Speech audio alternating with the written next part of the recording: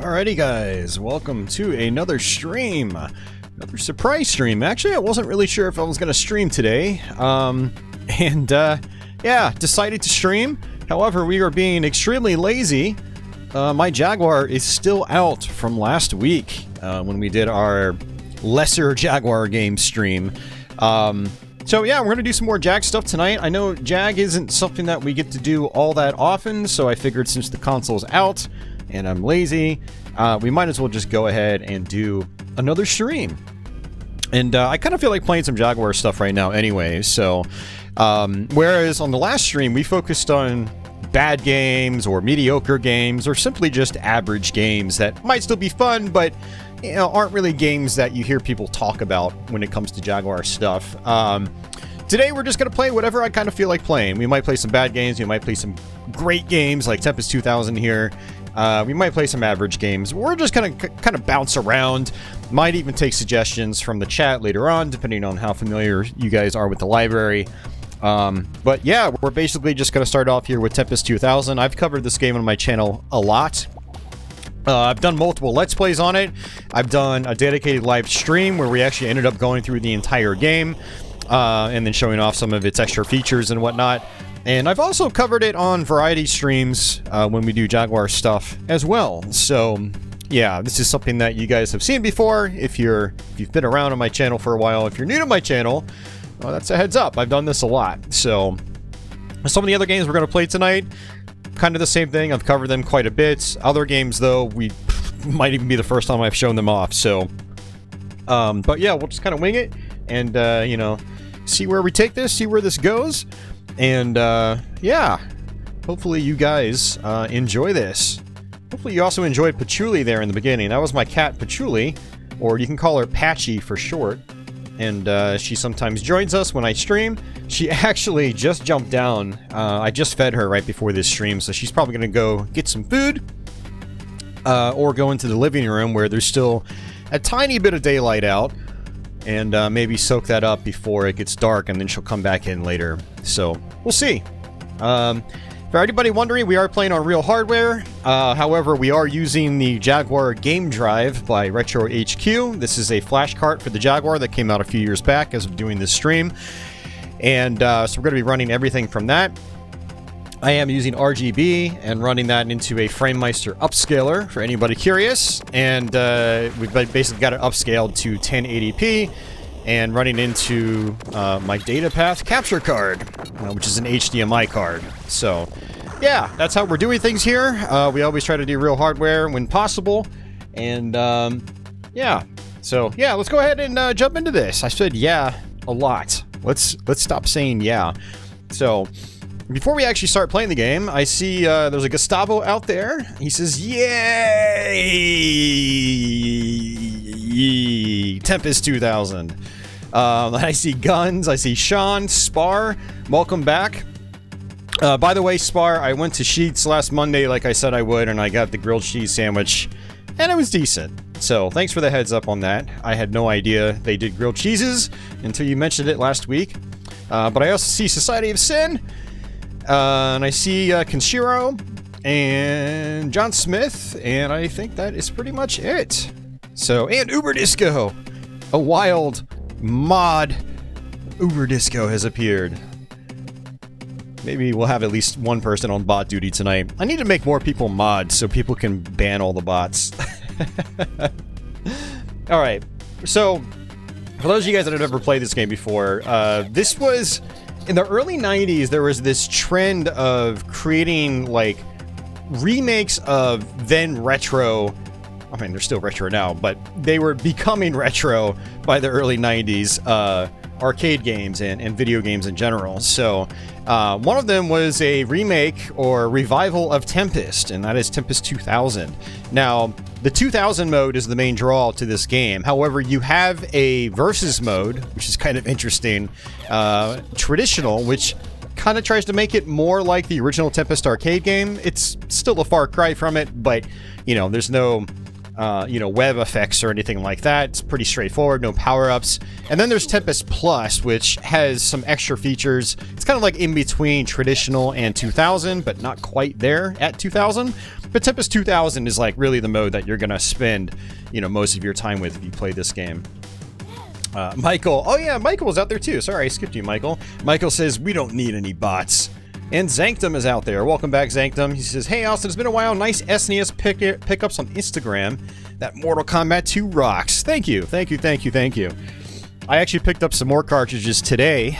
Maybe I'll show those off later tonight if some of you guys are still around.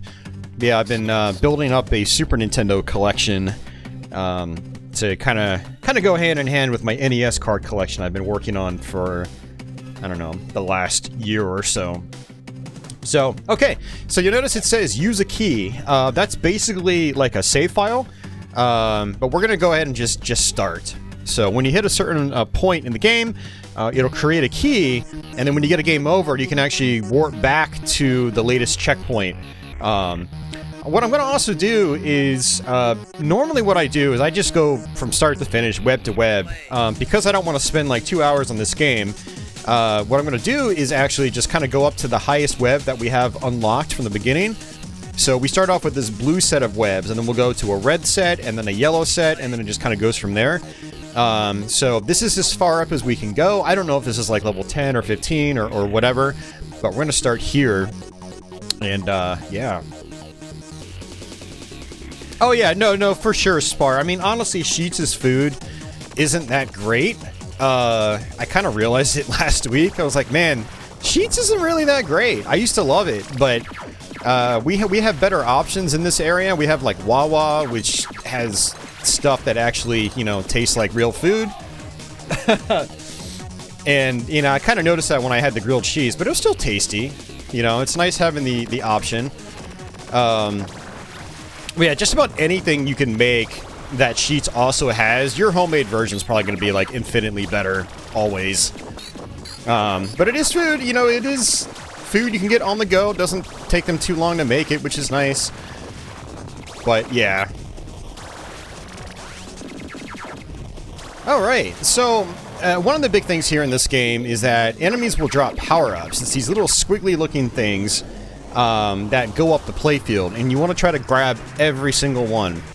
The reason is that you'll get your particle laser almost instantly, which just slices and dices through enemies. And then a few power-ups later, you'll get the jump, and the jump is insanely important in this game. And so it's very important that you make sure you get all the power-ups that you can. Within reason. I mean, there are some times where it's like getting the power-up might mean instant death because you'll run into a projectile or you'll run into an enemy. Now, it's actually kind of difficult to get used to this frame rate. The frame rate drops a lot in this game, unfortunately. Now, there are other versions of the game ported to different systems that have much better frame rates. However, they have, like, all sorts of other issues, and so at the end of the day, I still prefer playing the Jaguar version the most. It's my favorite version of the game, despite the choppy frame rate. Because the gameplay is just spot on in terms of collision detection and all that sort of stuff. This was the original version, so this was kind of like, you know, how it was intended to be experienced. And then there were other conversions. A lot of those were handled by other companies, and they didn't really... yeah, they didn't really have their act together, aside from, you know, getting the game to perform really well. There are lots of other issues in the other versions of the game, like the Saturn and the MS-DOS version and whatnot. The hidden version in Tempest X3 for PS1. Another reason you want to get as many power-ups as you can is if you get a certain amount, you'll get a warp triangle. So you notice in the top right, we have 2 warp triangles. And when we get 3, we'll go to a bonus stage. And if we successfully complete that bonus stage, we will actually get ourselves some good points, but we'll also warp ahead.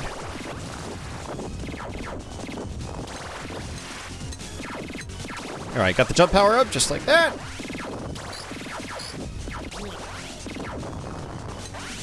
So now these yellow enemies are on the playfield. You want to stay out of their way, because they'll zap the part of the web that you're on and kill you instantly.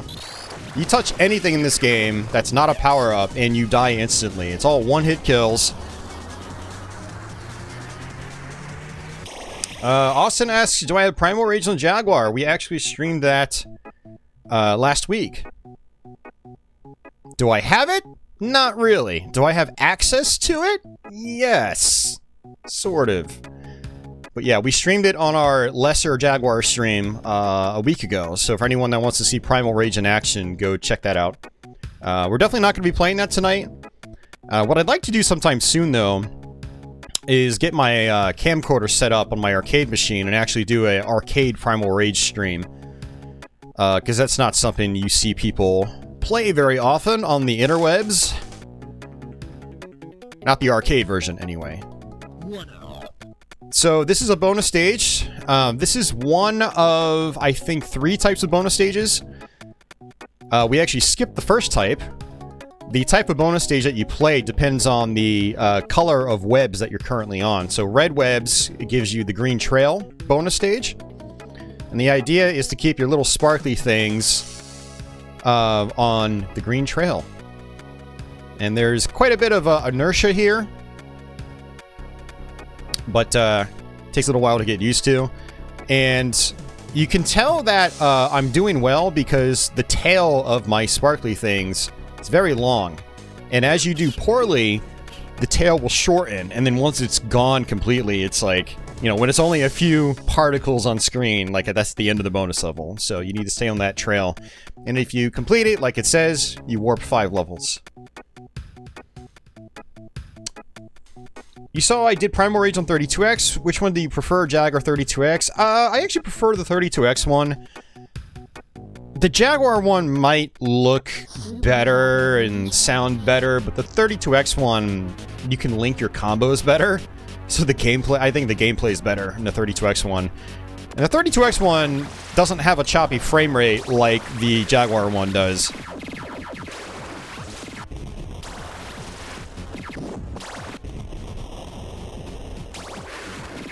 Yeah, you'll notice that we jumped kind of like pretty quickly into the red set of webs. Like I said, we kind of went to the highest part of the blue webs as we could, that it would allow us to out of the box. And that way we can just sort of skip through the game a little bit faster. Now, the downside to doing that is you don't earn nearly as many extra lives. Extra lives are extremely important. Like right now, we only have 7 lives.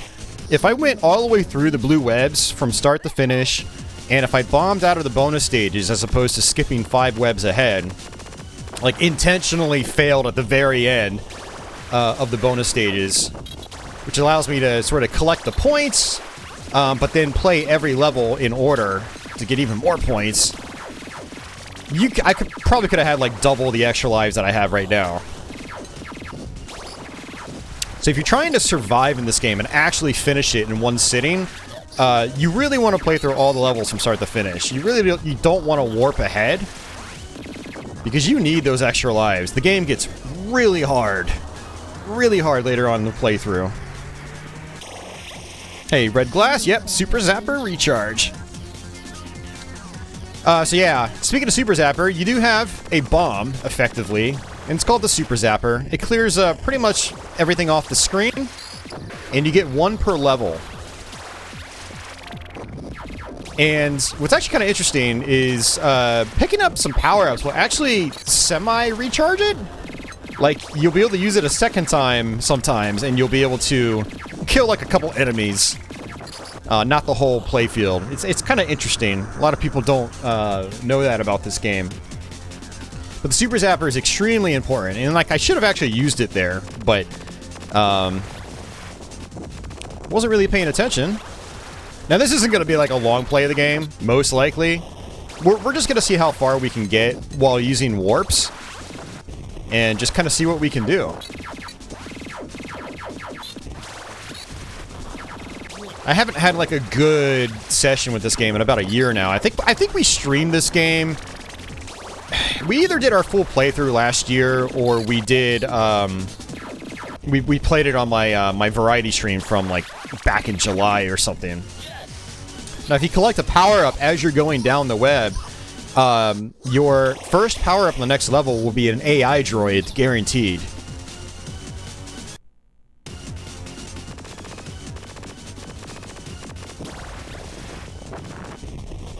Now, I actually prefer the, oh my god, I ran right into that. I prefer the particle laser because it cuts through multiple enemies at once. The AI droid can be useful. Very useful, actually. The AI droid's really good in this game. Unlike some other versions of the game. But the particle laser, I think, is more useful. You really need to be able to cut through multiple objects really fast. And I'm going to have to use the Super Zapper.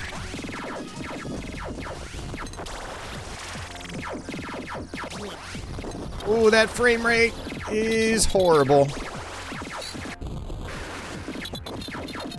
Yeah, that is definitely the biggest issue with this game is the frame rate.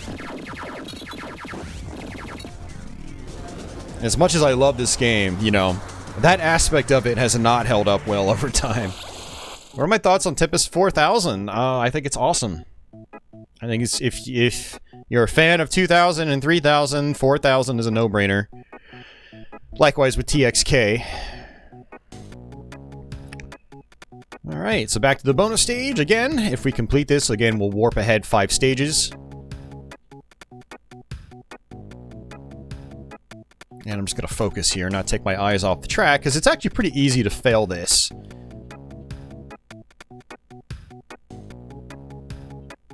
So what I'm basically doing is tapping the D-pad slightly, and my little sparkly tail thing will constantly just go around on its own. Now it will start to slow down, so I have to tap to the right again. Occasionally I'm trying to correct myself and hit in the opposite direction.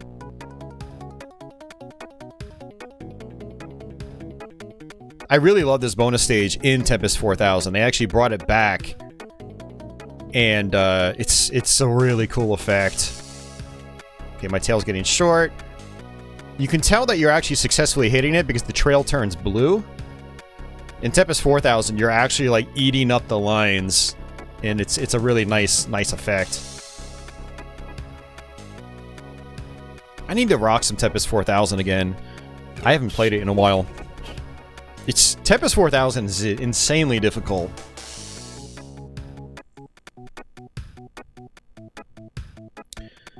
What are the major differences between the 3DO port and the Jaguar port of Primal Rage? 3DO version is way more colorful. The colors pop. Jaguar version is more like desaturated, and it just seems like the amount of colors used is smaller. So it looks very drab. Animation's a little bit better in the 3DO one. Not a lot better, but a little bit. Combos and stuff link better in the 3DO version. I think they have the full motion video in the 3DO one. You can turn off. There's no FMV in the Jaguar version. Not that the FMV was good, but still. And there may be more graphical detail as well.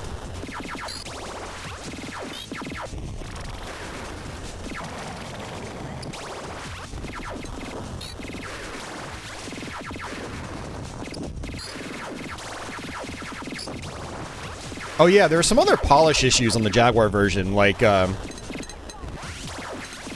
there's no music on the final battle.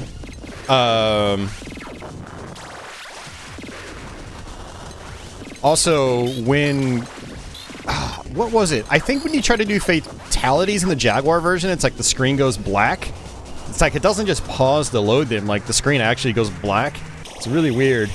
I don't think that stuff happens in the 3DO version. So, yeah. Otherwise, they're pretty comparable. A lot of the AI is still basically the same. Like what we were doing last week when we were playing is against Vertigo. We were basically just doing a jumping attack on her, and it pretty much worked all the time. And you can still do the same thing in the 3DO version. I think they were both done by. Well, were they both done by Probe? I think they were both done by Probe.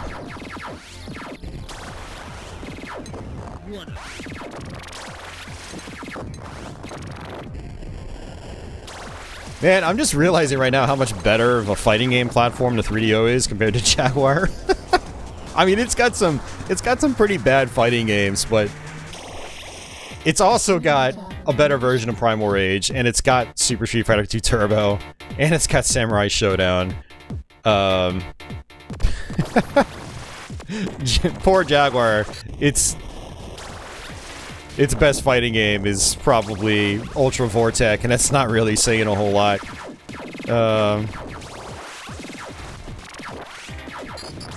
It was fun messing around with those games last week, by the way. I actually ended up going through Fight for Life again on my own, recording a long play for it for one of my side channels. Yeah, even getting a 1 credit clear, the ending is still the same for every character you play as. It's kind of pathetic. Basically, the bad ending. Yeah, Uber. There's Sailor Moon in Japan. There's also, I think, Yu Yu Hakusho game. And, ooh, that was close. I don't know if those are actually any good. I haven't actually played them yet. I've been meaning to for a long time. But both of those themes don't really appeal to me. Like, Sailor Moon, I only watched it as a kid because I was kind of forced to. My brother would watch it. And then Yu Yu Hakusho, I've never seen anything about it, so, you know, never really appealed to me. It's possible they could be decent games, though. I don't know. There's also a Ultraman game in Japan on 3DO, which is kind of neat. If you like the Super Nintendo Ultraman and the simplicity and, you know, basicness of it, you know, the 3DO one is similar in that regard. Kind of fun to mess around with. I gotta go ahead and use my Super Zapper.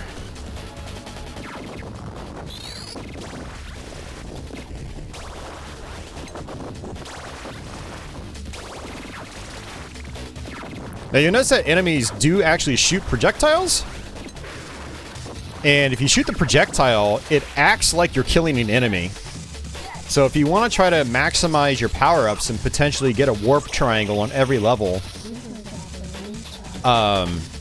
you know, you want to wait for the enemies to shoot their projectiles, which will kill, you know, the projectiles, but also the enemies. You'll get more points in the process. I'm gonna have to do a Super Zapper here. When enemies get to the top of the web, it's like, you're gonna have to get close to using your Super Zapper. It is possible to just kind of sit on the web, let an enemy sort of like walk on top of you, shoot at just the right time. And, ooh, I got lucky there.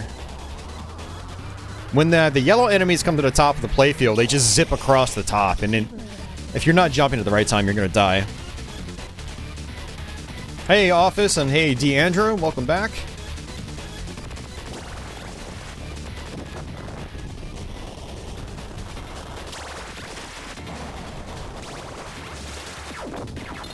Unfortunately, I had to use my Super Zapper because I wasn't paying attention. Okay, we're gonna probably end up dying. Yep, we're dead.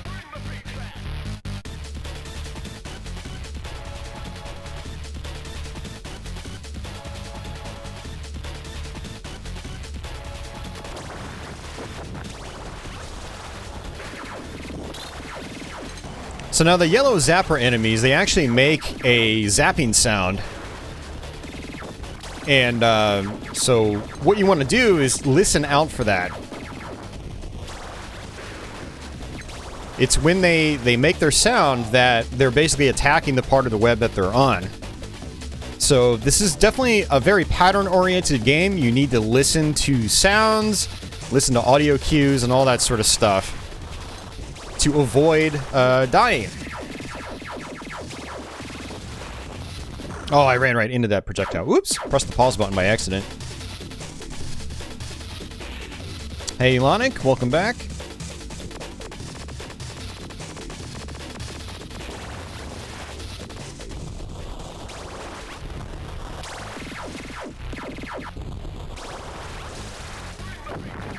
Oh, geez, man. I'm just running right into it. Hey, Mario, welcome back. Let's try this again. This isn't even that hard right now. Oops, I missed another power-up.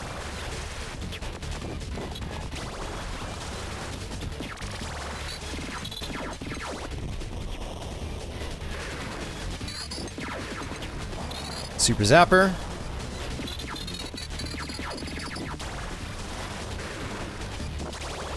Alright, got my jump power up.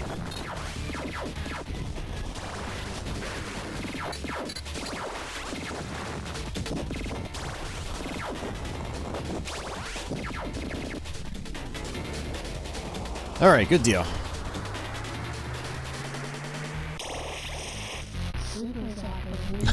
I remember Ronin Warriors. Yeah, I don't remember if it was any good. I remember liking it as a kid, but yeah, I haven't seen it since I was a kid. Ugh.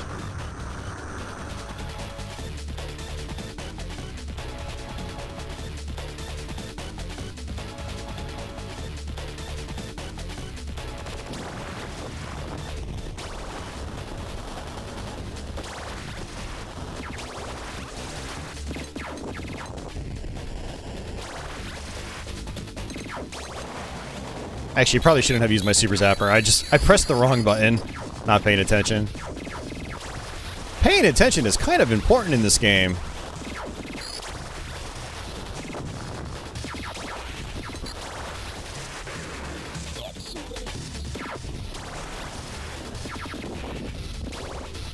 Alright, so it looks like we got a warp triangle, which is good. We just need one more.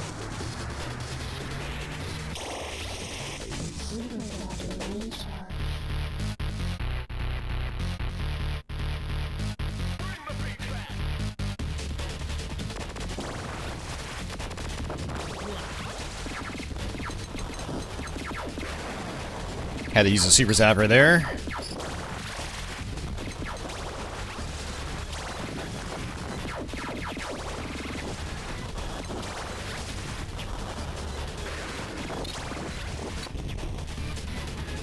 Okay, so we actually got an instant level completion. That happens occasionally. I don't know what the stipulations are for that, what the requirements are. Which version of Alien 3 did I like the best? None. I don't really like Alien 3.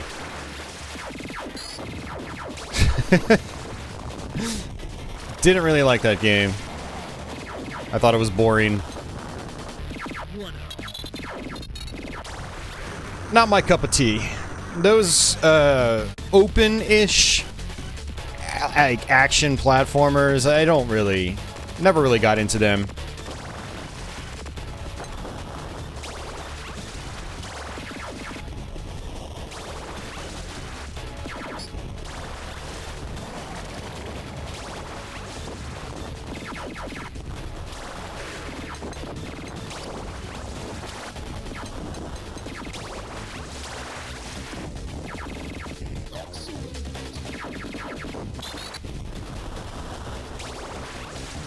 Trying to stay alive. Alright.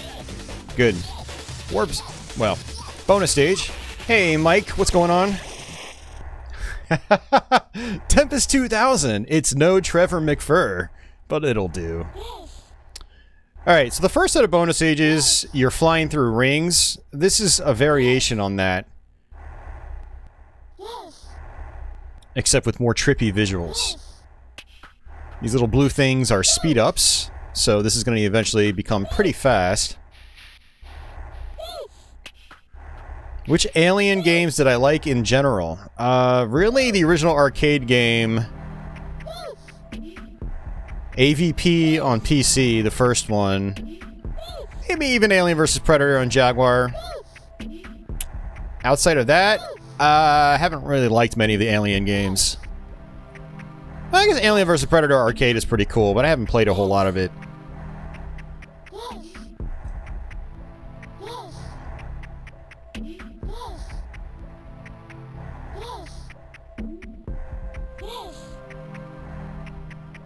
Alright, so these yellow arrows, you don't want to press anything. You just want to run into them and let them push you wherever they push you. There are some invisible barriers above and below the rings.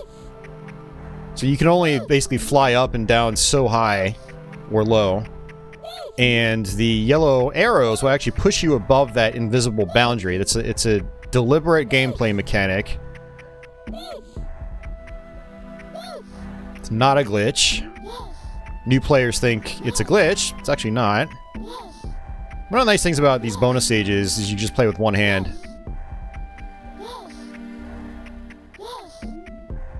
Man, this is getting really trippy.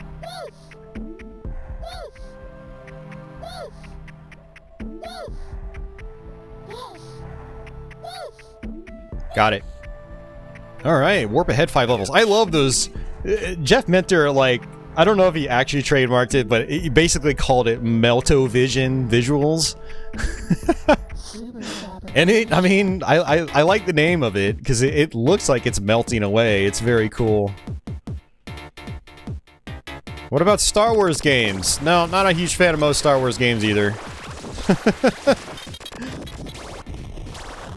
I mean, I'd probably like something like Knights of the Old Republic and stuff like that, but most other Star Wars games, not really my thing. Not really into them. I actually tried getting into Super Star Wars last year, and oh my god, that game's got some of the worst game design from that generation. I don't know why people like that game. I have a couple screenshots from when I was streaming it on Twitch, basically showing my character getting hit, and there's like an inch-wide gap between my character and the projectile on screen, and I was like, this is trash. It's horrible. And it's got really mean game design too in general, so you tack on really awful collision detection on top of it, and it's just an infuriating experience. But a lot of the older Star Wars games were kind of like mediocre. NES Star Wars, NES Empire Strikes Back. You know, the Super Star Wars games I don't think were all that great.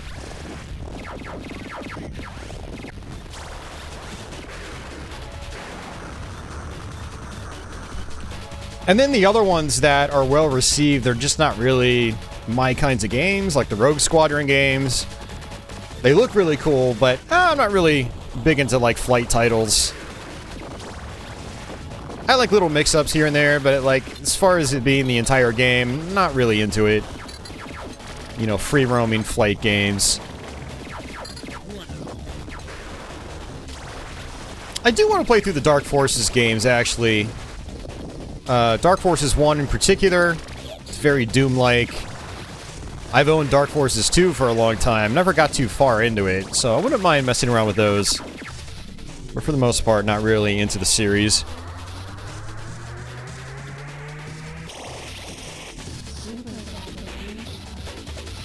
Oh yeah, Spar, you mean going through the rings? It plays like a, sort of a high-pitched, like, yes! Sound, and yeah, it sounds, a little bit like that, for sure. Sounds like Ocarina.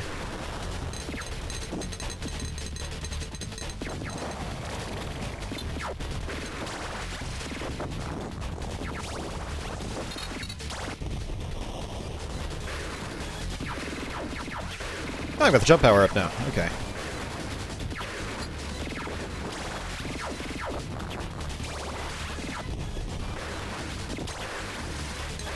Oh, that was close.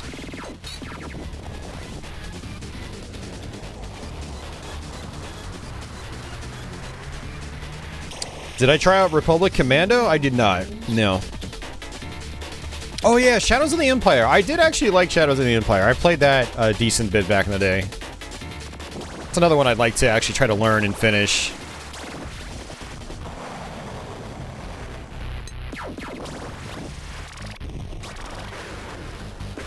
Unfortunately, I probably won't be able to stream that game because, like, you get all sorts of copyright claims using the Star Wars main theme.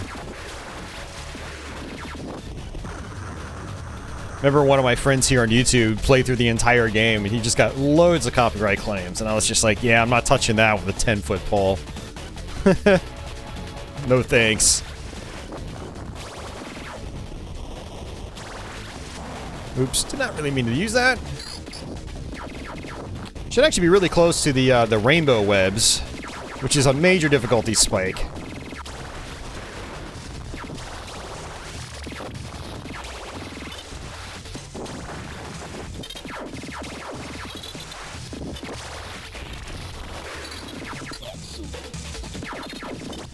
Ah, shit.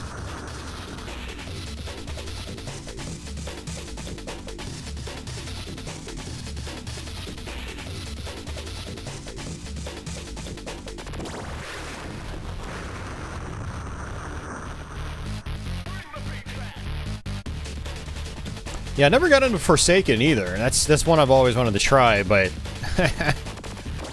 too many games, too little time.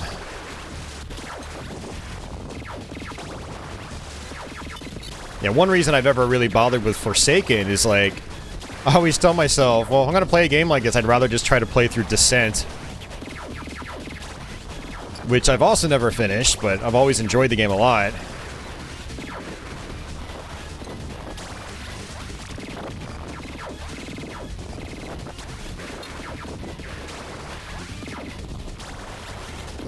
Too many clusters of enemies here. I can't pick up the power-ups that come up the playfield.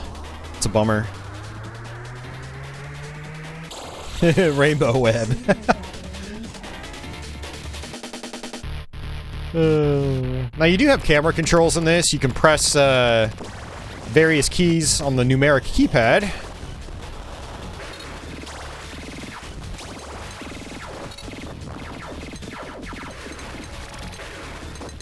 Oh.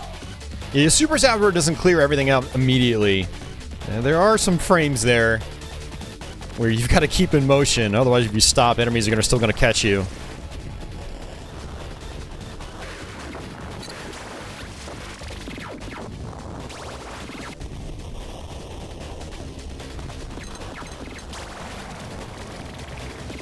Alright, jump enabled. It's the most important power-up. More important than your particle laser or super zapper. Now your jump power-up always comes later in the chain. Later in the power-up chain.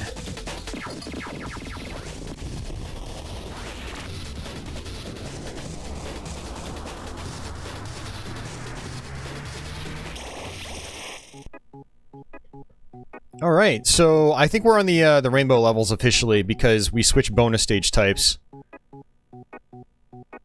So if we complete this, we'll skip basically 5 levels ahead into the rainbow stages. Now we're getting close onto level 60, I think it's level 64? Which is probably the hardest level in the game.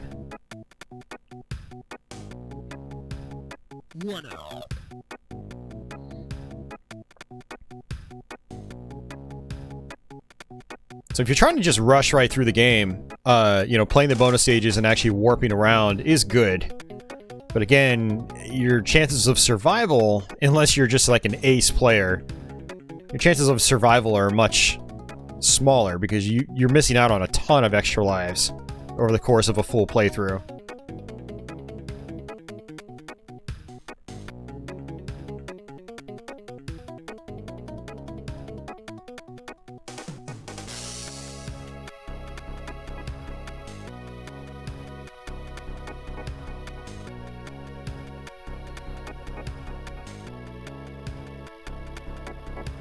Oh, crap. We're gonna miss it. Oh, no. Crap. I wanted to skip 5 levels ahead, because that's 5 levels I don't have to play. Totally messed up. Generation of games do I prefer playing the most? None.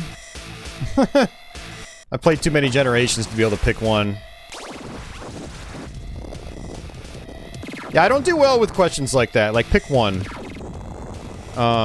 You know, for me, it's whatever keeps me entertained at any given moment. I mean, that's the general idea, is that you want to be having fun, and sometimes I need a break from retro games in general, regardless of the generation, and like Elden Ring came out last week, and that's really all I've been wanting to play, naturally, and that's a good feeling, like being like, I just want to play this game, and it being modern, just, you know, feels fresh compared to a lot of the old school stuff I surround myself with.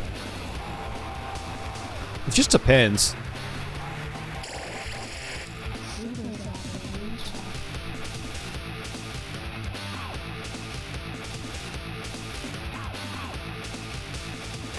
Alright, so these are the rainbow levels, and, you know, they throw a lot of these, God, are they oxes? I don't remember what they're called. But basically these guys with horns, when you shoot them, their horns fly up the playfield. And it's difficult to get power-ups from them. So what you want to do is kind of like let them shoot before you try to shoot the enemy itself.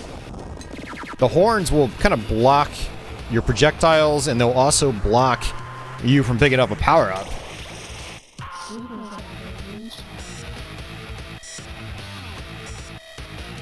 DeAndrew, I mean, I don't do a lot of modern games on my channel because my channel's has traditionally been retro-focused to begin with. And so a lot of whatever subscribers I have aren't really interested when I cover modern games. Now, I don't play a ton of modern games. When I do, they're a very particular type. Like, it's Doom Eternal, or it's a Dark Souls game, something like that. Something with an old-school hint. But sometimes I just want to play some modern-ish games, you know, and I kind of binge out on them for a few weeks. But I generally don't cover them on this channel for the most part. There are exceptions. Like, last night we did Elden Ring for about 4 or 5 hours, and that was fun. With something like that, I do know I have viewers that are into that sort of game. Again, Elden Ring's basically a Dark Souls game.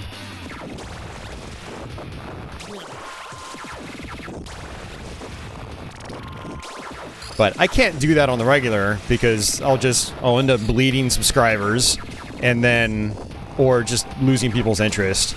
Or just kind of wasting my time, you know, like, it's like, yeah, I want to play this game, but the viewership on it is way lower than something retro. So I'll just do something retro. It is kind of disappointing that my channel has turned into something where, like, I kind of have to do retro. I don't have the freedom to do some of the modern stuff I wouldn't mind dabbling with. In some cases, I'll still do it anyway, but I can't do it, like, all the time. You know, it's got to be a rare thing. Otherwise, people will just give up on me. Kind of sucks not having the freedom, you know? In something that's supposed to be fun.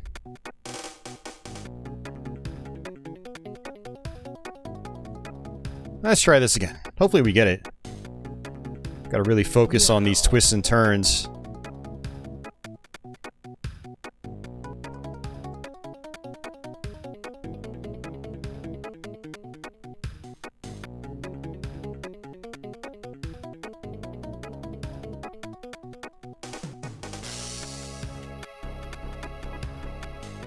Alright, still on track.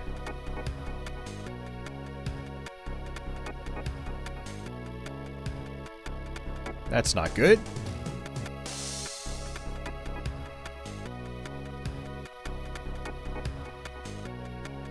Alright, nice. That was actually pretty easy compared to the other one. Mike enjoys all generations. Yeah, me too. I obviously have some generations that I'm not as into as others. Like the PS2, Xbox, GameCube era. I lived through it. I liked it when it was new, but a lot of the games I just don't really like going back to.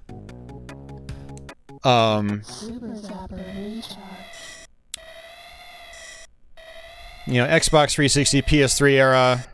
Also not a huge fan. Had some great memories with it, but also just a lot of not so great memories.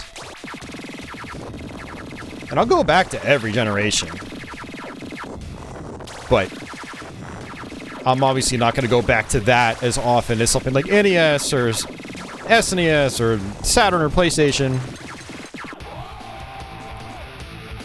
And same with, like, the Golden Age era. I love, like, the Atari 2600 and ColecoVision and Intellivision and stuff like that, but I don't really have the urge to play that stuff very often.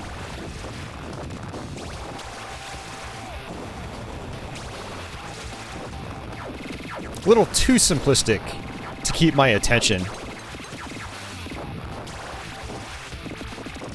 I don't like saying too simplistic, but I mean, like, the late 8-bit era was when we started getting, like, games with constant soundtracks and, you know, catchy, memorable music and stuff like that. And the stuff leading up to that you didn't see that nearly as often. And so a lot of the games just don't resonate in the ways I'd like them to. Like, yeah, the action might be fun, they might get challenging, which is good, but it's no music. Or it's literally like the same kind of pattern over and over and over and over and over again.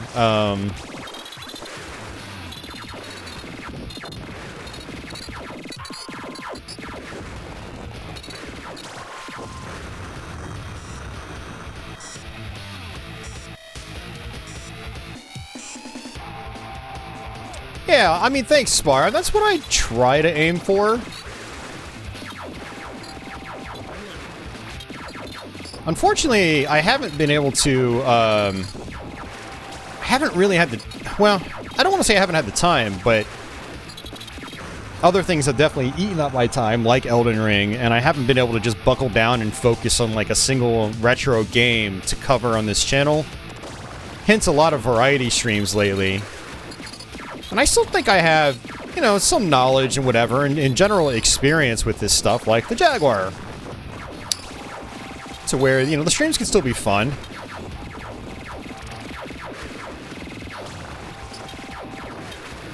But it's really nice being able to just buckle down to like a single game and just dish out a ton of tips.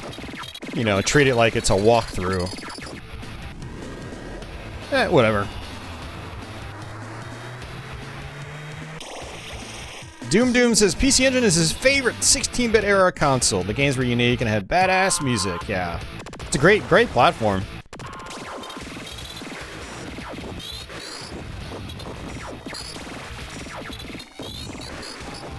You notice that there are these little balloon-looking things. They actually reflect your projectiles back at you. So very dangerous.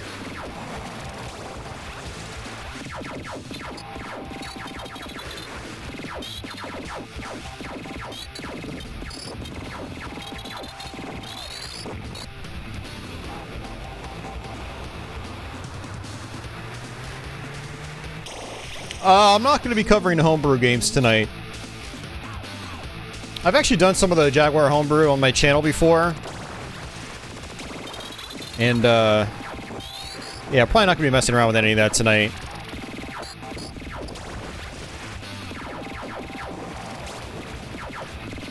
Honestly, I'd rather just play the official released games. The homebrew scene is great, but I find myself not really being interested in playing a lot of it.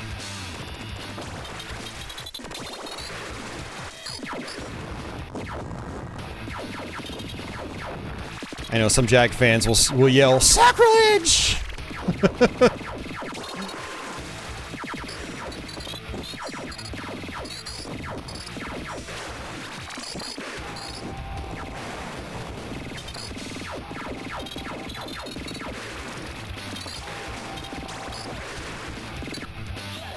Well, we're making progress. Getting close to level 64. D says, I think most of my memorable moments were in actual arcades. Yeah, I mean, arcades were definitely awesome. Oops. Arcades, man, that's where, like, the technological innovation was.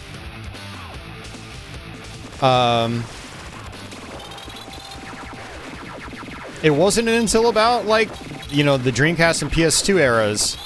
Or era. I mean, once the Dreamcast and PlayStation 2 hit, you know, that was kind of the end of it in terms of the arcades outpacing console technological improvements and technological evolution. But leading up to that point, the arcades were always far ahead.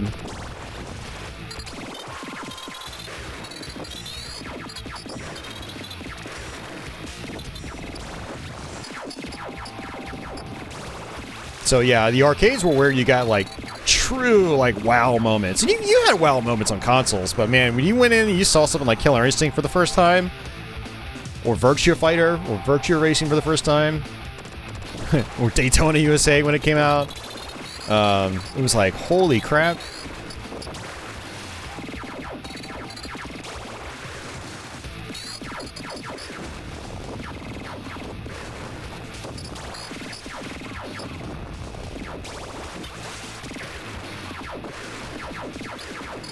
Trying to shoot this thing, it's not letting me.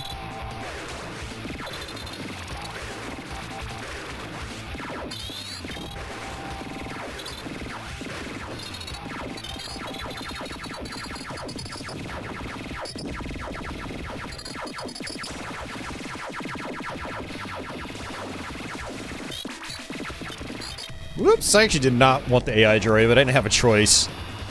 Master Cheese, welcome. And Cedar Valley, welcome back. Oh, you had a 6-player Daytona, hell yeah. I bet that was amazing.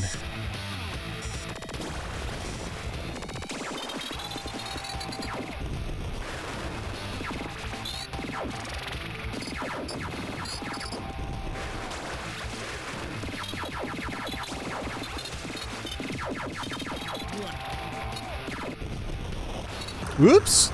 My bad.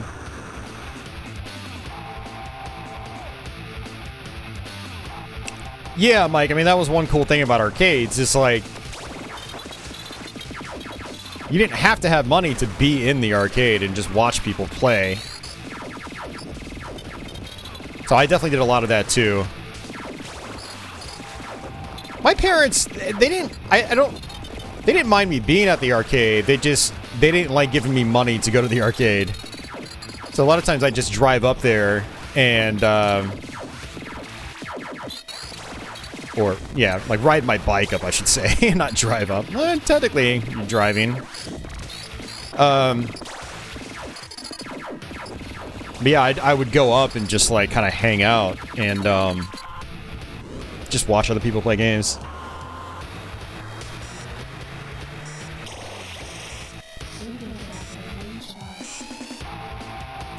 No, Austin, I do not remember. My memory going back to 1993 has just been completely blanked out. I have amnesia.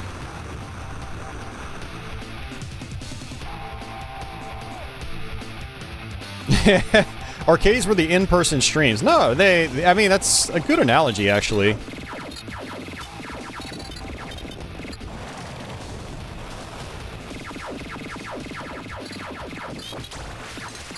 Ah, man. Man. Yeah, and Mike, you know, I've talked to other people too that only had a 2600 up to like the early 90s.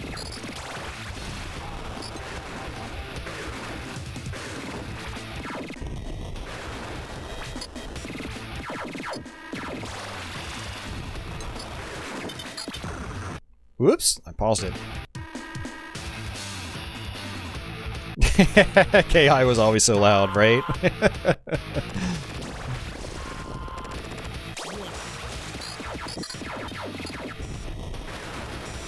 Oh no, I just sat right on top of that thing.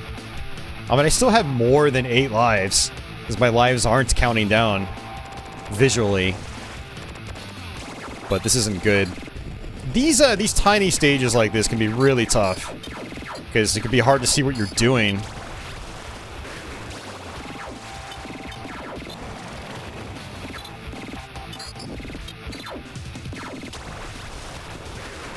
Alright, there we go. Got my jump.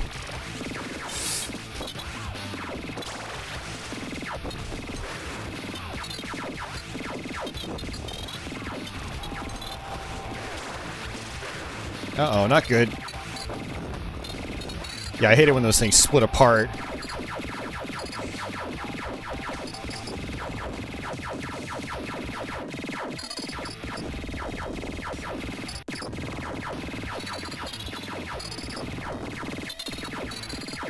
Just destroying these things are called spikes. And these little lines that come up the playfield.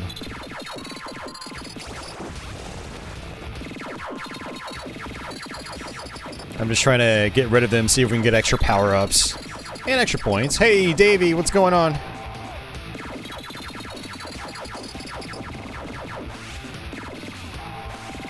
Yeah, I saw you post in the Shmups forum about, I think, Tempest 4000. I think it was earlier this week. Yeah, Tempest 4000 is awesome. Polybius is, oh, this is it. This is level 64. Alright, this level sucks. We'll see how we do.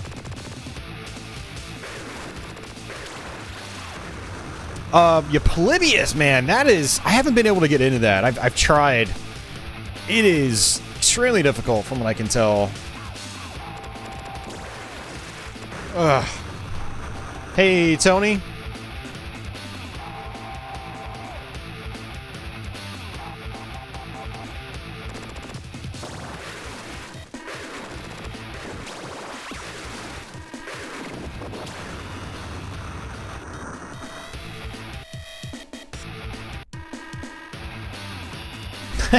Well, they did make 5 more levels.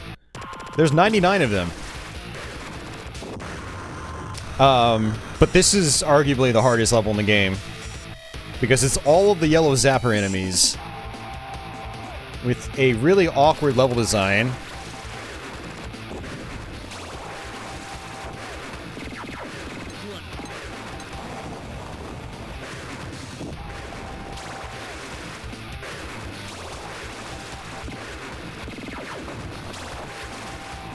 Woo, we got it! Oh, we didn't get it! The level is a lot easier if you get the jump power up.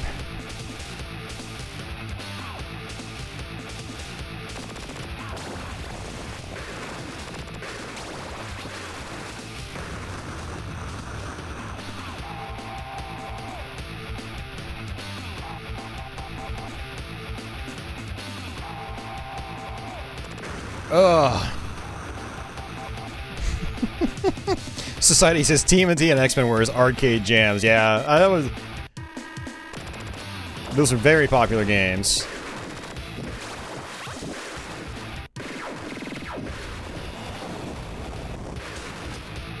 Ah, seriously. Alright, Austin, I'm gonna have to cut you off from asking questions, man. I have dubbed you Question Man. We can't have question men in here.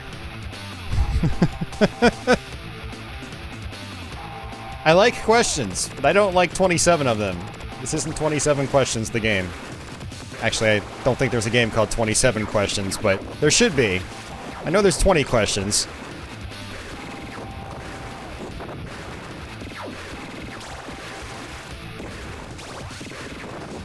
Wow, will we actually get this?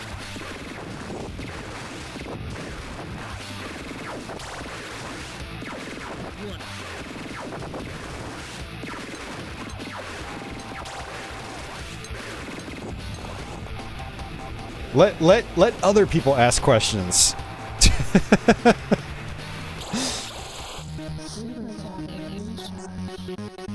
I actually thought about doing a Q&A stream again. You see, that's a good thing. That's actually a good observation. Like, save it for a Q&A stream. I'm not saying don't ask questions, but don't ask 1,000. Save them for the Q&A streams. And I probably am going to actually do that sometime soon.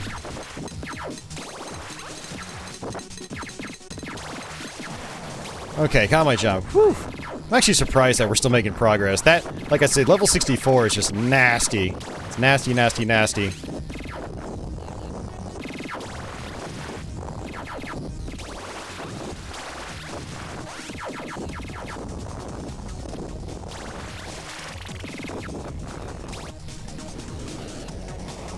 Also, you should go look at my Q&A video I posted 2 weeks ago. The Q&A videos don't usually get a lot of viewership, but they we had some really good topics, and I thought it was a pretty interesting video. So if you guys like podcast-style videos, you should go check that out.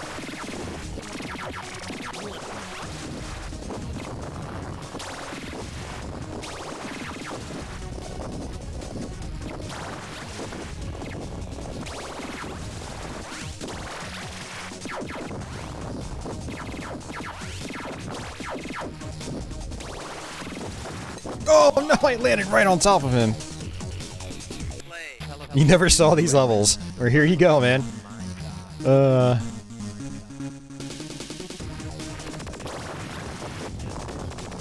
Yeah, I love being able to show off these later stages in the game, because not a lot of people see... If they even make it to level 64, they don't usually see past it.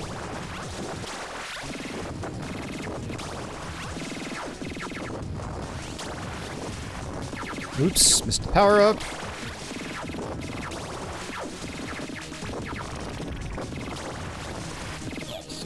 Nice, got a warp triangle.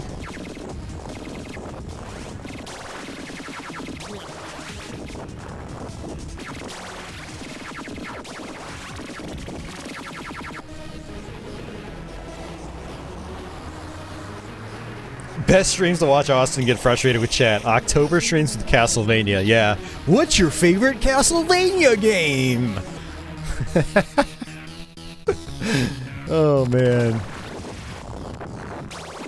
I try to tell people, like, to kind of, like, lay off basic questions like that. In general, not just with me, but it's like, what you gotta understand is when people stream, they get these questions all the time. What's your favorite Castlevania game? What's your favorite color? What's your favorite time of the year? What's your blah, blah, blah? Like, what is this one arbitrary thing that this person has probably been asked 1,000 times? Like, I'd rather, like, have, like, not even necessarily nuanced conversation, but just, like, real conversation. Not just, like, you know, me spouting off, like, what my favorite color is and, you know, stuff like that. What's your favorite Castlevania game is like the equivalent, the video game equivalent of what's your favorite color. What I like about all you guys out there is that we usually on my streams we have just normal conversation. We're just kind of like chit-chatting. We're not. It's not like a game of 20 questions. So, and it's cool. That's what I prefer. So, I feel like people watching also prefer that. This is more interesting than what's my favorite this or that and that and that. What's the one thing that defines your existence? Death, because we all get there eventually. Yeah, how about that Tempest 2000, guys? Yeah, so this is actually the first set of bonus stages. So it basically starts with this set of bonus stages in the blue webs, it goes to the green trail and the red webs, and then the trippy-ass, whatever you want to call it, in the yellow set of webs, and then it just kind of like bounces around from there.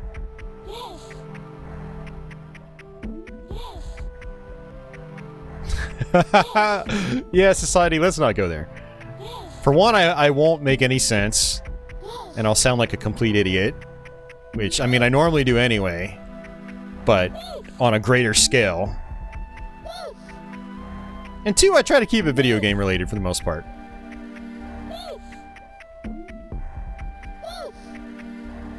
Oh no! Oh, I got so lucky. Oh, I'm done. Oh, it actually still collected the arrow. Wow, I got so lucky. So you notice I couldn't actually go vertically. That's what I was talking about earlier. And again, that's an intentional mechanic. It's normal. There was a thread on Atari Age, I think it was sometime last year, where there was a guy that's like, I think the bonus stages are broken. And a bunch of people had to chime in and be like, yeah, oh no, how did I miss that but not the ones above me? He was like, I think it's broken, but a bunch of people had to chime in being like, yeah, no, that's normal operation actually. It's a mechanic that's not explained in the manual. I don't think it's explained in the manual. One of those mechanics you just gotta figure out.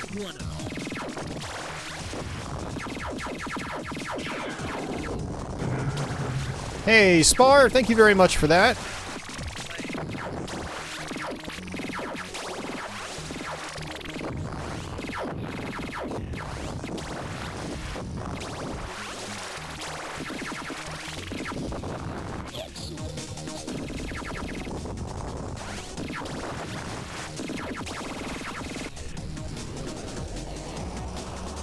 Spar says, my son asks me the same questions on every trip.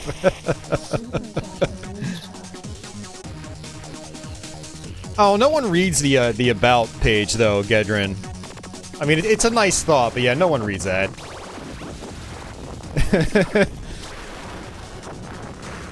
See, that's the other thing, is like, for a long time I tried making it so, like, people wouldn't have to work, like, clearly define the stream title. Make a thumbnail so when someone looks at it, they know what I'm doing. I still get questions about what I'm playing or what I'm covering. It's like, dude, did you guys even... Like, I put in the effort to make it so you don't have to ask the question, but people can be so dumb that they still ask the question. And I've just given up on people in general. Not you know, YouTube specifically, but like you know, if there's one thing that grinds my gears, it's people. I was actually talking about this with a friend earlier today. We went down to a game store. We go down to this game store probably once every couple weeks. And we'll have conversations. And sometimes I'll just go on rants about what really annoys me. And a lot of times what really annoys me is just people in general.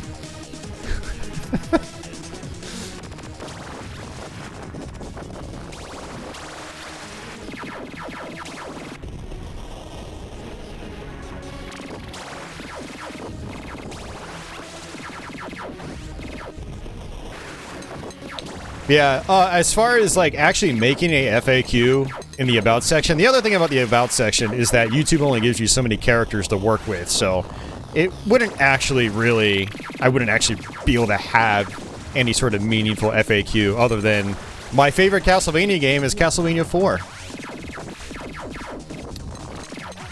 But again, there's the issue of I don't think people would even read it. I feel like people forget that that section even exists. Another warp triangle, that's good. We just need one more. Society says I'm jaded. Yeah, sometimes. I go through phases. One day I'm super jaded, then the next day I'm like, life is great! Maybe if I could get on like Adderall or something, I'd feel like life is great way more often than I normally do.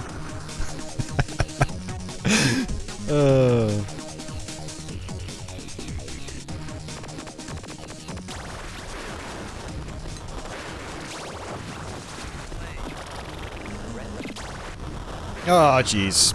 That was my fault. I didn't need to swing back like that.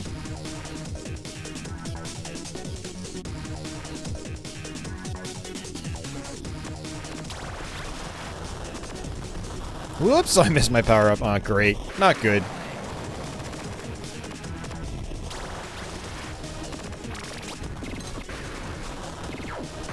Oh, I keep pressing the pause button by accident.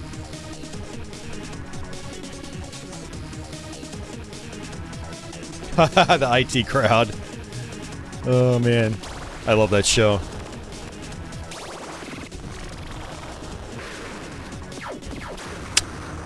These guys aren't zapping as fast as they were during the Rainbow Web, so yeah, that's actually throwing me off big time.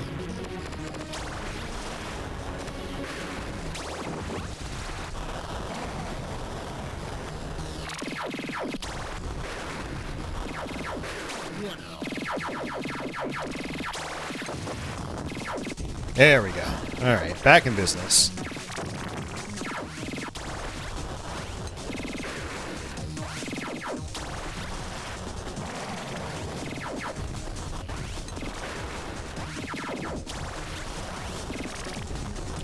The collision detection on these rainbow-like enemies is really odd.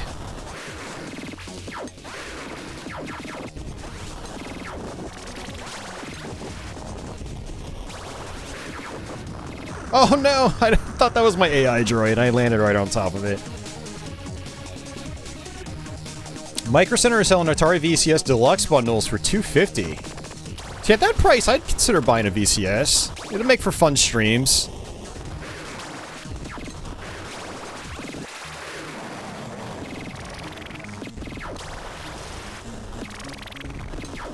Missed the power-up again.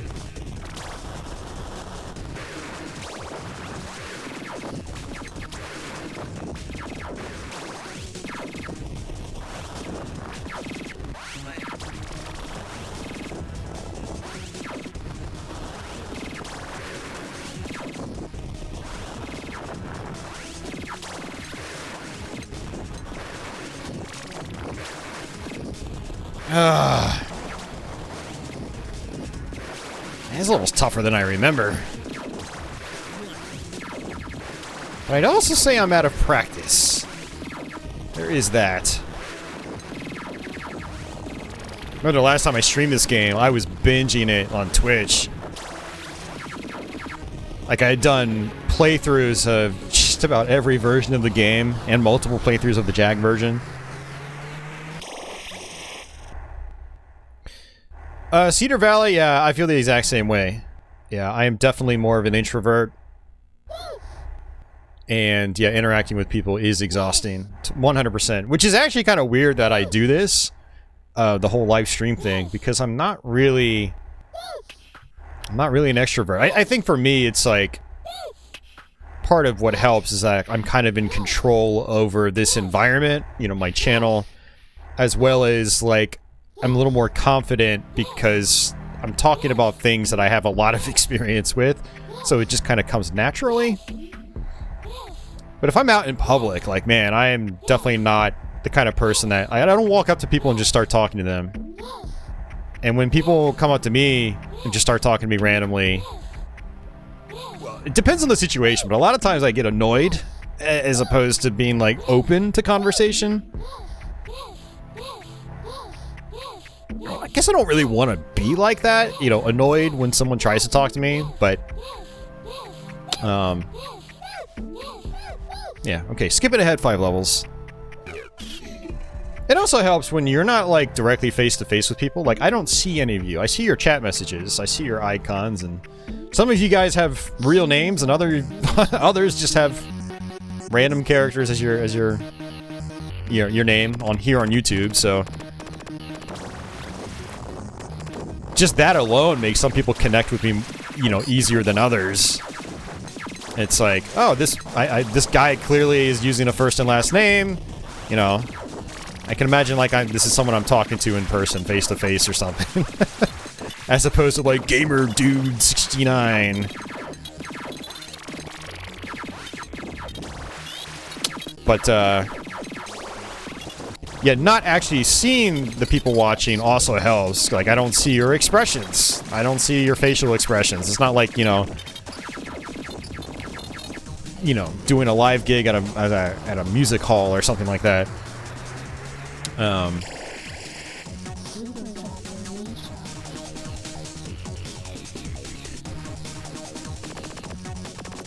Got quite a few lives back again, which is nice.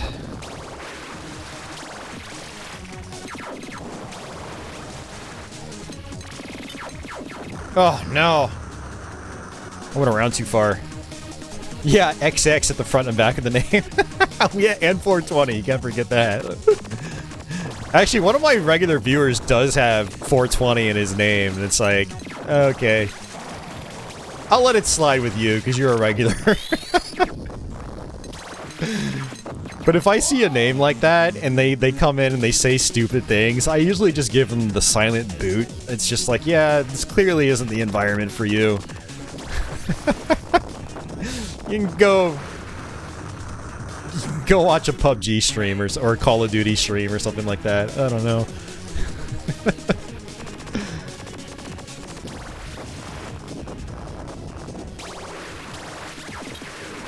Yeah, I guess the whole point of that spiel was that, like, there are certain factors in play here that makes it easier for someone like me to open up and, you know, live stream and interact with people, even though in real life outside of this, I wouldn't normally, like, call myself, like, a social butterfly, you know? Definitely one of those people that does better in, like, small groups.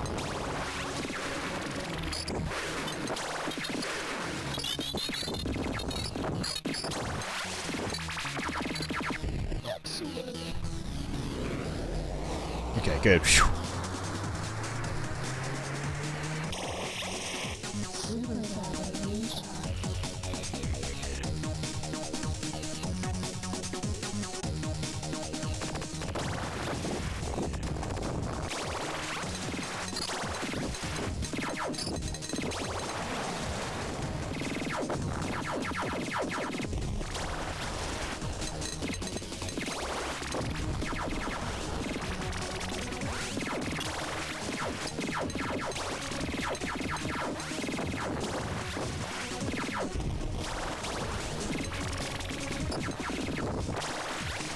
One of the nice things about these later levels is it's a lot easier to get your warp triangles because there are so many enemies and so many projectiles that you're much more likely to get all the power-ups that you need.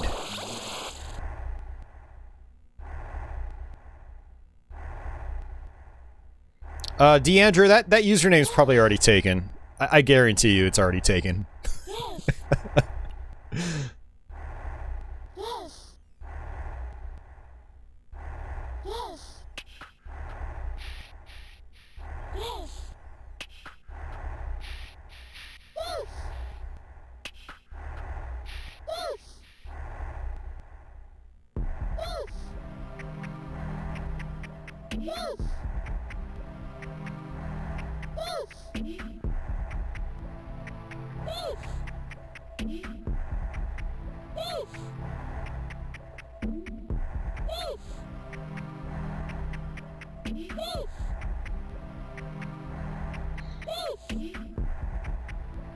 All right. Speed boost. Yeah, I bet this this ground slash ceiling probably throws people off when they first play this, because the rings will disappear, and they'll probably be like, "Where do I go?" You can actually go through it. That's also a part of it.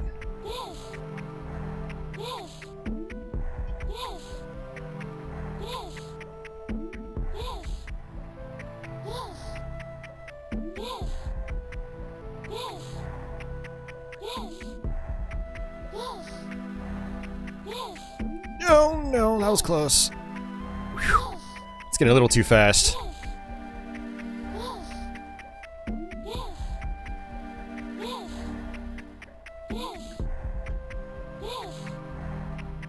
But I guess that's the point.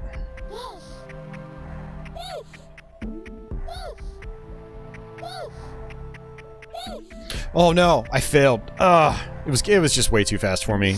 My brain was just like crapping out on itself. Crapping on itself.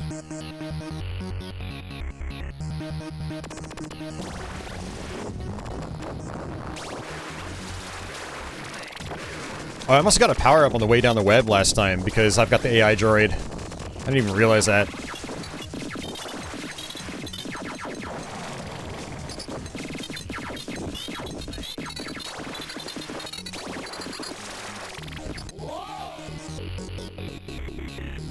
All these rants have got to take it out of me. Not really. I'd rather talk about this stuff than talk about what my favorite Castlevania game is.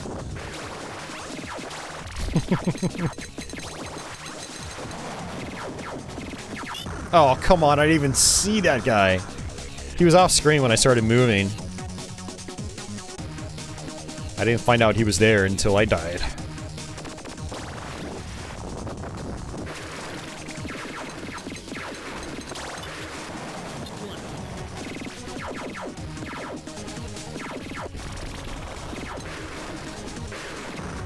Got zapped again. And we've been playing for over an hour now. This is actually... I didn't expect to last this long.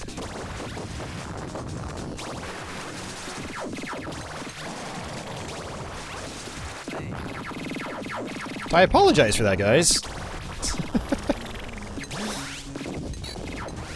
Those of you guys that I've already seen Tempest 2000 a bunch of times.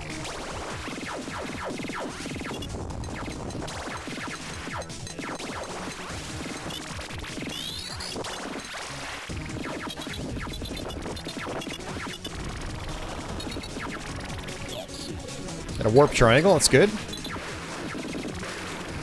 I can't see! The frame rate is so bad here. It's horrible. What other games am I gonna be playing? I don't know. We're going into this blind. It's a clear slate.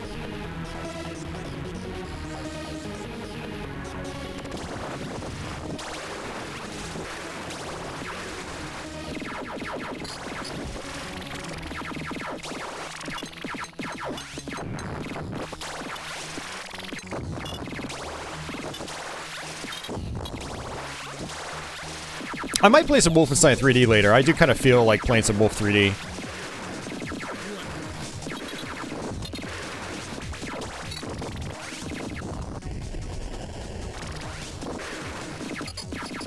Whoops! Missed another power-up. That stinks.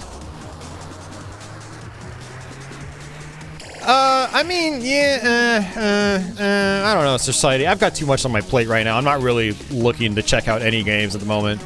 I appreciate it. But trust me, I've got way too much on my plate right now. Oh, come on.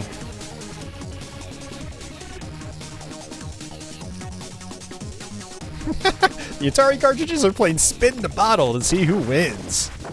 Ooh, yeah.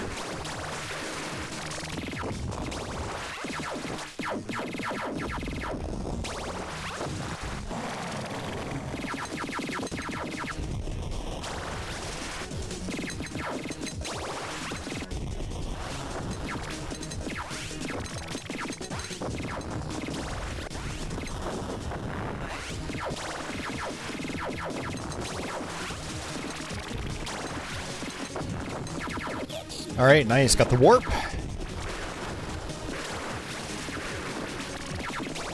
Be amazing if I could skip through the the hardest level in this set of webs. No, it's absolutely true, Gustavo. 100%. I mean, this is, some people don't know, this is one of my favorite games, like, ever. Like, I go back to Tempest 2000 at least several times a year. You know, I fire it up, I have to play it. It's so good. I mean, the Jaguar version in particular, I love the music and how it sounds in this version. I love, like, you know, how all the collision works and stuff like that. It feels so much tighter than other versions of the game, despite the frame rate issues.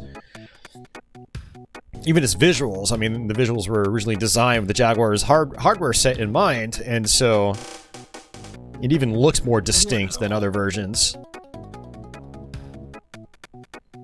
And it's just insanely fun, despite being difficult. It's one of the games that still gives me like a major adrenaline rush when I play it.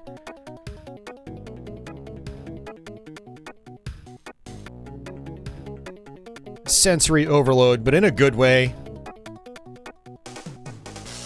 The Tempest games that came after this, you know, they still achieve that feeling, but I do feel like they kind of go a little overboard at the same time. Like TXK and Tempest 4000 in particular. Oh crap. Are we gonna get it? Nice, we got it. Hell yeah. Skip ahead 5 levels. But Tempest 2000 is like the perfect balance for me, like in terms of like crazy visual overload as well as just intense gameplay, adrenaline pumping gameplay, and music that just fits it perfectly. Sean says, this kickin' OST has a good game attached to it. Yeah, Mike, Space Draft, oh, sensory overload, 100%. And not in a good way. That was definitely one of those games where I feel like Jeff Minter went kind of overboard.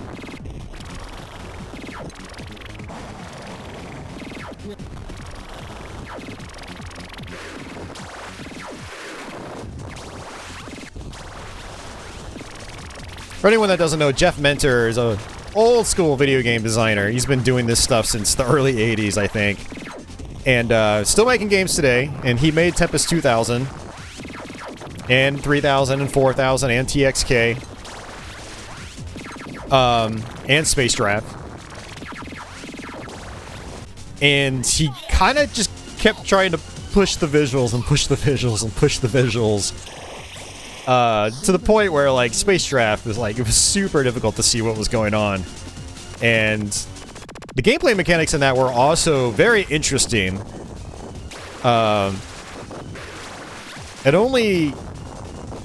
It looked like Tempest on the surface, but it had, like, a very different gameplay system.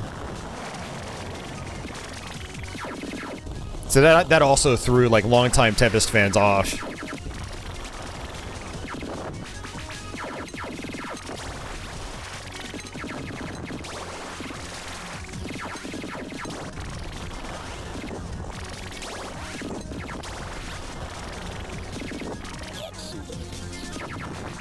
Oh no, I saw this going up the web and I just sat there like an idiot. I saw them, it's like deer in the headlights. It's like, boom!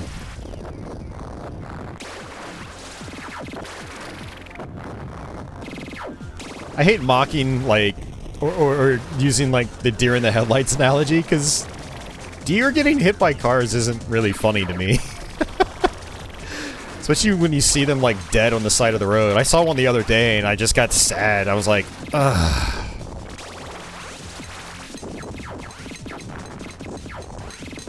But still, I mean, that's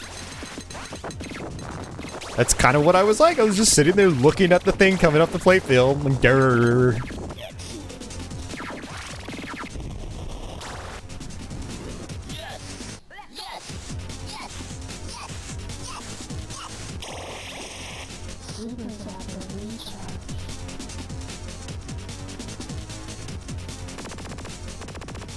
Yeah, I mean, don't get me wrong, Spar. Like, I like Space Giraffe. It's just, yeah, visually, it's just like crazy sensory overload to the point where it's like a detriment to the gameplay, which is a bummer. But I still think it's a really fun game.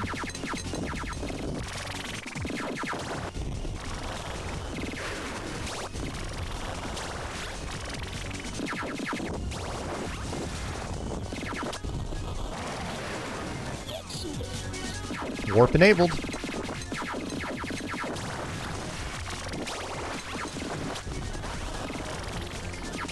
Woo-wee! I can barely see what's going on.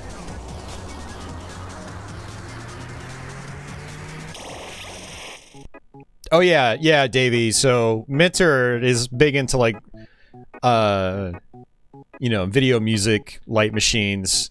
He did the virtual light machine. Is that what it was called? For the Jaguar CD. It was basically built into the hardware. And it was really cool. It's a lot like what you see here on this bonus stage, but even cooler. Then he did the one for the Nuon, which is cool. Especially the N501. That's a really solid one. Not as cool in the Toshiba model. There are less patterns you can choose from, but still cool nonetheless. Then he did the Neon. They called it Neon on 360, the 360 visualizer. Also really cool. I still like using that one. It's still great. Speaking of which, I need to hook up a 360 to my main HD TV so I can actually use that visualizer as I have music playing in the background.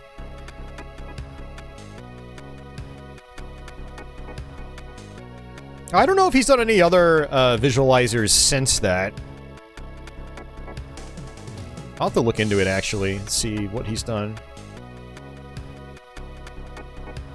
Whew.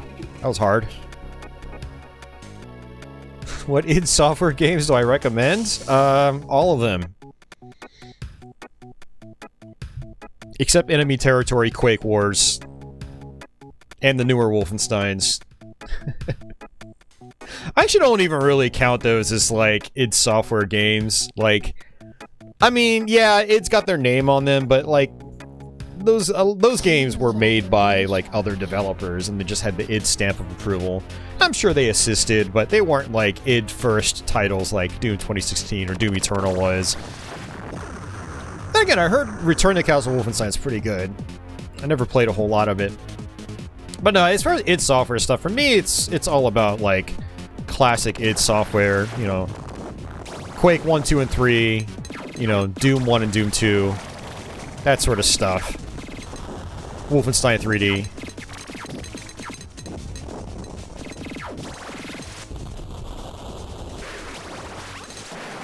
Yeah, I screwed up here. I might get lucky. Ugh.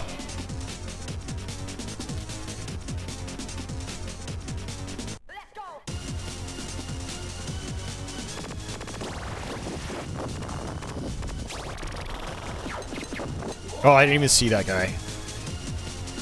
Office's Return to Castle Wolfenstein is super cool. Yeah, Mike's is Commander Keen. Yeah, Commander Keen. Those are classics. I feel like I'm better off playing with the fixed viewpoint here. Normally, I don't play with the fixed viewpoint, but I need to be able to see the whole playfield at all times.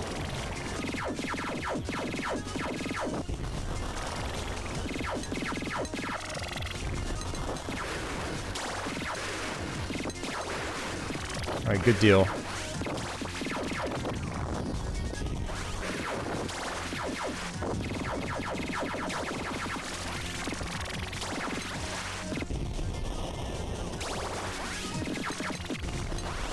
I wonder what implementing slowdown would have been like in this game. Like, how detrimental it would have felt to gameplay versus frame skipping. This game implements frame skipping, where frames are just not displayed. And the slower, or the more time it takes to process those frames, like the more time, the greater amount of time, like they're dropped at any given moment.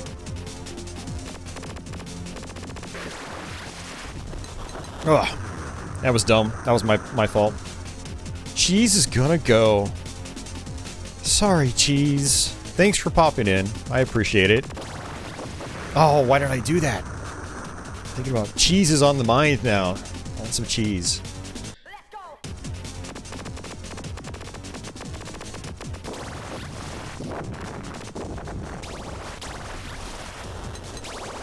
Like the food cheese, not the person in chat. Sorry, Cheese.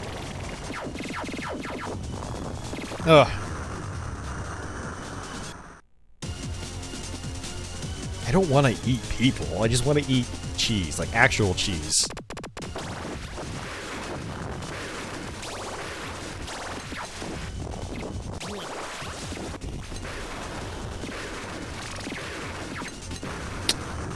That's my fault.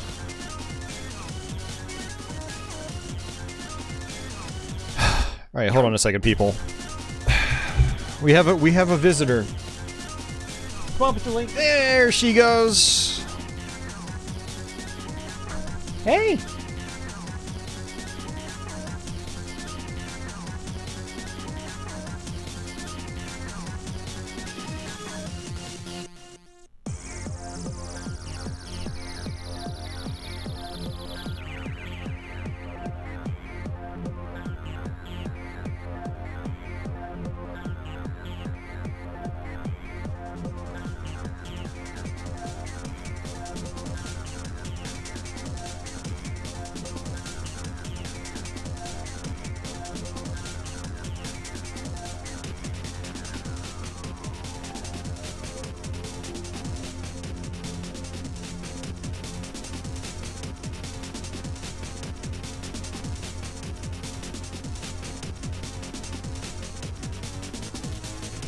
Patchouli's a very physical cat. She loves you just like rubbing up on her.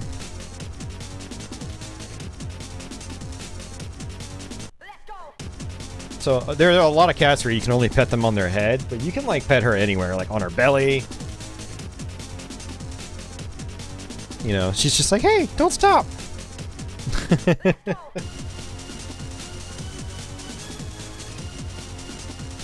So that's why when you see me pet her, I'm just like I'm going all over the place. Not just giving her scratchies on the head.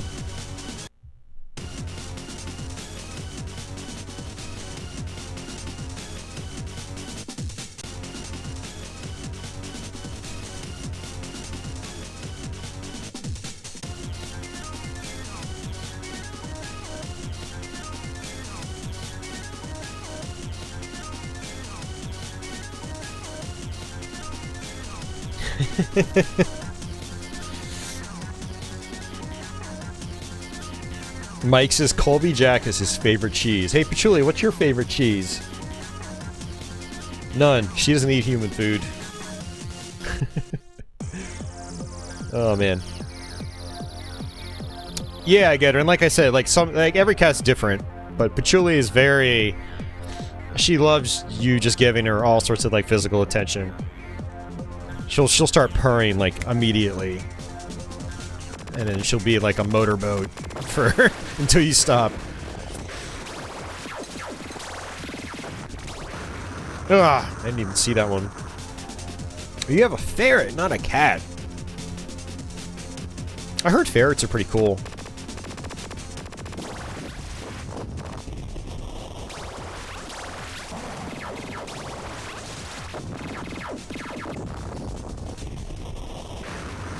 Whoops. Yeah, that's pretty much my cat too. Yeah, she sheds like crazy.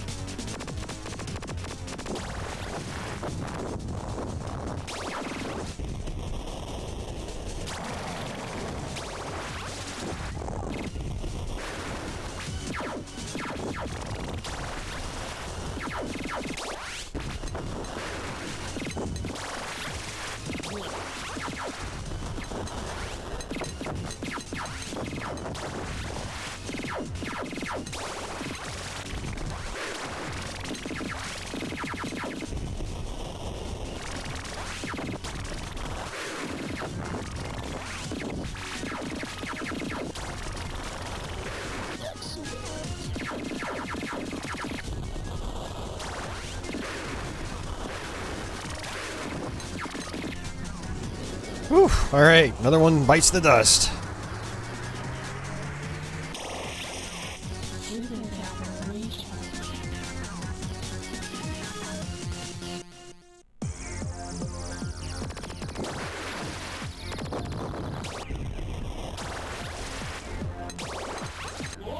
Ugh. Making a lot of mistakes here. Making mistakes, losing lives. Mistakes were made.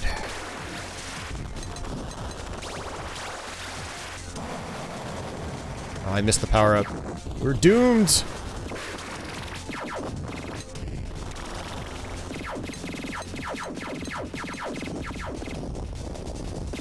Yeah, we're doomed. Yeah. I'd already used my super zapper.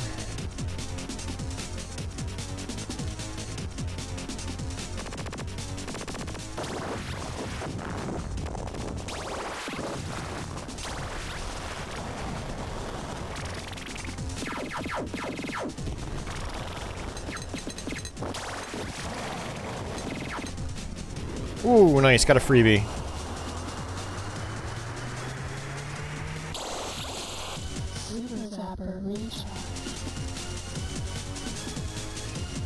Alright, this level is rough.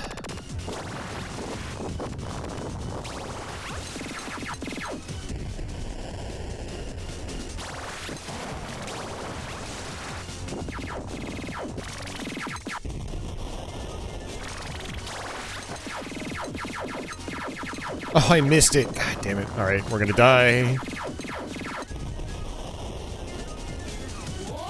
Yep. Alright, now we're really losing lives.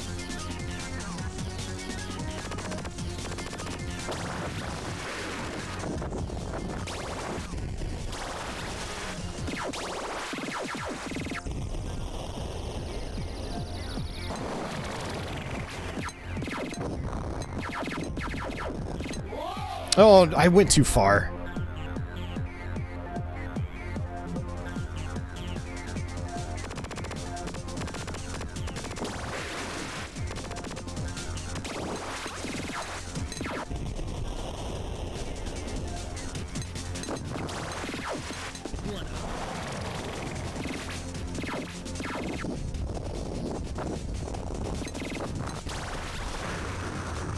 Man, we're getting so close to my jump power. That's all I need. I just need the jump power up.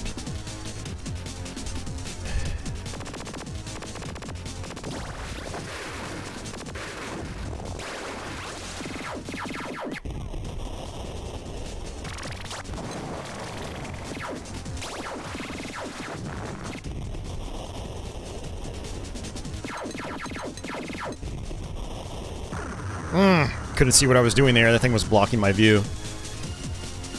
This might be it, guys. This might be it. Sad to say.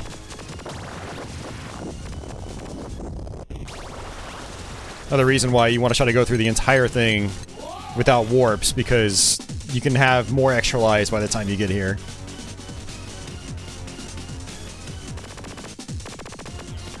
Yeah, Spar, that's kind of where I am at with modern games. It's not that I don't like them. I'm not going to be like, there's a lack of innovation. It's like, I don't know. If you really look at the games, like, there's a lot of things that's happening.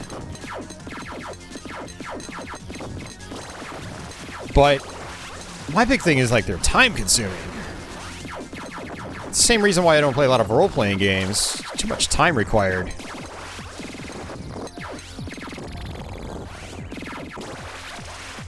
And I've been around too damn long.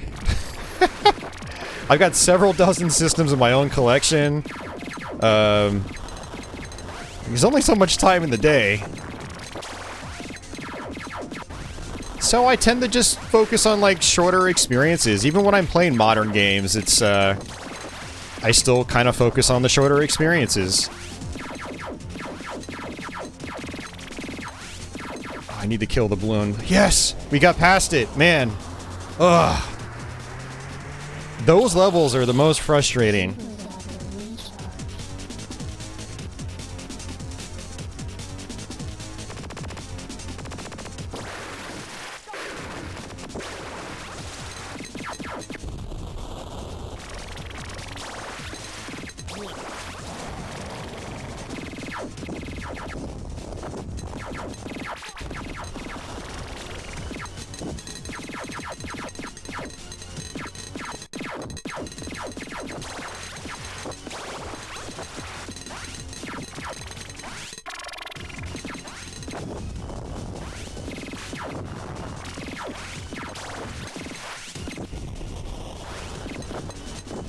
Oh, I landed right on top of it, man.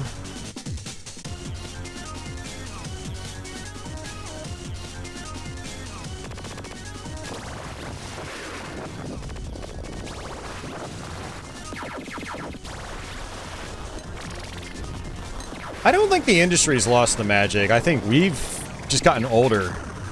I think that's a huge part of it. Like, unless you're completely oblivious, which I think a lot of people are, which is why I think the success of a lot of these modern video games isn't slowing down.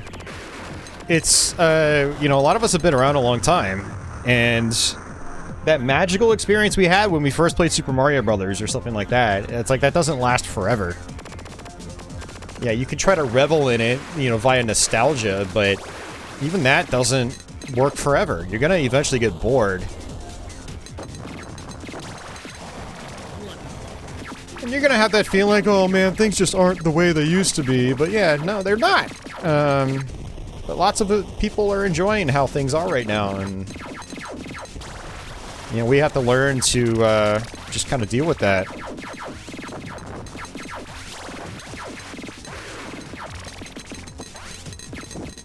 I get a lot of people messaging me, you know, on social media or like in my live stream chats, and they're like, "Hey, are you stoked about this new game coming out?" I'm like, "No, I'm not really stoked about anything that comes out." And that's just a mindset thing. I don't get excited like I used to.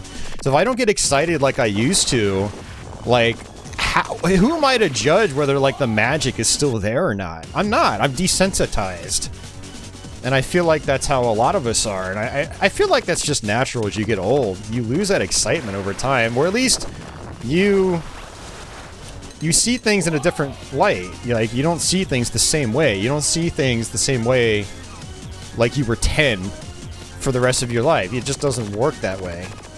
Again, unless you're super oblivious or something.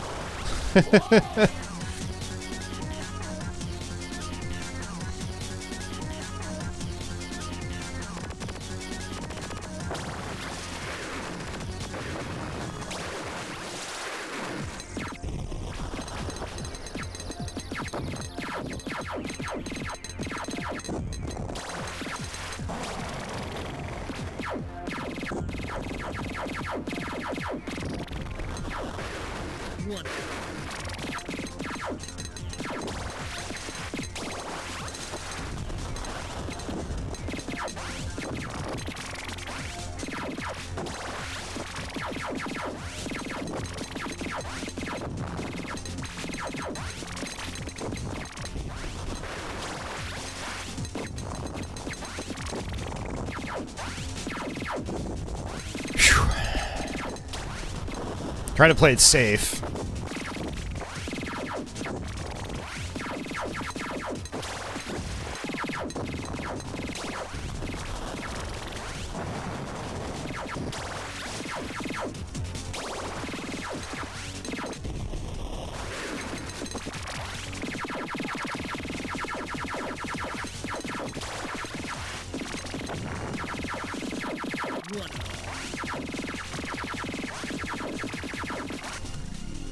Man, what a level.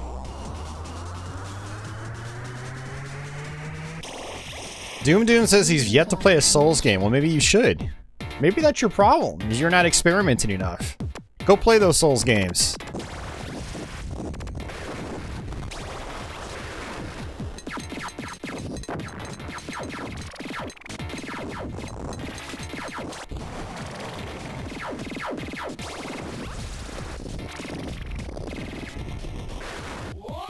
Ah.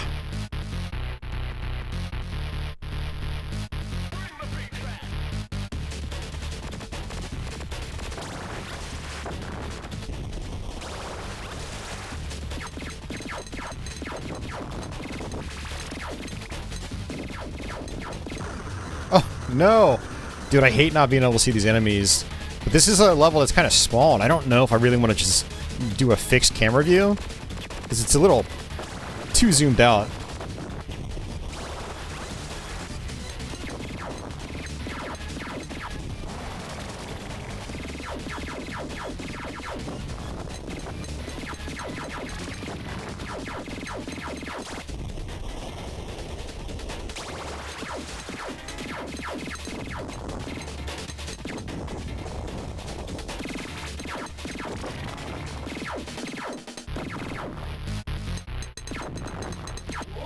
Oh, that's game. Why? Why? We were very, very close to the end of the game. Alright guys, that's stream. We've already played for 2 hours. Stream's over. Stream's over. No, I'm just kidding. We're gonna play more, but man, that took way too long. That was 2 hours with warping. Granted, I failed to warp a bunch of times, so that actually set us back quite a bit. Yeah.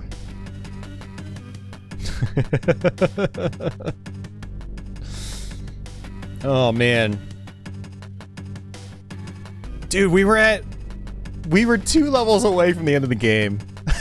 We got to level 97.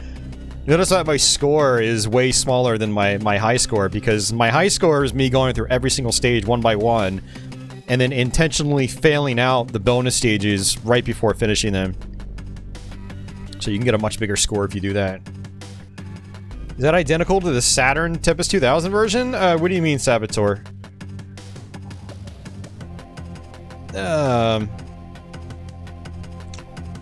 mean, there are a lot of differences in the other ports of the game. I don't recommend the other conversions. If you're someone that's not going to be able to get very far in the game, that's one thing.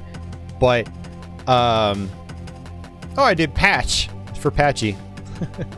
Speaking of Patchy, I think she's here for the night. Yeah, I don't recommend the other versions of the game if you're going to actually try to finish the games and actually, you know, get better at them. So...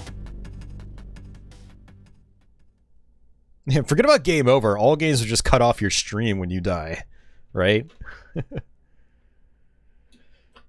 The DOS version does play well, but I remember it having some major difficulty spikes later on in the game, and like I wasn't actually able to finish it. Like it was, yeah. All right. All right, guys, time to fire up some checkered flag again.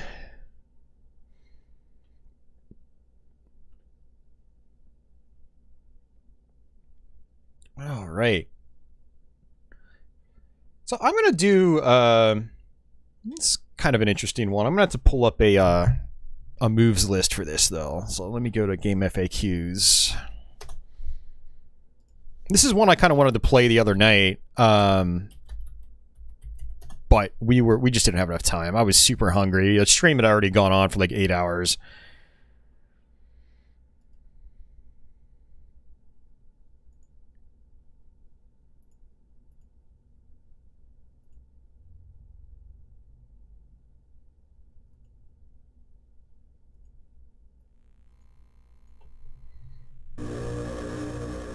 Hey, Cafe Man. Alright, so this one is actually... I do think the crop is actually a little bit down like this.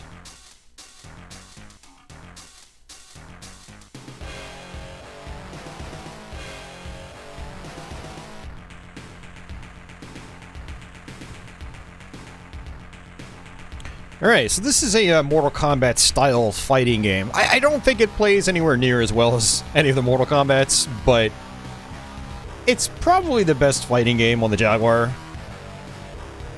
Which I generally like to say isn't saying a whole lot, but still, I mean, some people really like this game.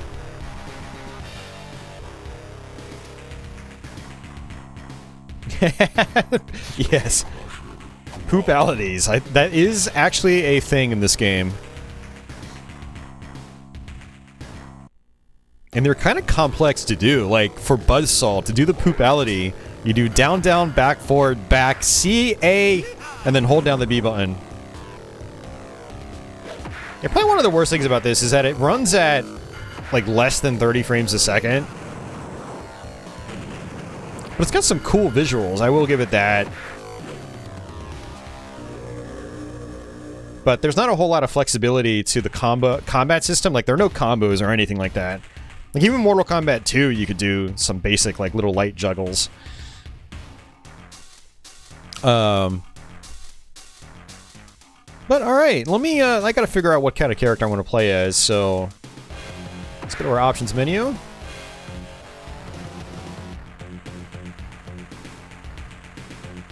Alright. I don't think this is a game that supports the 6-button controller. Yeah, it's just A, B, and C.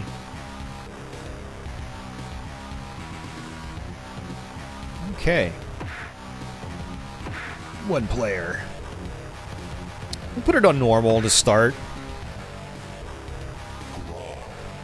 Like I said, there are some pretty cool looking visuals, though. Not gonna lie.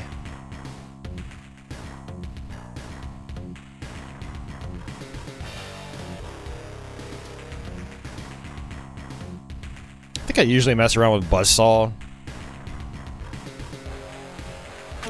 Let's see.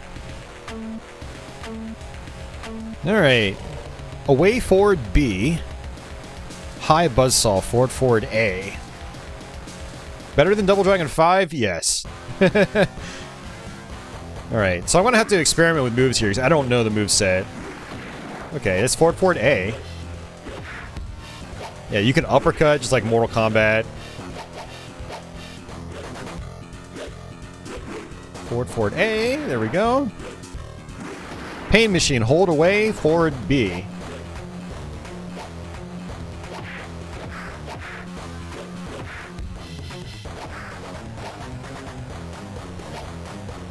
That's not working. So hold away, forward B.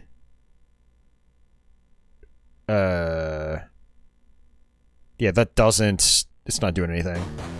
Alright, Bolo is forward C. Oh, nice.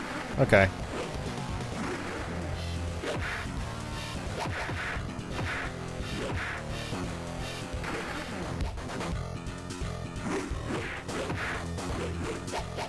Huh. I just did a, like a charge move across the screen. And I think it was back for 2 seconds, forward. Yeah, forward then A. Okay.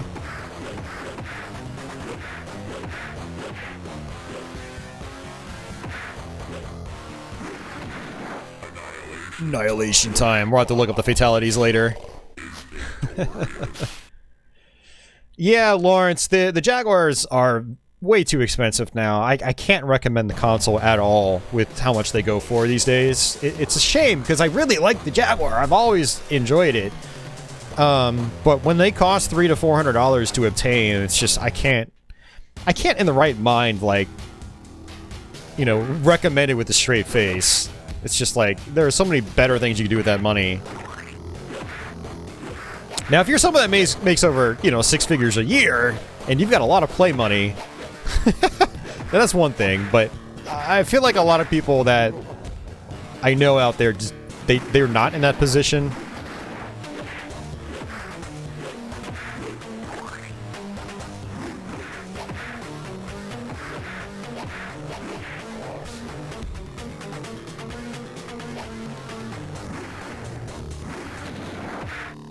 I'm just gonna, you know, cheese projectiles for a while.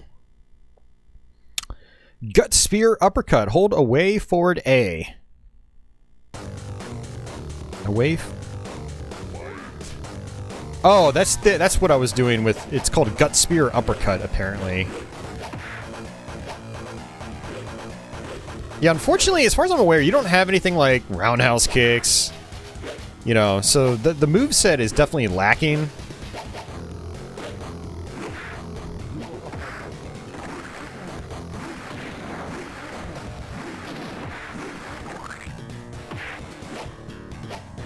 It seems like his charge attack here, it's not even worth doing, because the enemy just always blocks it.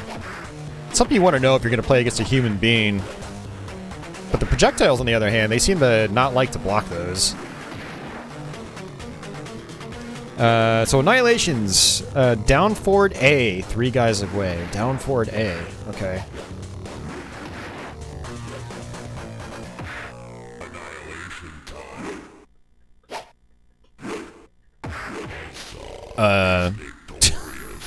That did not work.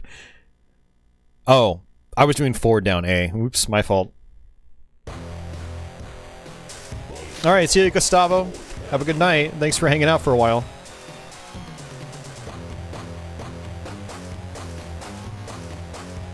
Society says I may have to run to Wendy's. Nothing in my fridge sounds good. Yeah, right?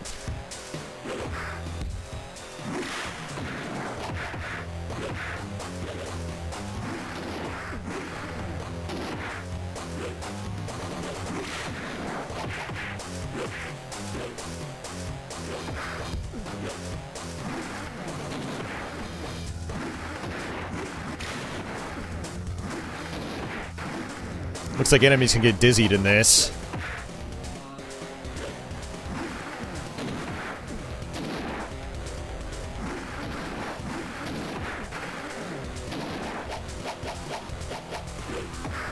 That doesn't work.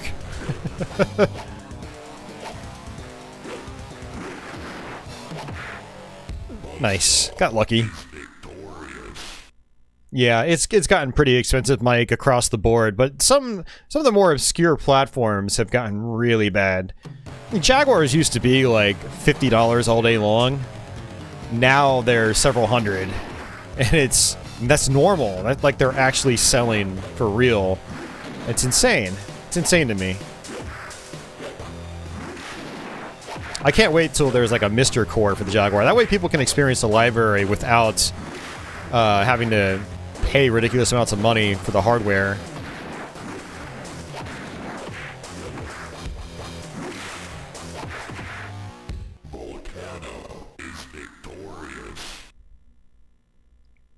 Volcana is a stripper. See, Eternal Champions on Sega CD was actually good. Cafe Man. I mean, this actually this isn't bad. It's just not as good as I would have liked it to have been. You know, the choppy frame rate, the you know, limited move set, like just your limited standard move set. No roundhouse kicks and stuff like that. So the variety is definitely limited. But I do think it's an enjoyable game still if you like, you know, B and C tier fighting games.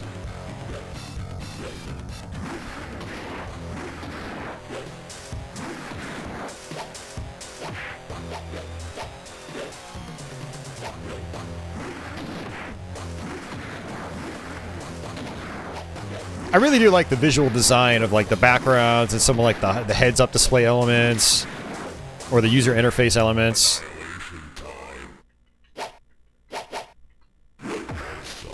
No. It's just down forward A. 3 guys away. Forward C. Maybe that's what I'll do. It's called decap. Forward C.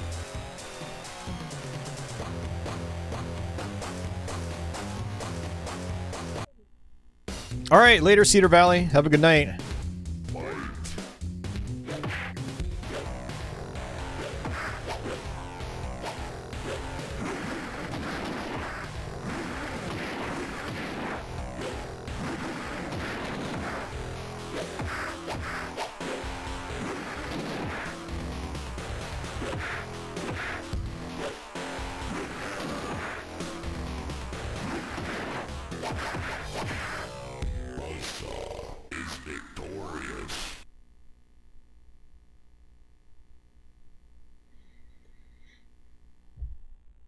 You're also lumping Primal Rage with... Yeah, I don't understand your statement, Cafe Man. I don't understand it one bit. Same theme? Yeah, I don't get it. Primal Rage Arcade was, like, amazing. That's one of the best fighting games from back then, if you ask me. Primal Rage, the original arcade game, is so damn good.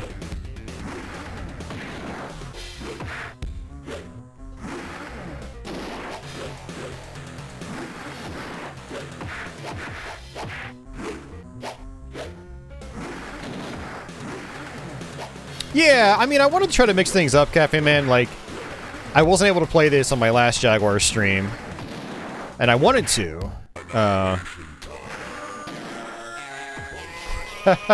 That's the decap, apparently. It worked.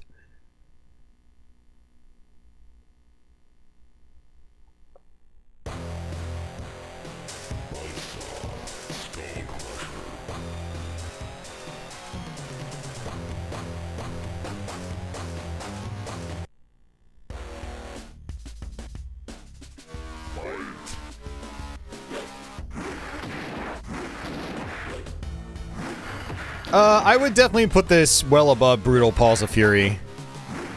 That game is nearly unplayable.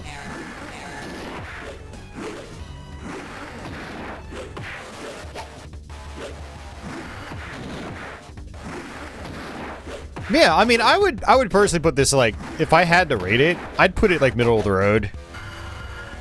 If we went, like, A through F, it would be a C tier title. They're still fun to be had, especially if you play against a human being. But it's got things that keep it back from even being, like, a B tier title. The sad thing is that on the Jaguar, this is about as good as it gets. I would actually say Primal Rage is the best fighting game on the Jaguar, but there's a lot of issues with its combat system. Like, they really nerfed how a lot of moves and how a lot of moves link together, so there's just not... I don't know, it just doesn't feel great.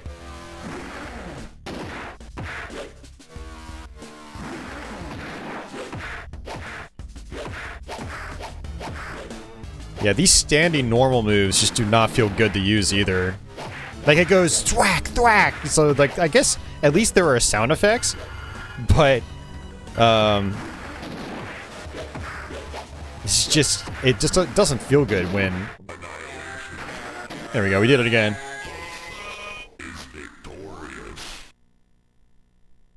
It just doesn't feel good when, like, you make contact with your opponent. So, yeah. There's some interesting things about this game, but yeah, it's not... I don't think it's amazing, but it's still fun to play. It's still fun to go back to.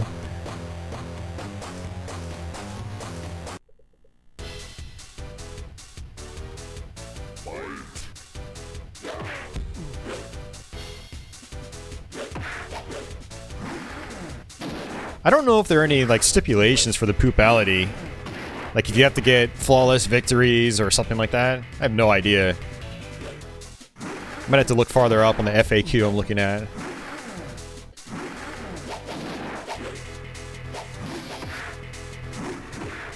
Yeah, that move is not worth doing. The AI just blocks it and then hits you.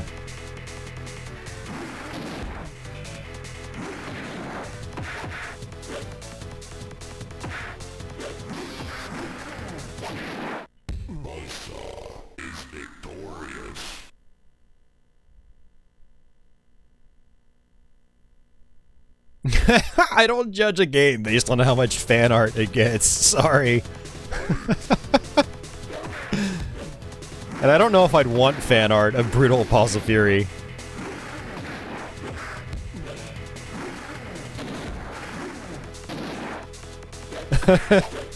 Oh man, that actually makes me sad that there is fan art of Brutal Paws of Fury.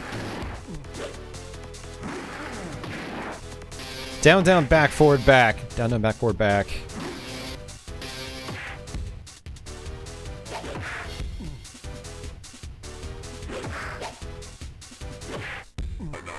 Down, down, back, forward, back. CA, hold B.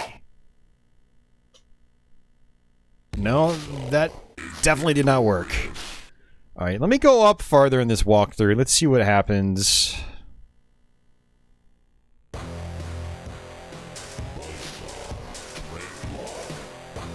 Doesn't say anything about, like, there being requirements for the poopality. Down, down, back, forward, back, CA, hold B. Weird. Yeah, I also noticed that backgrounds don't seem to be character specific. It just kind of, like... And that's fine. I mean, that's like... Mortal Kombat does the same thing, so I can't really fault this for doing that. Ah! Amon! You know what's funny? He actually looks like the Jamaican dude from Corpse Killer.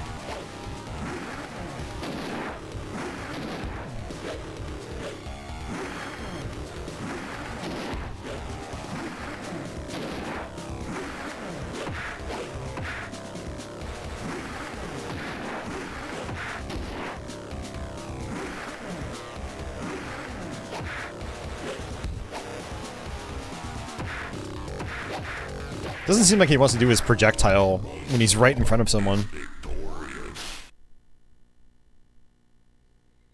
Mike says he played a lot of Fighting Vipers on Saturn. Yeah, that was a good fighting game. good fighting games. One of my favorites to go back to from back then.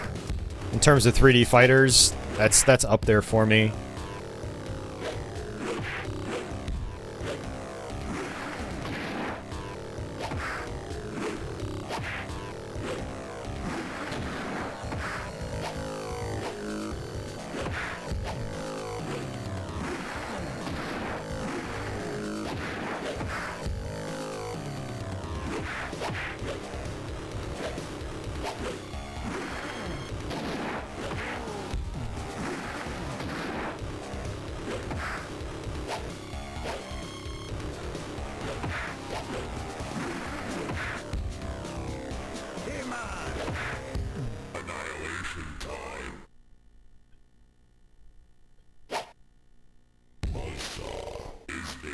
This isn't working. I don't know how fast I have to do the inputs.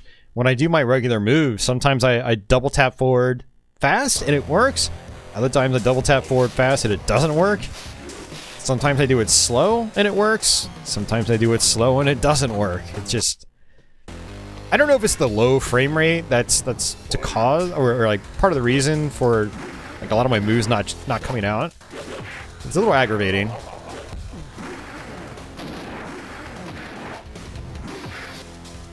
By the way, this game is hold back to block. There's no physical block button.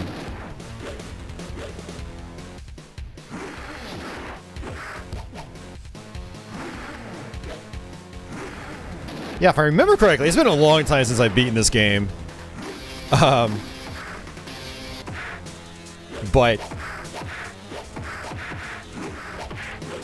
I remember fighting, I think the guy that's on the character select screen. And it's not too long after this Shadow Realm thing. This is, I guess this is like an endurance battle.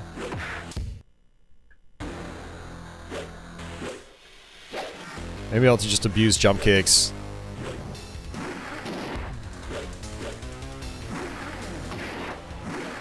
Ow.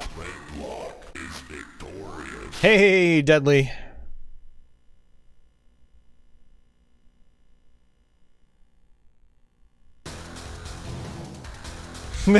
Mike Google's Foxy Roxy fan arts.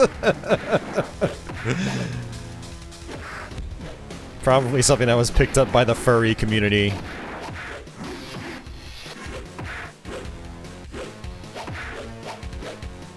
Yeah, this isn't working.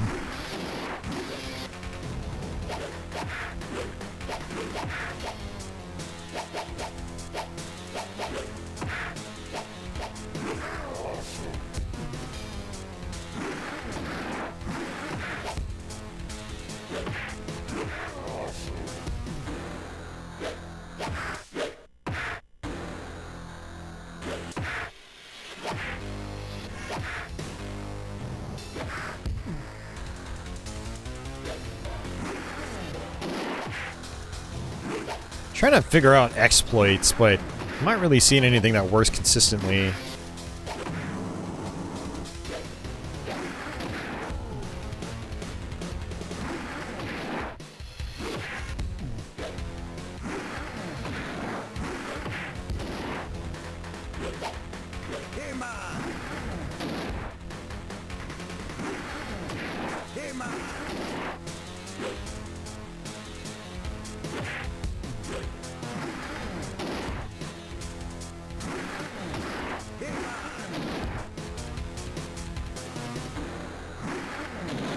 Oh, he was dizzy.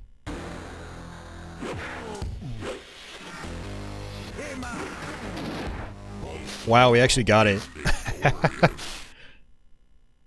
Deadly says, nice to see a Jag stream. Hell yeah, man. Mario says, I wonder how Street Fighter 2 would look on the Jaguar. It would look great. I mean, the Jaguar would totally be able to do Street Fighter 2 pretty well. Oh, you got Korn's new album? I think Ronnie was talking about that too. I haven't listened to Korn in a long time, but I wouldn't mind checking it out.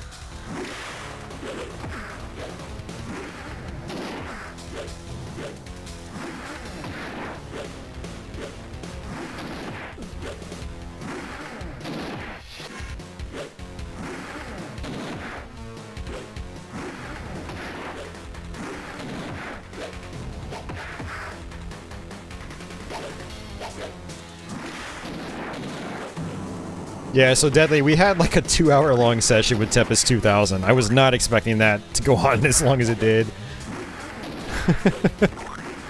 But it was still fun. We got 2 levels away from the end of the game.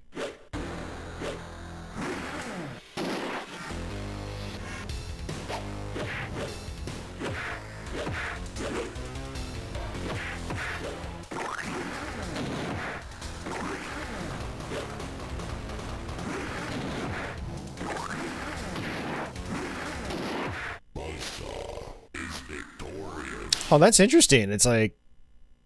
Well, never mind. I guess you beat both opponents back to back and you just automatically win? Tempest 2 hours. Haha. That's awesome.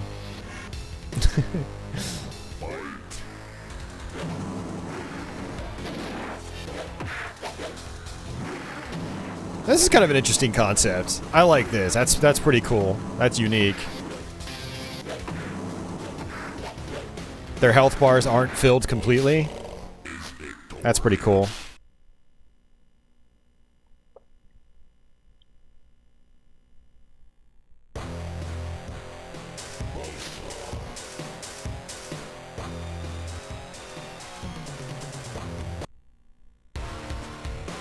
Oh, shit.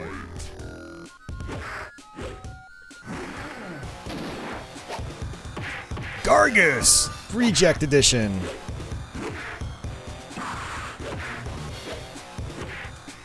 Actually, this guy technically came before Gargus in KI2.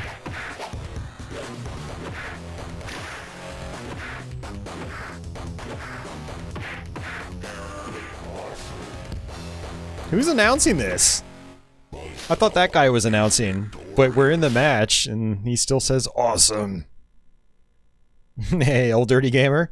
Yes, MK clone. Yeah, of all the games it's most similar to, it's definitely most similar to Mortal Kombat, for sure. Oh, come on, dude.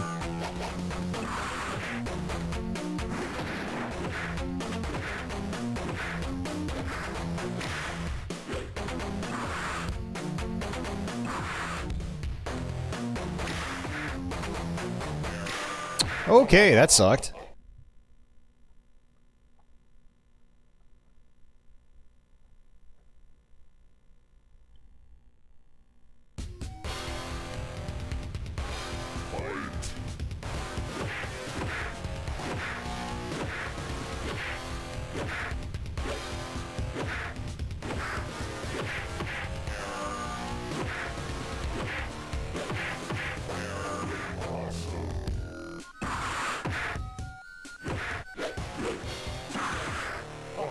Wow, we got it. Just barely.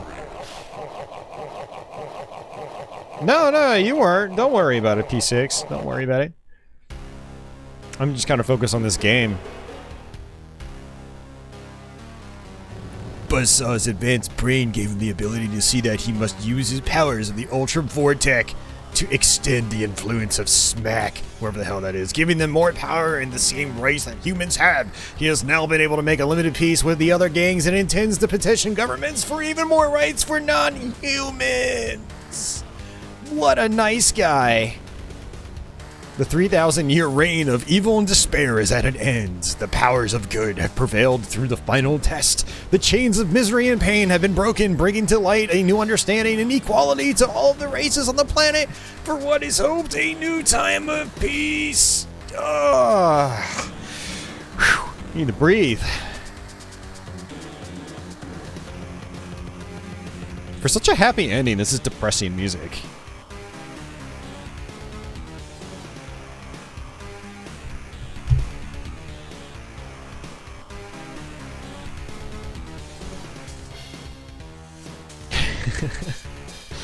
Oh man.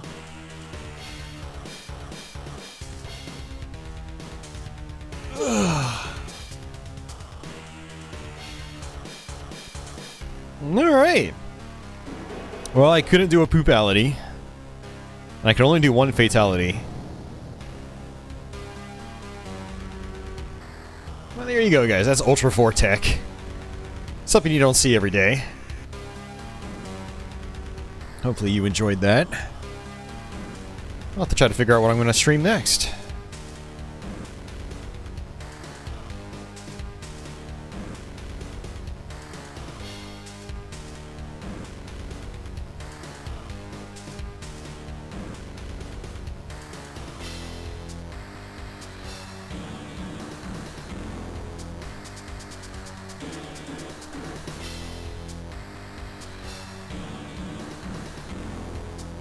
Long credits roll.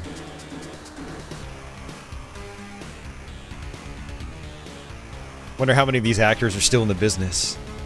I wonder if they were actually actors or if they were just like the game company's janitor. The accountant in HR.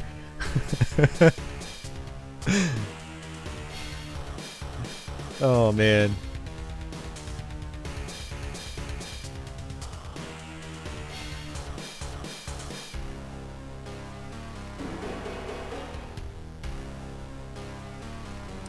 Sam Trammell.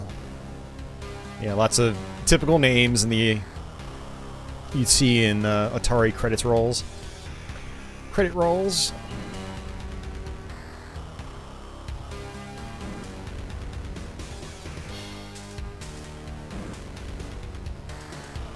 It's cool. They list the tools that they used. That's awesome.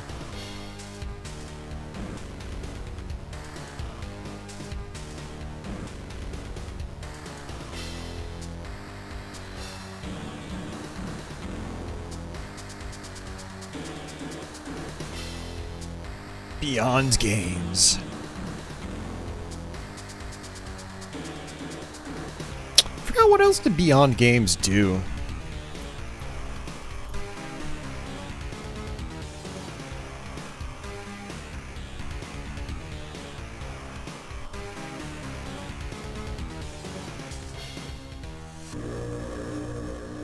Yeah, they started off with Battle Wheels on the Lynx, Ultra Vortek on the Jaguar. Looks like that was their second game.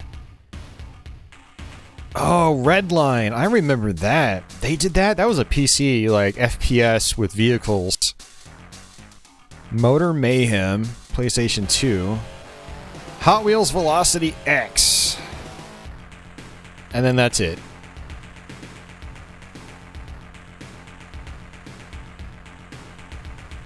Yeah, so they didn't actually have that many games that were released anyway. I'm sure they probably had others in development.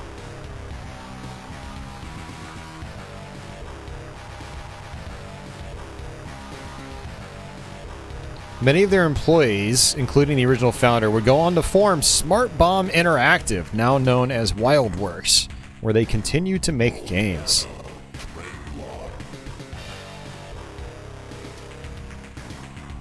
They made Pac-Man World Rally. Okay.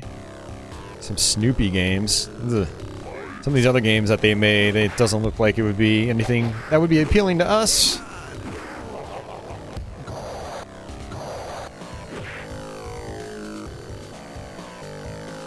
I'm gonna guess they do a lot of mobile games now, if they're actually still around.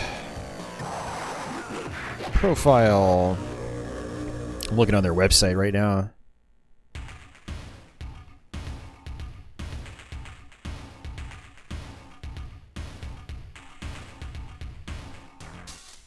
Yeah, I don't think they really do much anymore. Alright. That's interesting. Interesting piece of history. I'm gonna get metal, patchouli.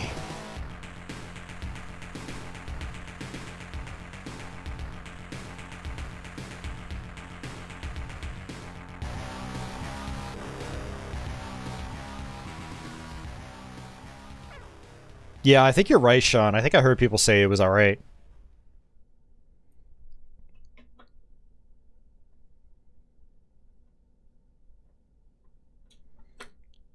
Old Dirty Gamer says they use Photoshop. Yeah, I mean, Photoshop's been around a long time. Adobe's products have been around a long time. Yep, yep. Hey, Scott. Yeah, she is sleepy now. She was super energetic earlier. All right.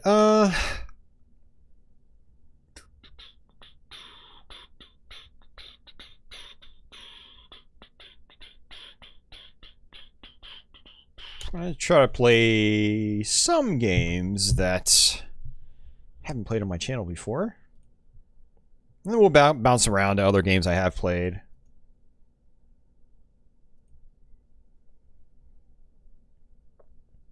Blah, blah, blah, blah, blah, blah.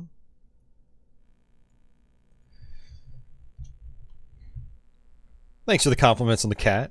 I appreciate it. She's a good kitty.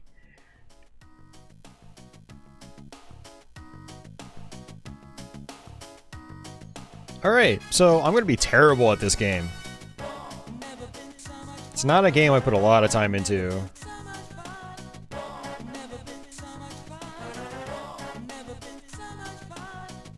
The Dome Software Developments.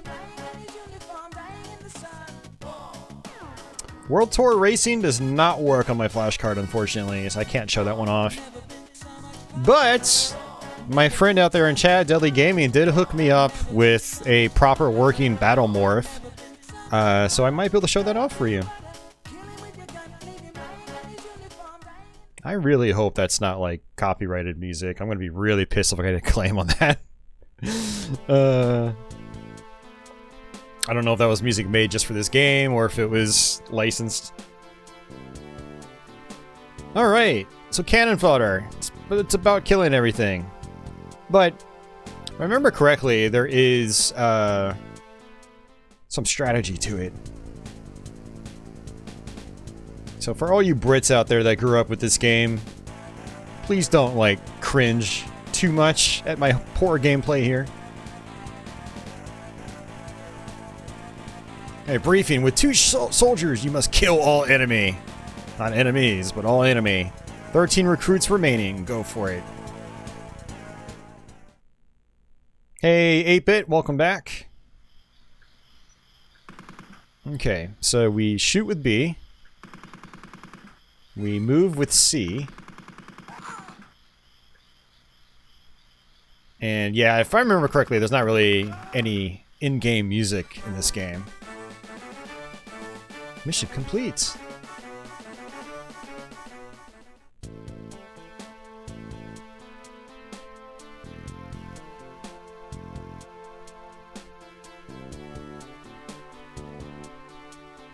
Yeah, nice, Deadly. How's the Genesis recreation of that music track? Is it good?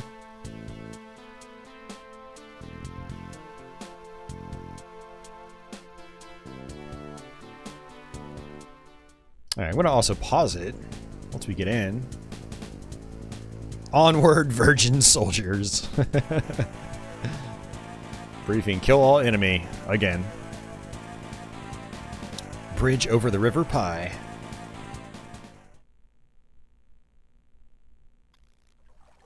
Alright, let's pause it. Alright, wow, okay, the audio is maxed out. I don't know if you can... Okay, you can go in water. Cool. Let's come on over here.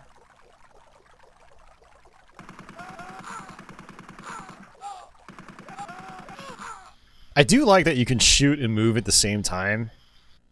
I'm not gonna lie, this always seemed like a game that I would enjoy to an extent. I've never really tried sinking any significant time into it. It seems pretty cool.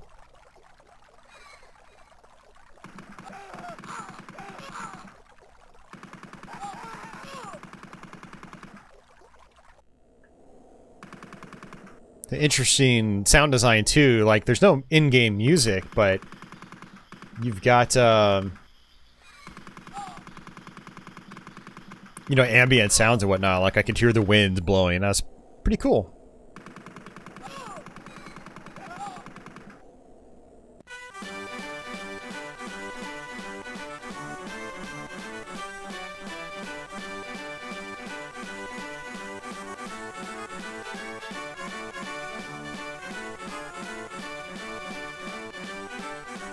Destroy enemy buildings and kill all enemies. Okay.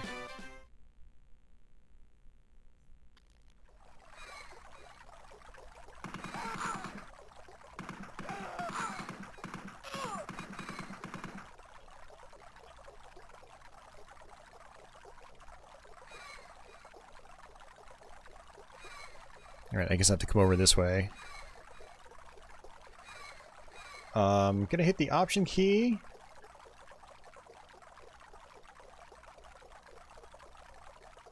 I don't know what these do by selecting them. Oh, you know what? I'm gonna guess this is like, you might be able to control your guys individually? No? Maybe that's just like the leader. I have no idea what's going on. Like, you can highlight your guys. I'm guessing that's like tossing in the flag or the towel, and you just end. What is this? Grenades, okay. Yeah, I have no idea what's going on here. Alright, we'll just keep playing as is. Hey, Chenty.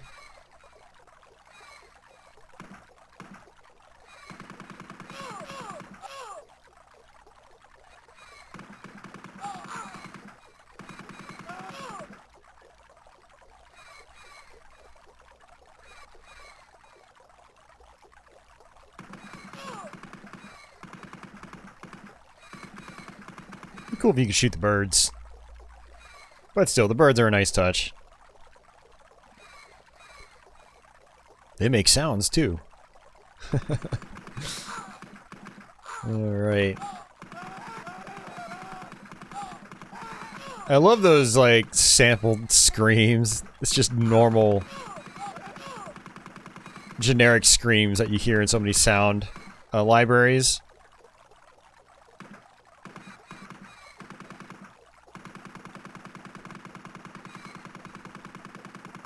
I don't know what that is. Alright, down here. Yeah, you have to keep tapping the C button in order to keep your guys moving.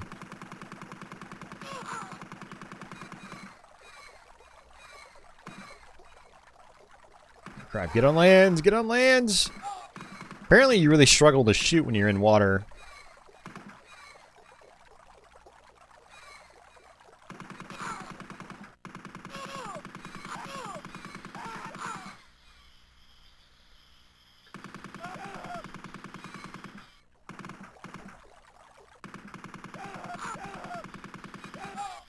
You just kind of like wave your cursor up and down and just spray and pray.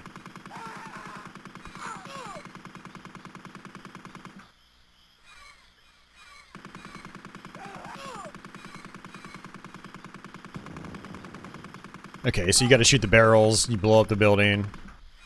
Okay. Alright, we did it. Chenty says he's been playing Elden Ring all weekend. Man, that game world is shockingly large. I'm still in the first area and I've probably seen like 5% of it. Yep. Yeah, it's a huge world.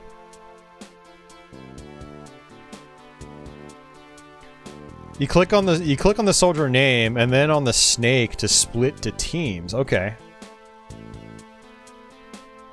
Yeah, I figured that was the map on the bottom or something like that.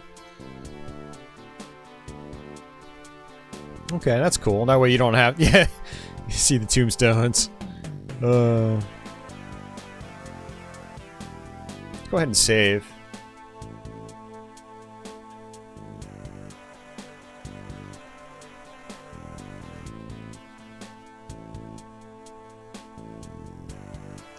Yeah, no, it does save time, Deadly. That's the whole purpose of it. And you can manipulate the sound too if you chose, but a lot of you know, studios, whether it's like film or even music or video games, you know, they would just use them as is stock. Which is fine, they're allowed to.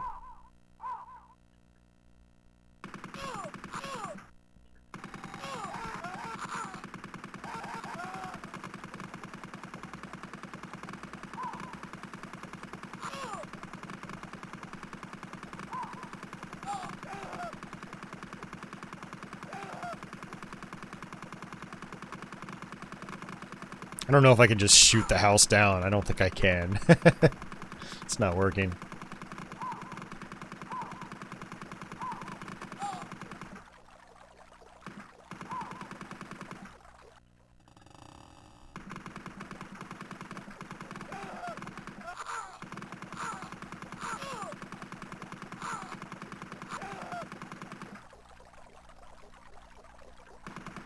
Doesn't seem like I'm limited on, you know, machine gun ammo.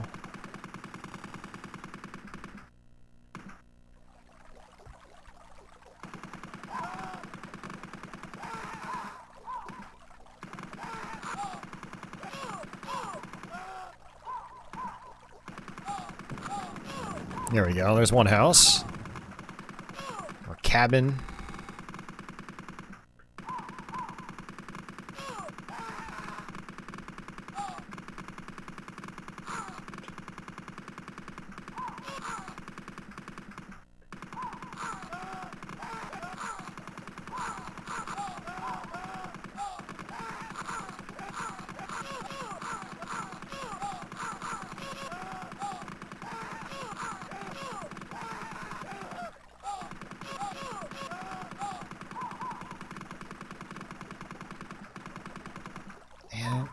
Oh, you know, I should probably be trying the number keypad. Uh-oh.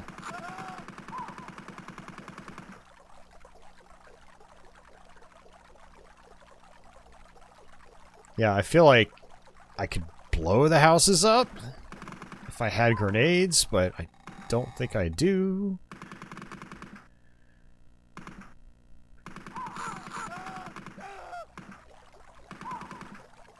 Alright, screen's not scrolling over. Let's come on down here.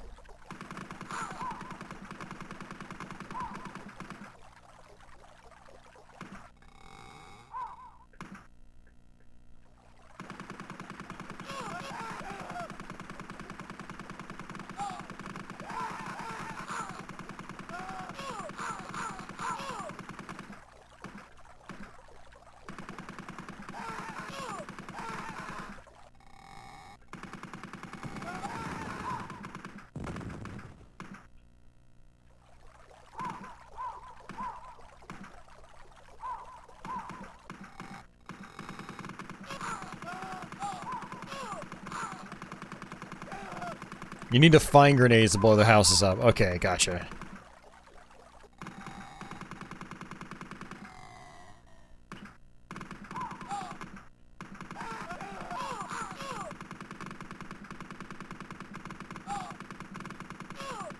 I'm guessing the houses just will infinitely spawn enemies until I blow them up.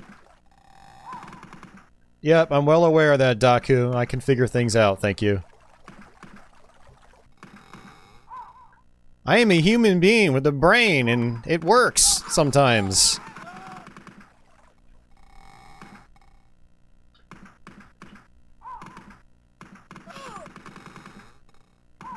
Oh, my guys are all the way down here. Jeez. Well, speaking of that, I'm probably going to end up having to restart the mission. Since apparently, I don't start with grenades, I have to find them, like you guys said.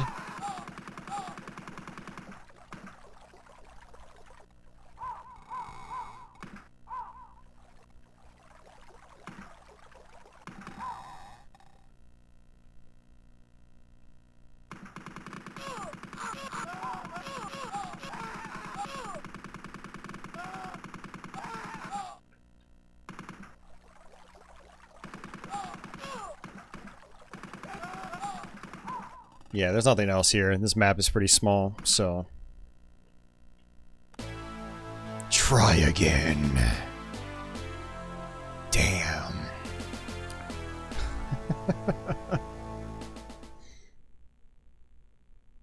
Not a big deal.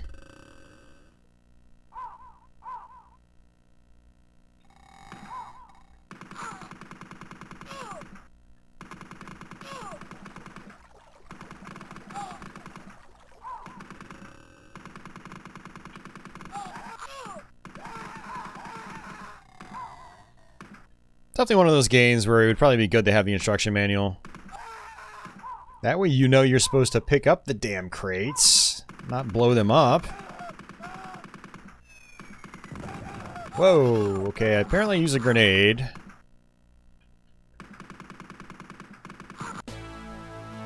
And I blew up my whole team.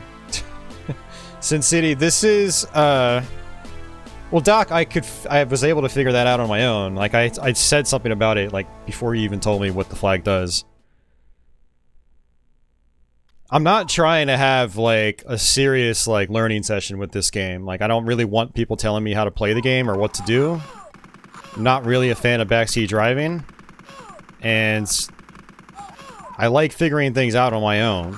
And as I said when I started this game, I'm gonna suck at it, but I'd like to figure it out on my own. And as such, even though I knew I was probably done for, I wanted to still explore the map. That's the logic. And why I do things, or did things the way I did. This is the first time I've also played this game in like 20 years. Probably more like 24 years. It's one of those games I had in the 90s, and I only played it a couple times, and probably didn't even get past the first level, because I didn't really feel like playing it. Pick these up.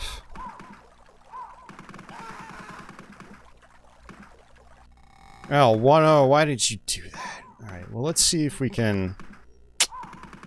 Damn it. Let's just all come down here. We'll just all walk our way back up. 8-Bit says he was addicted to this game on his Atari ST.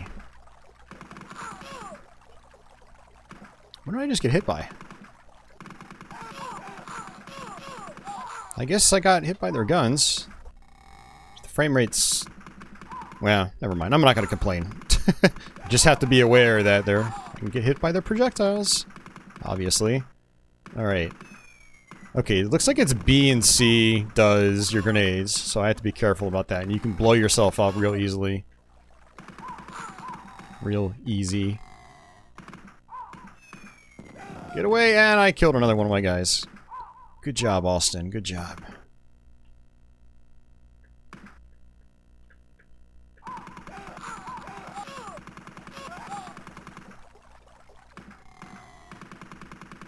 Yeah, Gary, I think you'd like this game quite a bit. I think you would definitely enjoy it. Zanktum says he plays a lot of cannon fodder on his Amiga 1200. Amiga 1200s are nice. Mike says a Jaguar mouse would be cool. It would be cool. It would have been cool, that's for sure. It's got a couple games on it that would definitely be useful.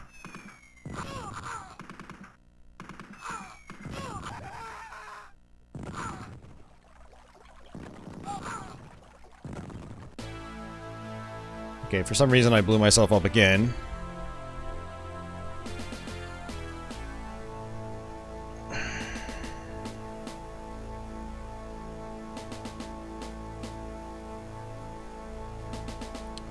Pixel Dancer says the developer Sensible Software developed Mega 2 Mania, which is a very early RTS. It predates Dune 2. Plays like a really early Command & Conquer. Oh, very interesting. Yeah, what's cool about this is that it's not like, I mean, it's definitely strategy. There's a strategy element to it, but it also feels like it's action focused at the same time. It's pretty cool.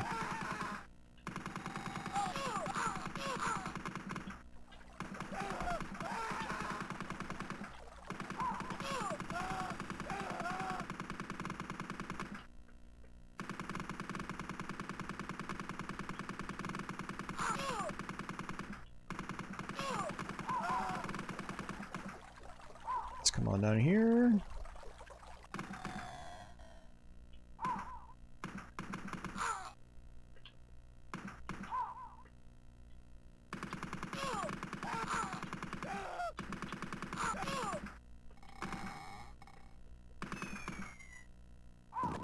Nice. You can throw this pretty far, actually.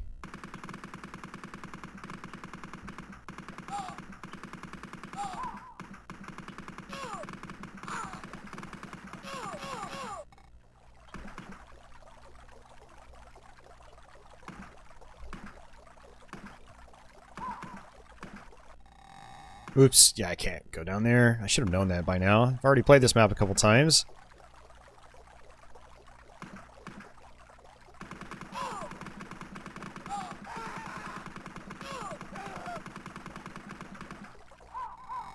Oh, but yeah, Mike, speaking of which, I actually got sidetracked there. You mentioned a Jaguar mouse, like... Yeah, the Jag has a few games that work really well with a mouse, you know? Like, it's got cannon fodder. It's got Syndicate.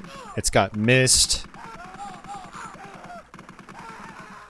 It's got a few games. It's got Baldi's, which is also a Jaguar CD game. Theme Park. It's got Theme Park.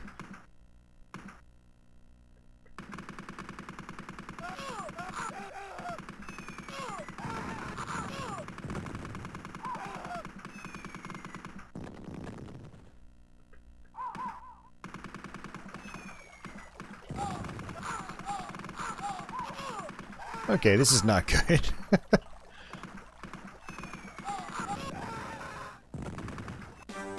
Alright, we did it!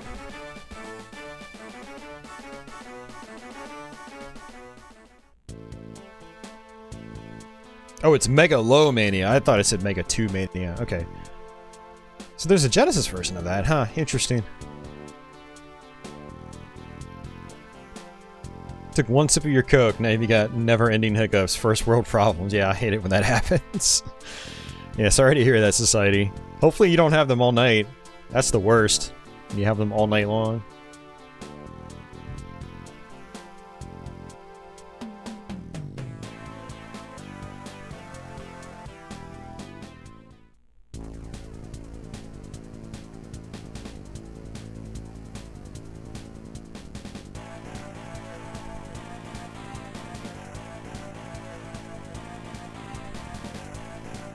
Mike says, now I want a Diet Coke. Me too. I should have bought some from the grocery store when I was there. Okay.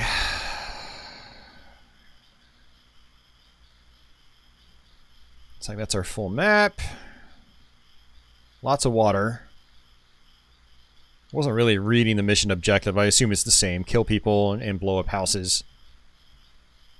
And I start with no grenades.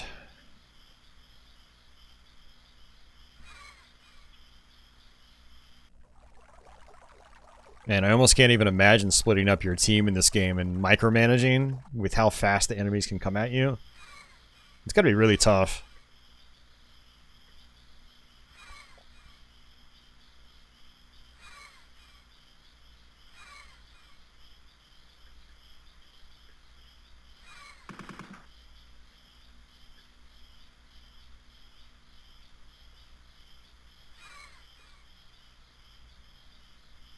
Man, I'm getting really hungry again. Thanks, guys.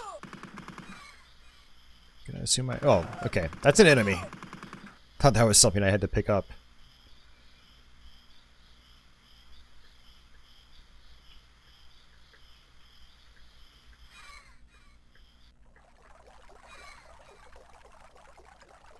Getting stuck on trees. Stop doing that. Okay, come on. Let's go this way.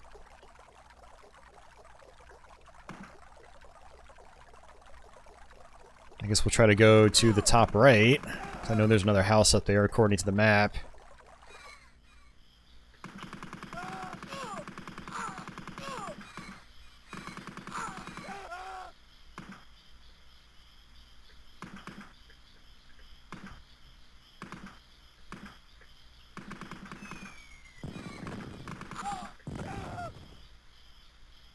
Okay. Blown up. Let's actually come back down.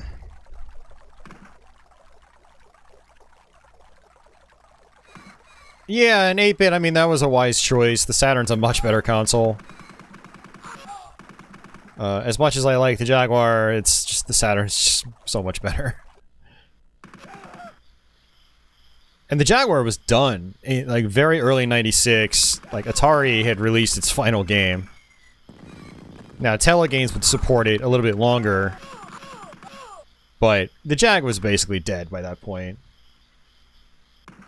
And, to anyone getting a Jaguar 96, that was a really bad idea. Unless it was somehow liquidated. I don't remember when they started liquidating Jags super cheap. I think it might have been, 97. Stores were dropping them out or dropping them down to like 30 bucks. That's where I got mine. I got it from KB Toys for $30.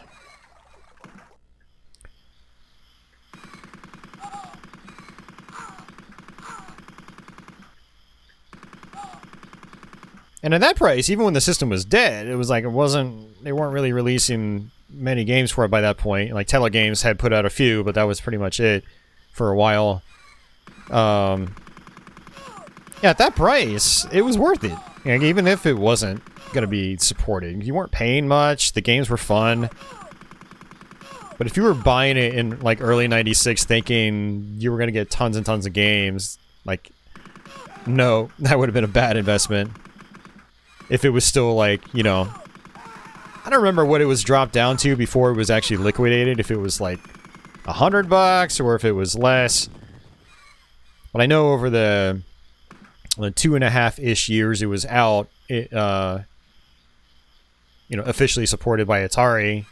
It started off at like $250, then I think they dropped it, and then I think it eventually went down to like $150, and I'm not sure how much farther it dropped before the liquidation phase.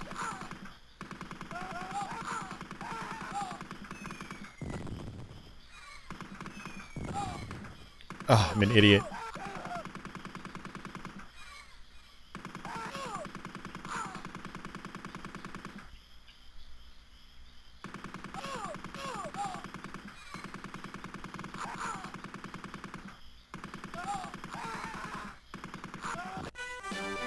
Got it.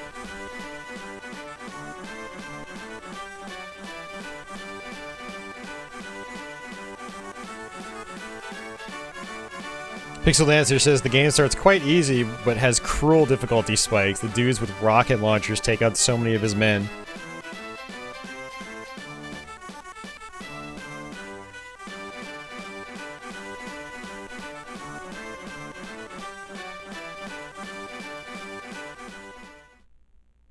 Alright, we'll try this next map or two, and then we'll move on to the next game.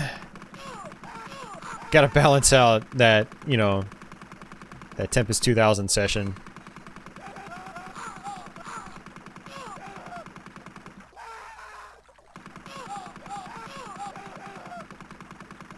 At least I start with grenades now. Yeah, you can blow up bridges. Interesting. Huh, okay. Well, that was an easy map. Do I prefer 3DO or Jaguar? I prefer 3DO. I mean, if I have to pick one over the other. I like both. I'd rather just allow both to coexist with one another, but yeah, I think that overall, I think the 3DO has a better library. Yeah.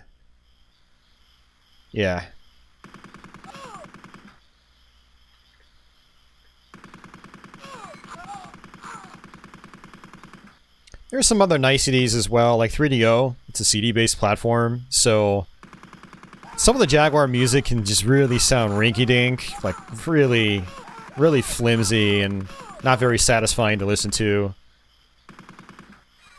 Not to say all of it is like that. Like, you know, some badass soundtracks like Tempest 2000, great example. But yeah, 3DO, I mean, 3DO's got some real hot garbage as well. It's got quite a bit, actually, but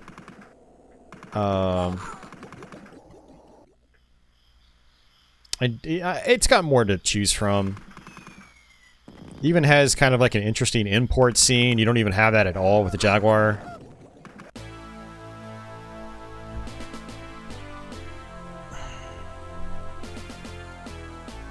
Jaguar has homebrew, though. 3DO doesn't really have much of that. So kill all enemy, destroy enemy buildings. Okay. Oh, 8-Bit says one of his neighbors had a Jaguar. He quite liked the system, but third-party support was mostly games already available in 16-bit system. Yeah, that was... There's quite a few of those on the Jaguar. I mean, Cannon Fodder is one. Cannon Fodder is available in other systems.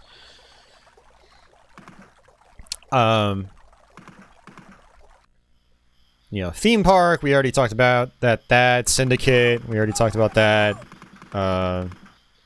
You know, Pinball Fantasies. You know, the list goes on and on. There are other versions of Raiden on other systems. Although the Jag version's pretty good, actually. We might end up playing that later tonight. I feel like shooting some stuff. Well, we're technically shooting stuff right now, but I'd like to play a shoot 'em up. An actual shoot 'em up. I'm trying to think, what else is multi-platform? I mean, stuff like Zool 2, that wasn't really available on other mainstream consoles, so... but it was on computers. And the CD32.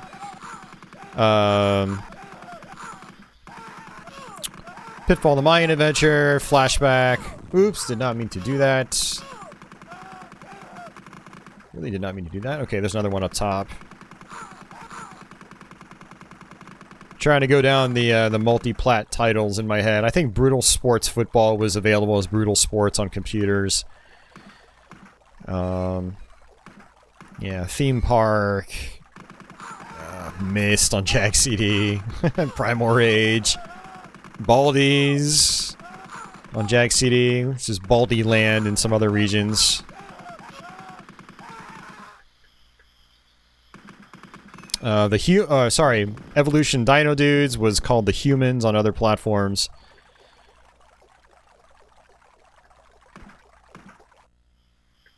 Okay, that's like... Oh no, that kills me. Jeez. Gonna guess it's like quicksand or something. Yeah, Rayman. Yep. Doom. It's got a good version of Doom, but yeah, it's available elsewhere. Regardless of games that are available elsewhere, I do have a fascination with games that are the best on certain platforms.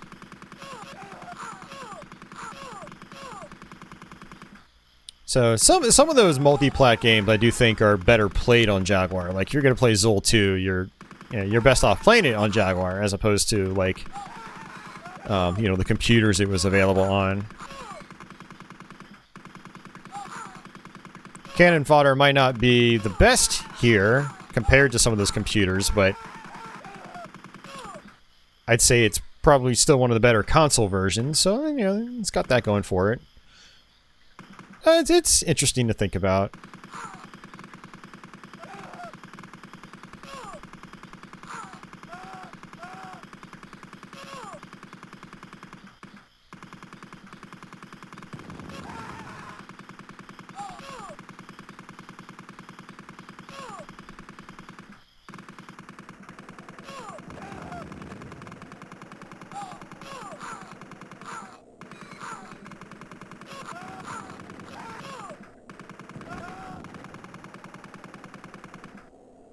Yeah, I can definitely see how this will get pretty difficult.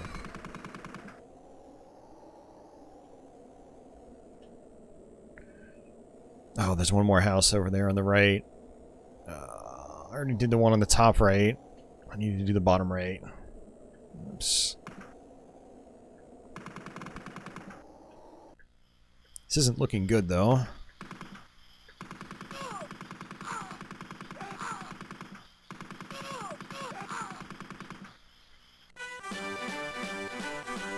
Yeah, I know, Mario. You said that already. Congrats, I guess. I mean, enjoy it. I read chat, guys. We actually succeeded, by the way. I'm surprised. Alright. I need some music in my life. That's not just like, stage transition screens. I need some actual music, so let's go do that. Alright.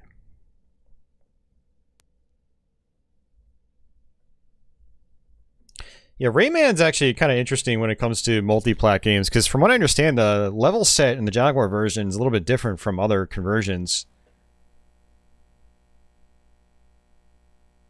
Where does Super Patchy Bros come from on my merchandise?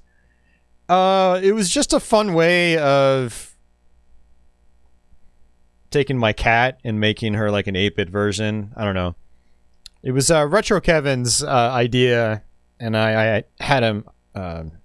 I basically commissioned him to do that. Maybe it wasn't the best idea in the end, because I don't think a lot of people really get it. Hell, I don't even get it.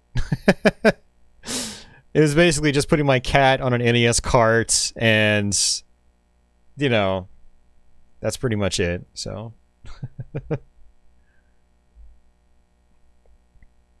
Yeah, no, I agree, Pixel Dancer. I like the 16-bit stuff on the Jaguar, but the problem is, like, especially in, like, the early days, they, like, the first handful of games, Cybermorph aside, it was games that didn't look any better than the competition. It was like Atari was touting this whole 64-bit thing, yet their games looked like they were on the Super Nintendo. Not a good look. So basically, like Trevor McFur, Evolution Dino Dudes, and even the Jaguar version of Raiden, you know, not exactly lookers. Cybermorph was the only one that was kind of like forward-thinking. And then the Jaguar had just a major software drought for those first few months he was out, apparently, before some of the heavy hitter titles hit, like Tempest 2000 and AVP. So, yeah. It is what it is. You know, it is interesting history, that's for sure. All right, so speaking of cool games, let's rock some Wolfenstein 3D for a little bit. We're not going to play too far into this. I'll try to play like 20 or 30 minutes maybe. And then we'll just kind of go from there.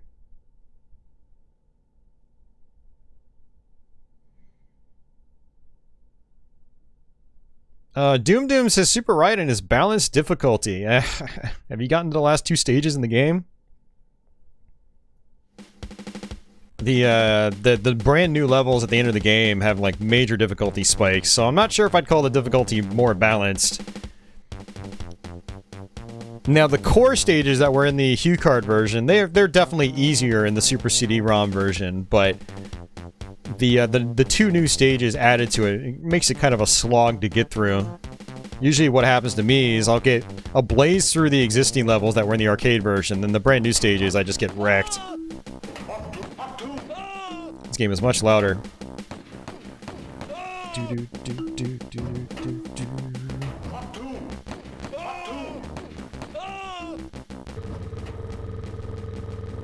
But yeah, I do like Super Raiden. It's good.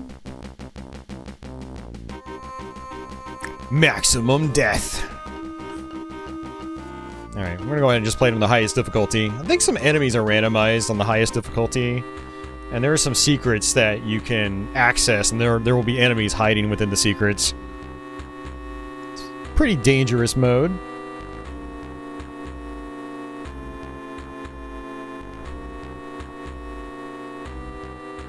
Yeah, I know, I totally agree, Ape. The AVGN memes are, you know, irritating at best. No, Society, that was 32X had a Blackthorn port. Okay, I think my crop is okay. Alright.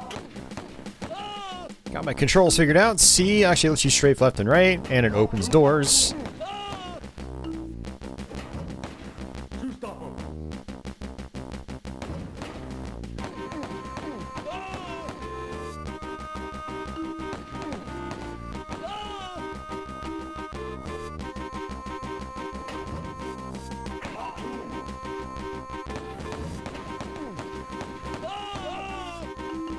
Yeah, so you notice that this version is completely full screen, which is pretty cool.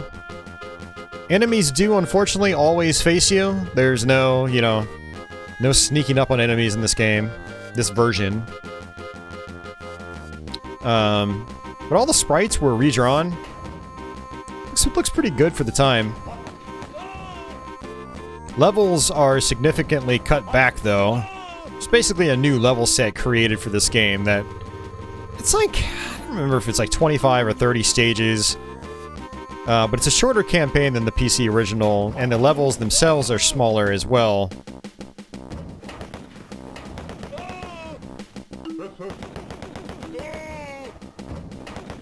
And this highest difficulty, the enemies are not entirely consistent from what I can tell.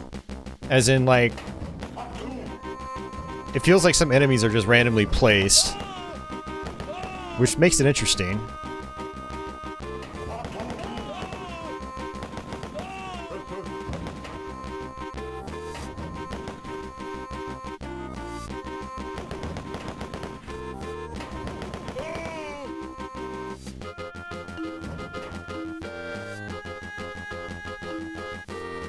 Yeah, me too, Society. Wolfenstein 3D is definitely comfort food. Absolutely.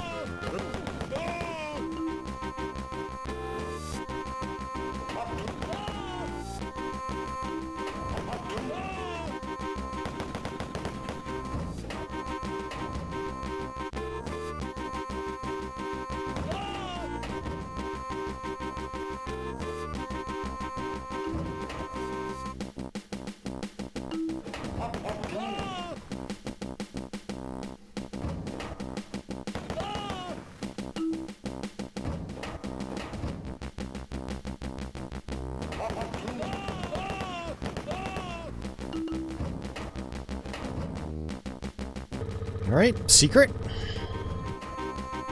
And another secret. And enemies! They're not normally there in the PC version.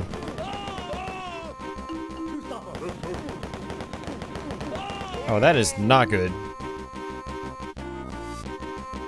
Yeah, in the PC version there would be a secret level to... or a secret exit. What? Okay. I was expecting a, yeah, some kind of upgrade there, but nope. Yeah, it was a massive upgrade, Mike, I agree. But, I mean, the Jaguar is significantly... better hardware, so it should be upgraded. It should be a better version. Right, let's go ahead and save it. You can hit 1, 2, or 3, and it'll save to that save slot.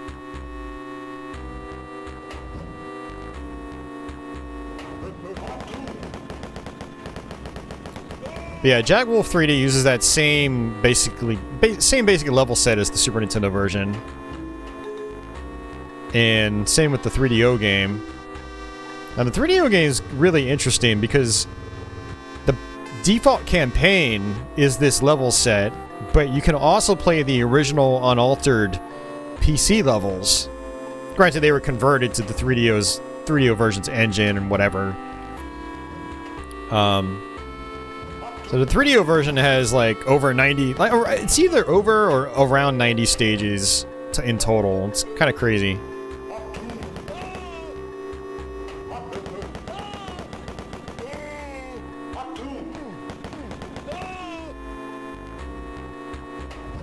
Yeah, this is for me, this is like one of the reasons to keep my Jaguar. Because I'm a big fan of classic Wolfenstein 3D in general. And it's a really cool conversion. I always enjoy going back to it. I think we did a full playthrough of this sometime last year.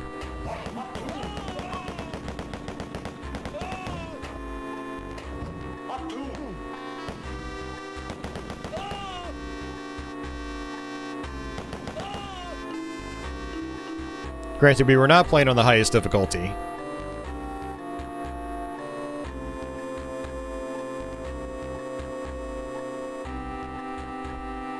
Yeah, me too, Mike. I have a soft spot for that one. We tried doing a playthrough of that last year or the year before, though, and we succeeded, but man, if you die on certain levels in that game, it's insanely difficult to recover.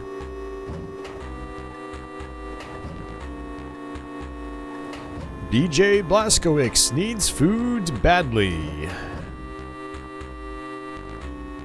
Being low on health.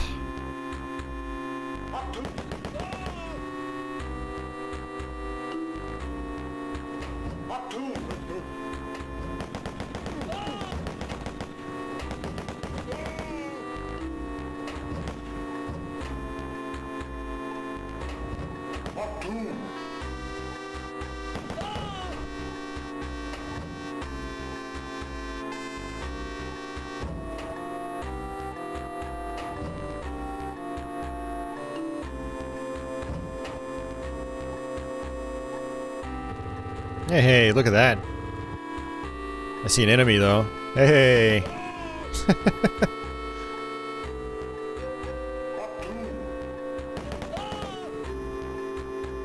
Just trying to play it safe, 'cause, you know, I can get one shot from this point.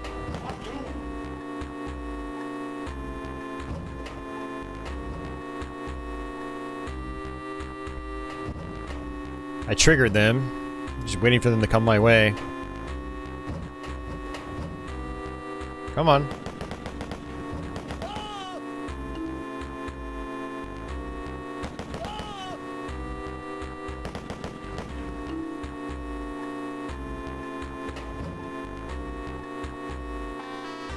Normally I just try to blaze through these games, but when I have no health, I really don't want to do that.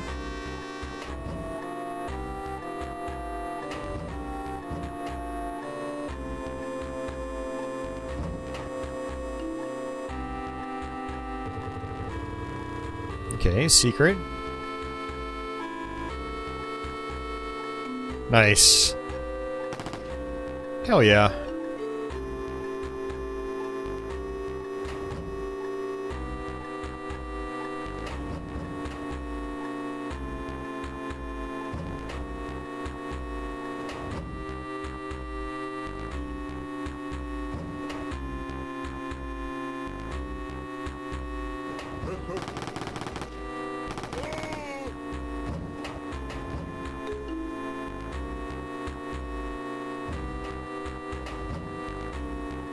I'm pretty sure I do have access to a map.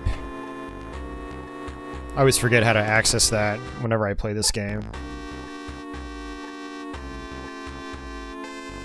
Let's see. Yep, it's number 5 on the keypad. So, very useful. Let's see, where do I need to go? Oh, straight ahead.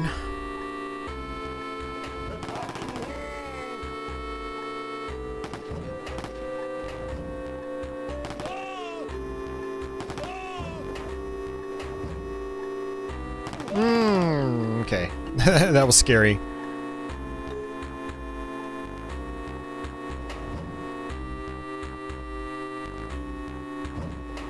I think the double doors leads to my exit. I do believe. Lots of secrets.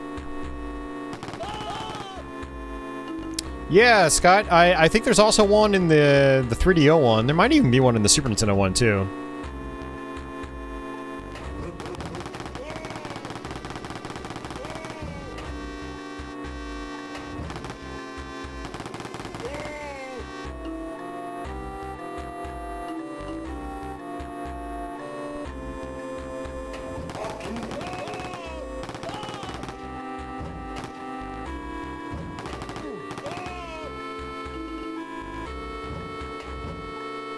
Nice.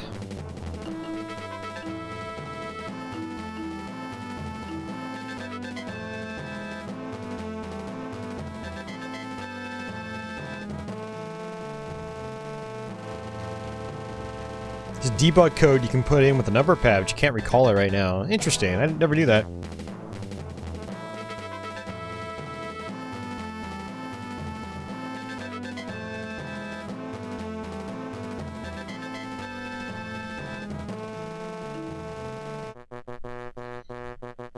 Yeah, so the 3DO version was developed by a different studio, and so it feels very different. Each version has its own pros and cons. Overall, I prefer the 3DO version.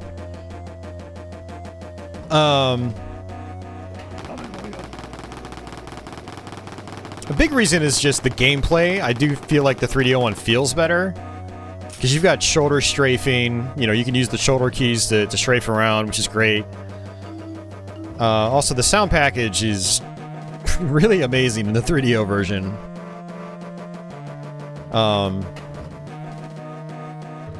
It just feels more brisk as well.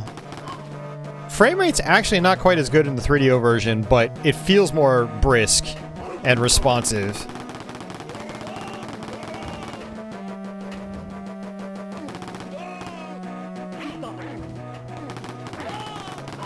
But the Jaguar version, it's full screen.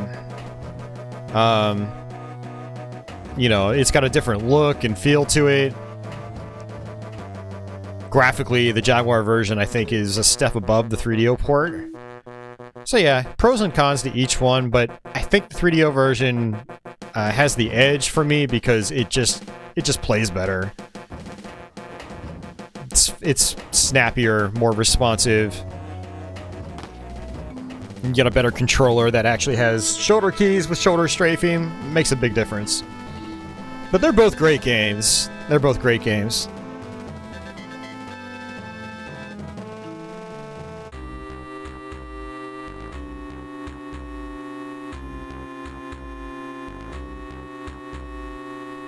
Yeah, 8-bit. I mean, the Jaguar could have been successful, but there were so many fumbles, especially right out of the gate. Like, it just wasn't impressive when it launched, Cybermorph aside. So, and then Atari with its goofy advertising, trying to, you know, pump it up to be something more than it actually was, and that's never good. 64 bits, but it's like, yeah, I'm not seeing the,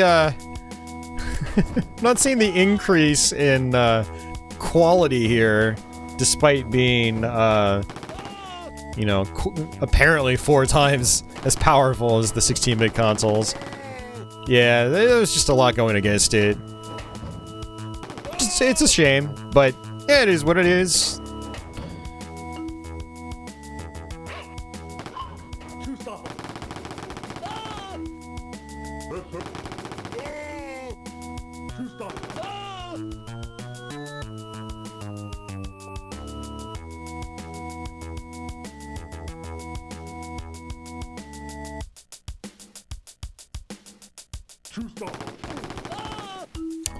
Yeah, Deadly. The Jaguar version definitely has warmer colors than the 3DO version, that's for sure.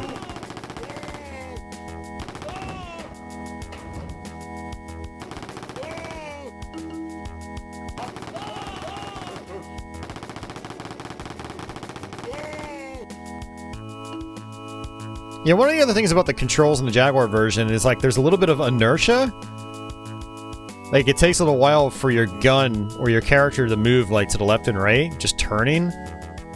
And then, when you're moving fast, you feel like you're moving on ice. So the 3DO version is more like the PC game, where it's just very snappy. Like, you stop on a dime.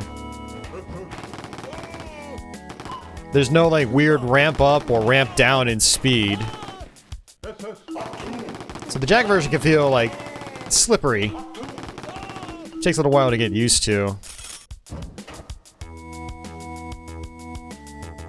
Matt, funny enough, right as I said that, Matt says, how does turning feel in this version? That can make or break digital controls. Yeah. I mean, you get used to it, it's fine, but like I said, it can feel like you're on ice sometimes. Thankfully, Wolfenstein 3D is a simple enough FPS where it's not really a huge deal.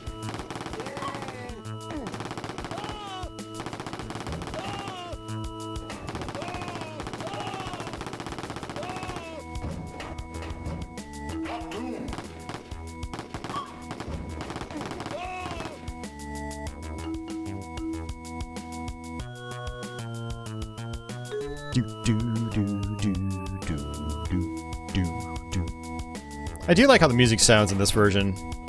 It's funky.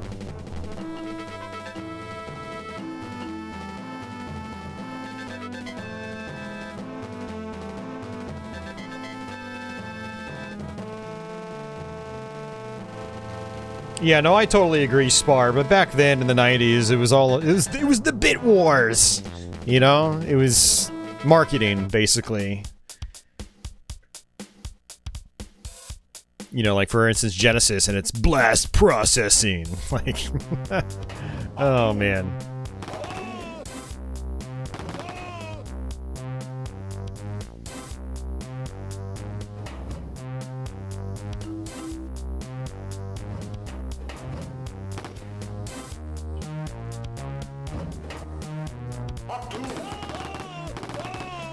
Yeah, that Genesis homebrew Wolfenstein 3D is really solid. And it's really awesome that they added, you know, 8-bit DOE controller support and functionality. It's really cool. Flamethrower.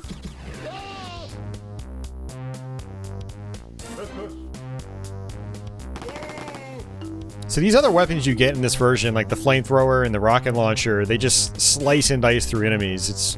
They're pretty nice.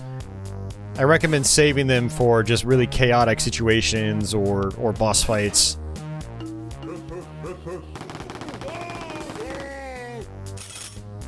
And you notice I'm kind of playing this very simple. Like, I'm stopping, turning, moving, stopping, turning, moving. That allows me to be accurate. Stopping, holding down the strafe button. I feel like that's the best way for me to be successful at this version of the game. Whereas the 3DO version, I'm just like blazing through, running and gunning like crazy. What games did I get with my Jaguar when I bought it on clearance? So I only got Cybermorph with it. I was just starting high school at the time, so I didn't have money. Like, my dad would give me allowance, you know, weekly allowance for doing chores around the house. And so with that money, every week I would go up to KB Toys and buy another game, because pretty much everything was marked down to like $10 a pop. Some games were even less. So I think my second game was Zool 2. And then from there, I don't remember what I got. I got a lot of games, like, pretty quickly. Because they were so cheap.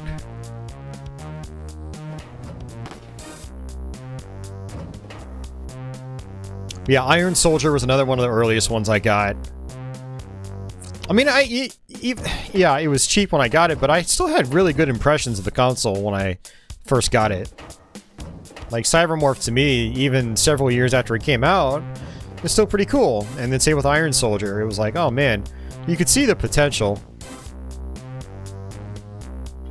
Technology was moving so fast then, though, that the Jag, even if the Jag, like, had a better launch, it probably wouldn't have had much of an edge against the PlayStation or Saturn or even the 3DO. It's just because the hardware just wasn't there compared to those platforms.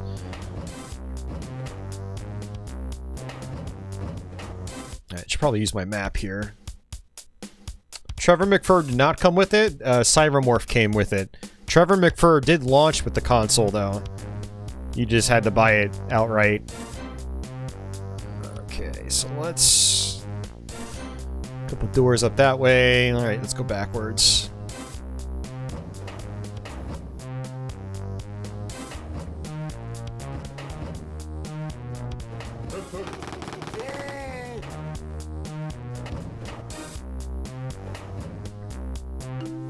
I don't have that key. I like that that sound.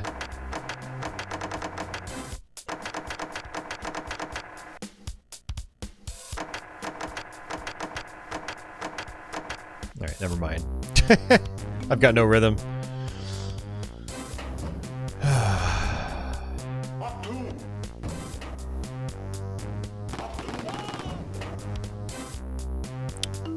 Yeah, I mean, Scott, it's to my understanding, I'm pretty sure the Jaguar could do more than those sizes, just I don't think Atari wanted to pay for those sizes.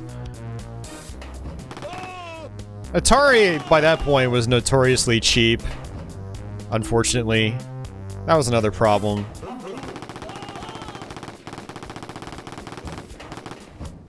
There were so many issues. So many issues between, like, you know, problems at Atari, you know, issues with the hardware itself, down to the marketing, down to, yeah, it was just, it was a crap show.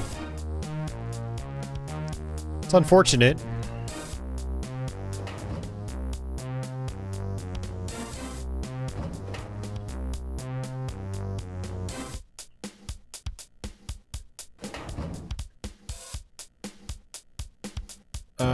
Let's see. Oh, okay, I've got the other key now. Oops, what am I doing? I have to go back. Completely missed that door. Can I play iWar next? I don't know, maybe. We'll see.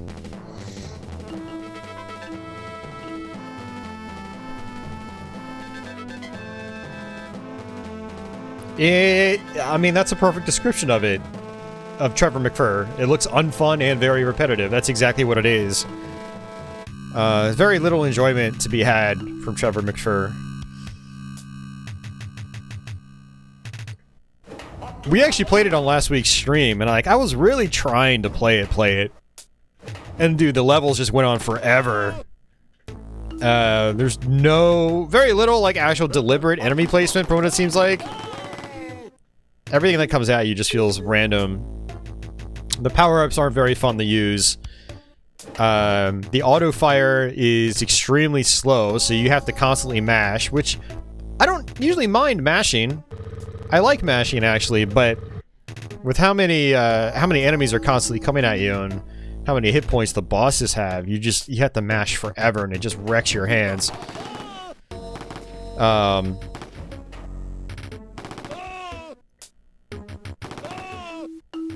There's no in-game music, obviously, unless you're a furry. And please don't be a furry. No offense to the furries. Unless you're one of those people, you're not gonna like the theme. Cats in spacesuits. Yeah, It was just a bad idea. It was just a bad idea. And this isn't like a new thing. This isn't a new concept. Like, ooh, now in 2022, people are realizing Trevor McFur was a bad idea. It's like, no, we even knew it back in the day. Like, that was one of the meme games on the Jaguar before, like, memes even really became much of a thing.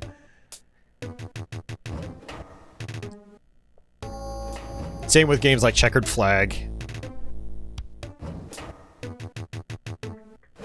You know, the Jaguar's worst titles have always been its worst titles. Like, even back in the day when the Jaguar was current. It's not anything new.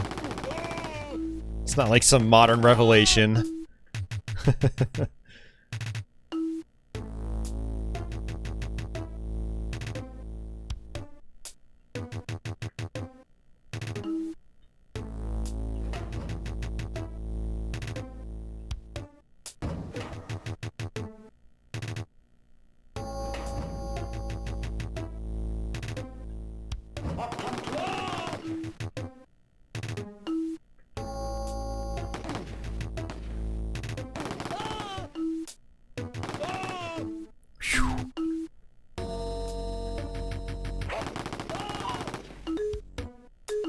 Alright, I've got a gold key. You know what I think I'll do is we'll play to our second boss, which might be the next level actually. And then we'll fire up something else. Maybe iWar. I have to see if I wonder if I played iWar on one of my other Jaguar streams. Alright, don't want that.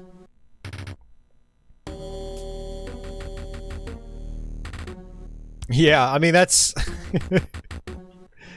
yeah, Atari basically did exactly what SNK did and marketed their system as something it really wasn't.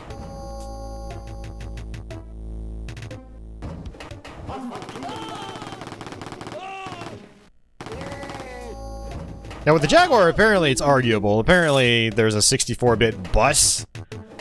But yeah, it's kind of obtuse. I try not to really talk about that too much. There's a lot of stuff you can read up online about that whole situation with the Jaguar, whether it's really 64 bits or not. At the end of the day, it doesn't really matter. It's about the quality of the games that we got, and some games were great. Like, we're playing Wolfenstein 3D, it's awesome. I still love playing this version, but then there are lots of other games that are just completely underwhelming and just half-baked. They just, like, even if they were on the most powerful console ever, it wouldn't have mattered because they were still bad games at the end of the day. Poor thought went into the actual design process, and, you know, they're just unfun, repetitive games like Trevor McFur. Or something like Checkered Flag, where it's actually just physically broken. Oh! Alright, well, I guess we're not going to get to the next boss fight. He looks angry. He also looks kind of derpy. Alright, guys, good time to switch games.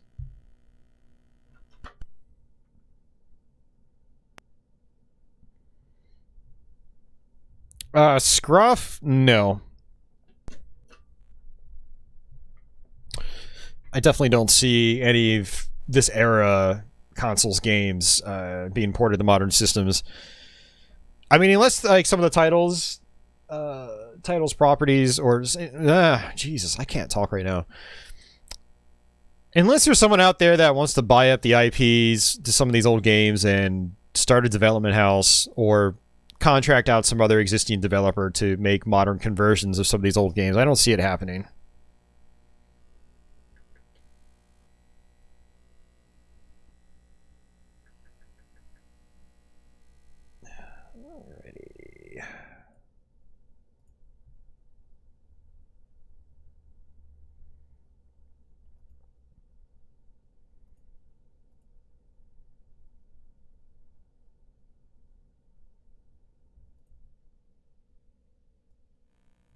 Yeah, I mean, there were some good developers on the Jaguar. I mean, id Software was that was an amazing get.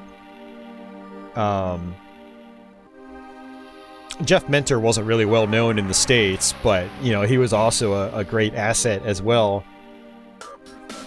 And despite Checkered Flag being horrible, Rebellion was also, you know, they were kind of a fledgling company at that time, but, you know, AVP was kind of a big title. Obviously Rayman as well, but a lot of the other studios, yeah, were just like either getting started or they weren't that experienced, and yeah, it's an interesting time.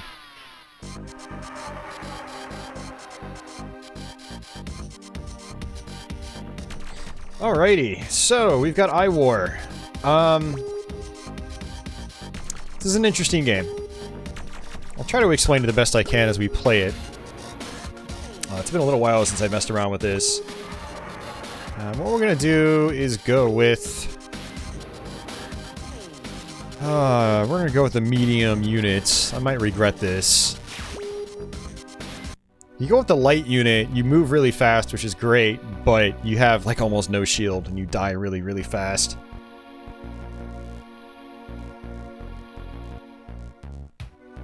Pixel Dancer says, Bubsy sure looks bad on the Jaguar. Yeah, that's an interesting one. I don't like it myself, but it has its fans. Bubsy in general has its fans, somehow. Well, I still been meaning to revisit the original Bubsy on Genesis in particular. But yeah, this is iWar. Kind of like Cybermorph, it's about collecting pods. Texture mapped pods. But this game has some major performance problems. But I still kind of like it. It's kind of a weird one. Like, I probably shouldn't like it. I don't know if that's the right... if that switch is in the right state. Let's see. Let's go pick this up. Picked up a Mark 1 radar. Let's come on in here. We got ourselves a battery, an energy pod. That actually gives us our health back, I believe.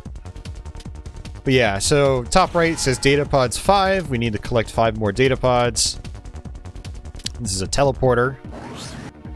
The radar is extremely important in this game, by the way. And what I do is, a lot of times, I don't even bother, like, moving around quickly. I just try to, like, focus in on enemies, just get rid of them as fast as possible. Look at how much damage, you know, I've taken already. Just, like, 1 or 2 hits, half of my health bar.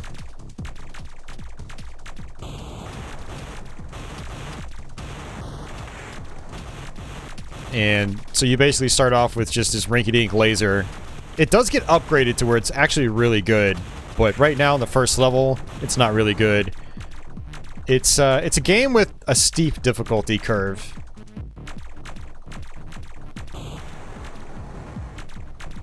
I got close to the end of the game, I think it was about a year ago now. And some of these levels get really long. And I wanted to do a YouTube stream of it, but I swear I feel like the game's gonna take like 7 hours to go through, and I don't think I can do that in one sitting. Okay, I have to flip the switch. This is like a jump pad. There we go. Alright, so this is actually a gun upgrade.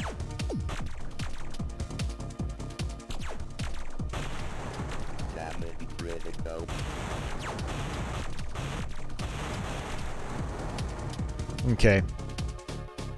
These things right here, those are mines, so you don't want to run into them. Just gonna try to snipe these guys from a distance. The game gets really slow too, because like every time your projectile hits an enemy, it splits apart. And there's a point where you can fire pretty fast. You notice that enemies split apart too, and it just causes major slowdown.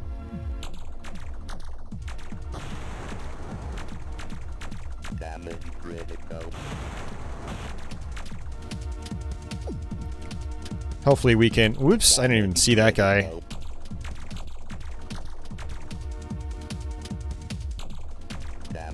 Well, he's... Okay. Don't want him to run into me because I'll die.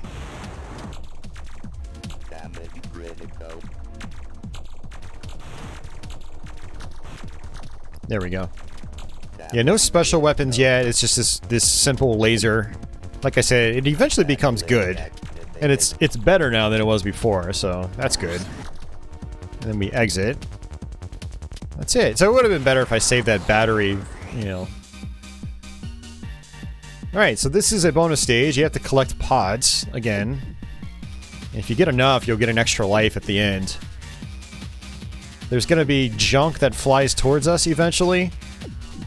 And these bonus stages become extremely difficult to get through successfully. The camera view is also a little awkward, so... Whoa, I just went right through that? I totally clipped through it. I should have collected it, but it didn't actually give it to me.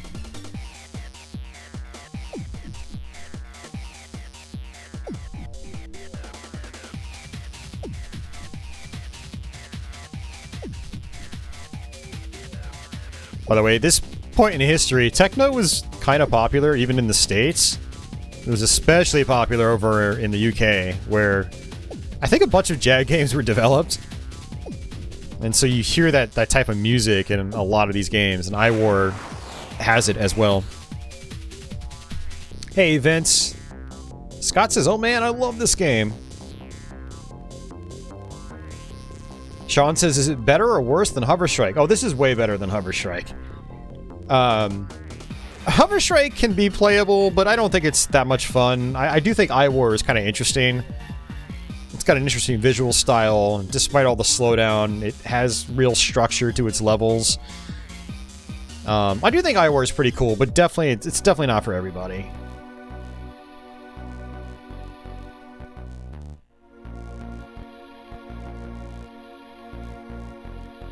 8-bit, yeah, iWar is a cartridge release. Yep.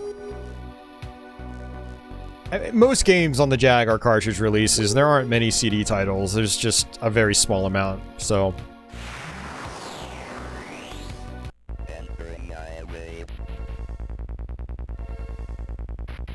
Alright, another gun upgrade right here. There we go, much better. Now, you have, like, invincibility when you first start a level, which is nice. I still have it.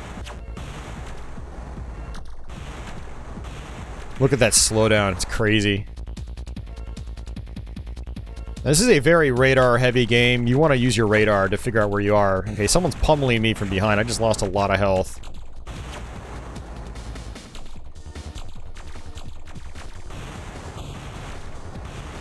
My fire rate's increased as well.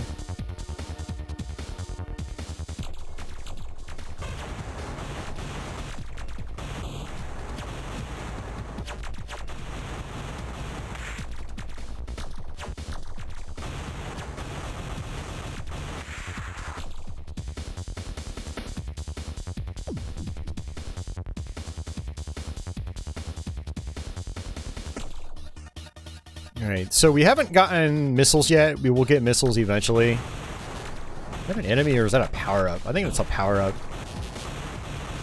No, that might be an enemy. That's an enemy. Okay. Yeah, these lasers are really dangerous. You have to try to cross them when they drop. But, yeah, the timing is a little strict.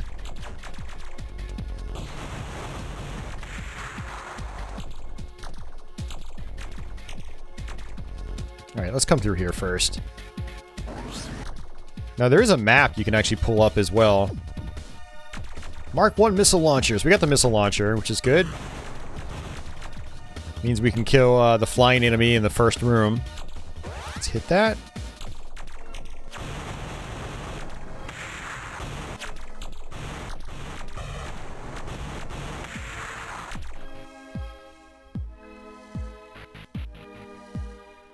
Alright, we could probably squeeze through here. We can hit that. Got a jump pad for some reason. I don't think there's anything for me to jump to outside of jumping over. Yeah, I don't know. It doesn't make a whole lot of sense. Unless, like, jump pads are being activated elsewhere, which might be possible. There is a map you can actually pull up.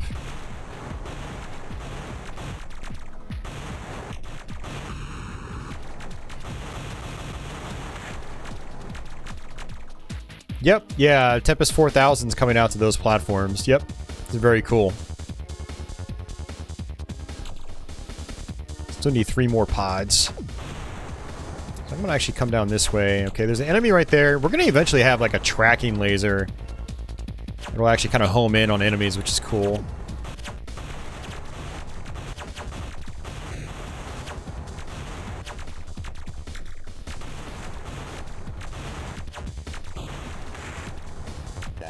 So these things will actually drop pods when you destroy them.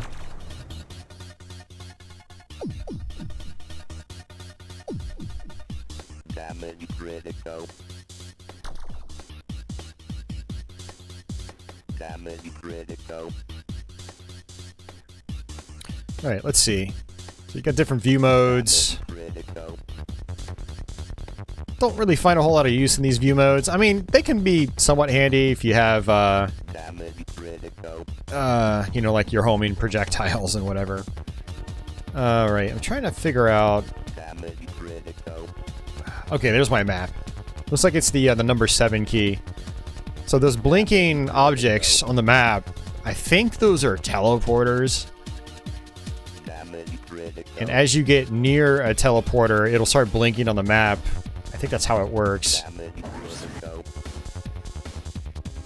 Okay, let me get rid of that. And let me see if I can switch over to my homing. Don't remember how to do that. Okay, there it is, missile. And of course they all missed.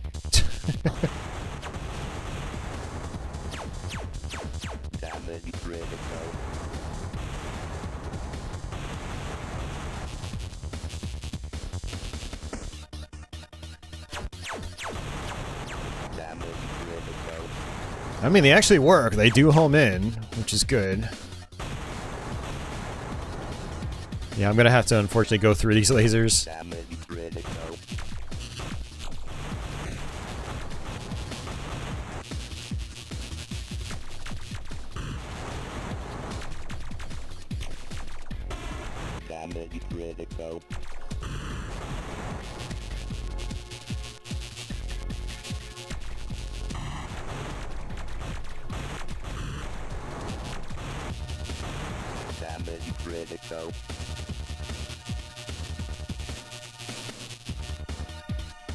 Wow, lucky. Okay. Alright, a battery. Very good. Get my health back. Jeez. It's an energy pod. As the... What?! I got full health back, and then I died in like 2 hits. That's what's ridiculous about the early parts of this game. It's utterly ridiculous. And your dodging mechanisms are like non-existent. It's like you have to like move fast and then turn and hope you slide a little bit, and it's not great. Your movement options are very limited. You know, come to think of it, I might have just played as the light ship for the most part because I do move so much faster. Okay, that is not opening.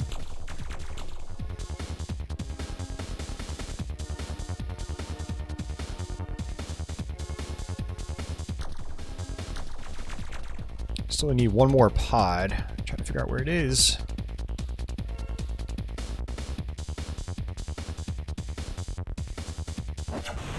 Oh, it's in here.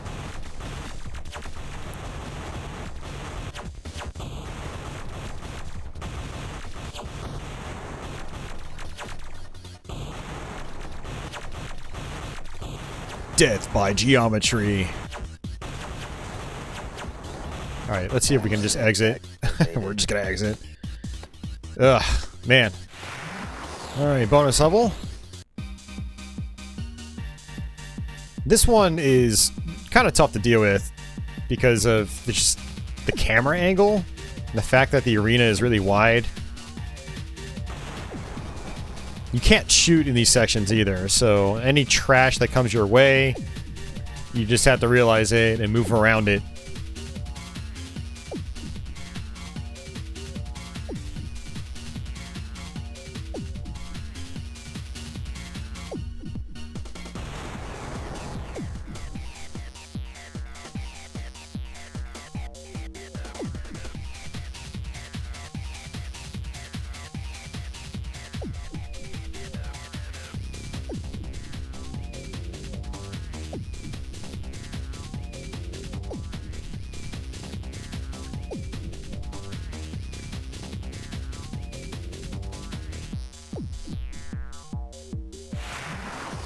Alright, did we get it? Let's see. Well done. You have been awarded an extra life. Very nice.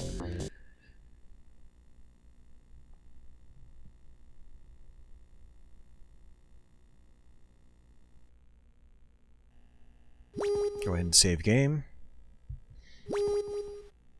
Alright, we'll try this this next level and then we'll probably swap to a different game.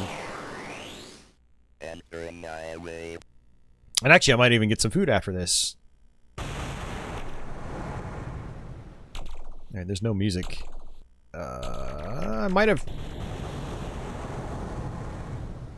Gonna have to press some buttons here, see if I can get the music back on. Oh, that was weird. The music just muted itself. Interesting. I don't know if I've ever seen that happen before. Cafe Man, this is iWar. Oh, I have no more homing projectiles. Alright, well, that's a problem.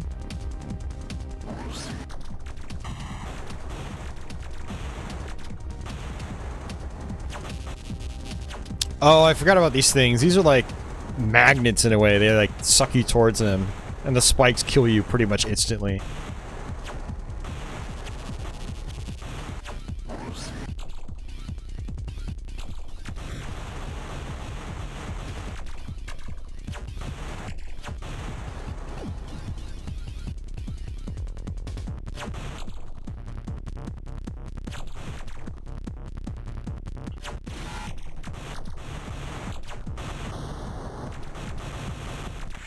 Man, those turrets do so much damage.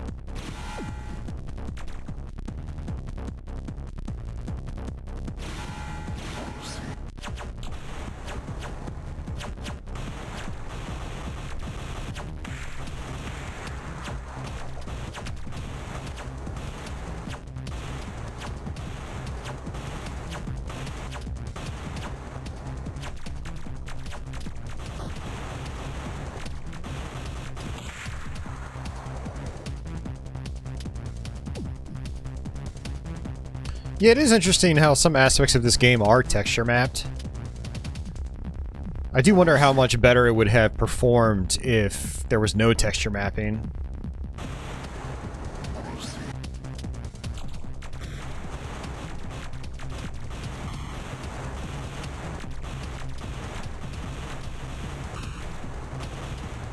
Let's see, can we go back? No, man, I'm stuck here. Oh, great.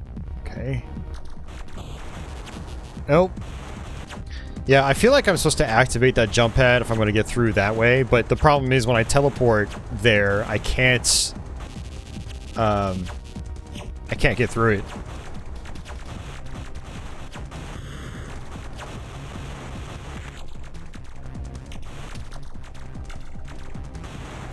Yeah, Vince, I mean, it's a solid soundtrack if you like techno.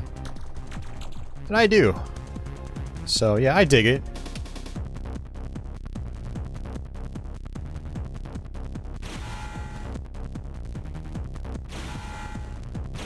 Alright, so this time... I need to come back through here. And instead of going to this one, I need to go to this one to the left. Jeez, there's another one.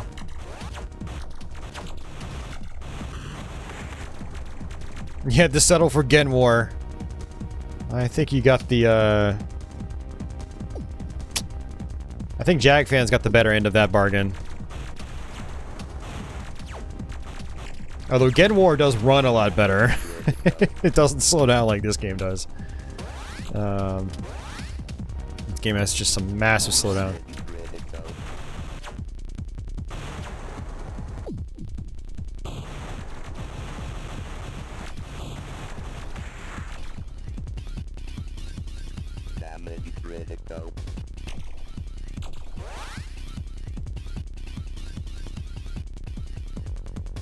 And they're very stingy on health right now, too. Very stingy.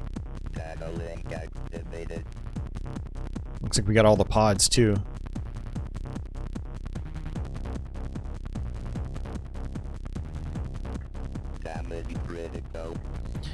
Yeah, so it looks like I would have wanted to take that left teleporter first, come here, trigger the jump pad, then go to the other teleporter. Critical.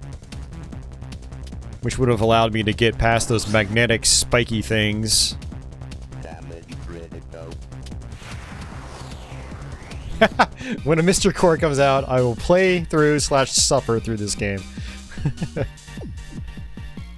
There's a little bit of suffering in terms of the frame rate. Like, the game is cool, but man, yeah, the frame rate gets really bad.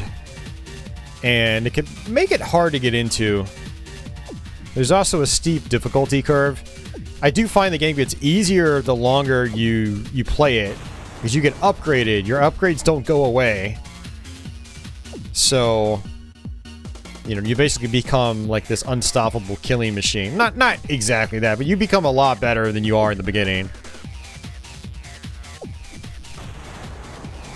Yeah, steep difficulty curve.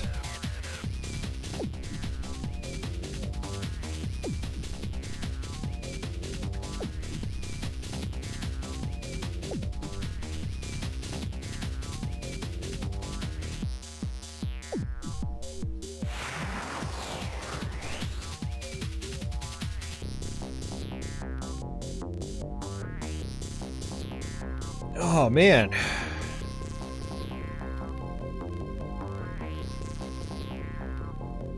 Yeah. The Kid Icarus difficulty curve. Yeah, pretty much.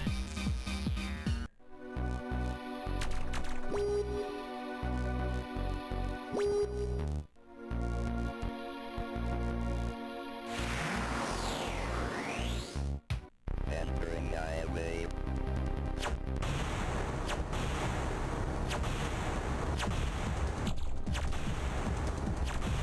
Alright, so like I said, I was gonna switch games. So let me let this sit here. Bring up Patchy. What I might end up doing is actually taking a lunch break. We've been going for about 4 hours. It's been about 5 hours since I last ate. I'm getting pretty hungry.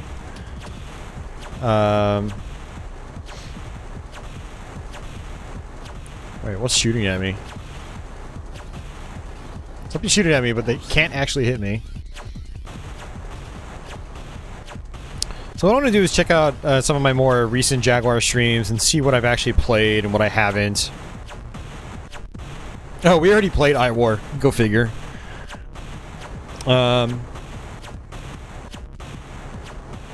Okay.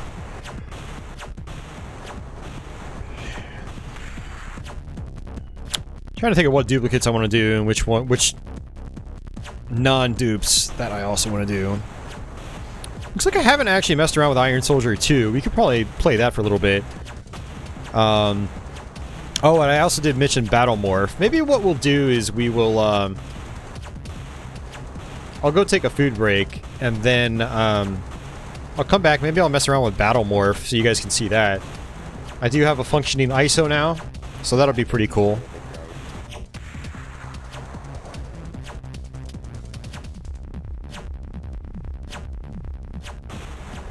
Alright, so I'm gonna go on a lunch break, guys, and you can watch Patchouli for a little bit.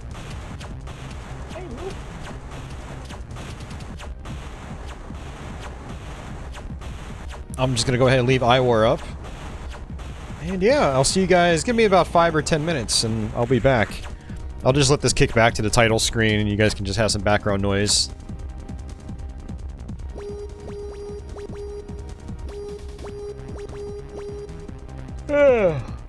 Man, I'm tired too. I wish I had more caffeine. Oh man.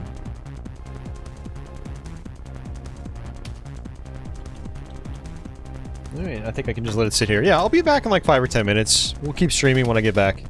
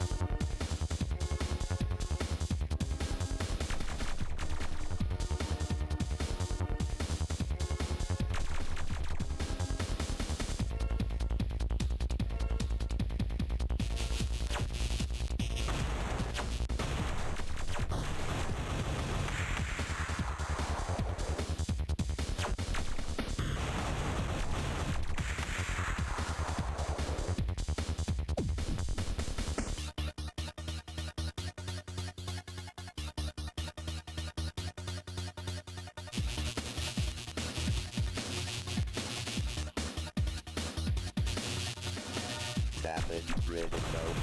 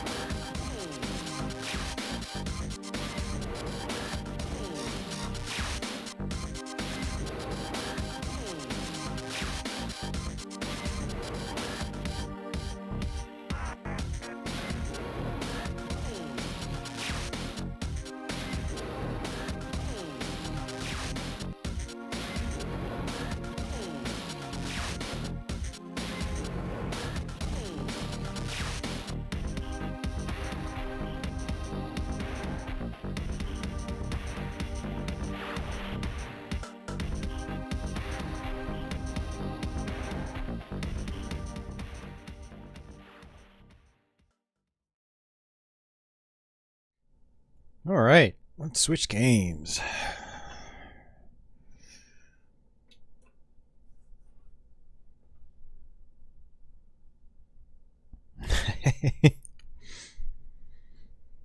She's a goofball. I'll like just surprise her and she goes, "You okay? Hi. What's going on?"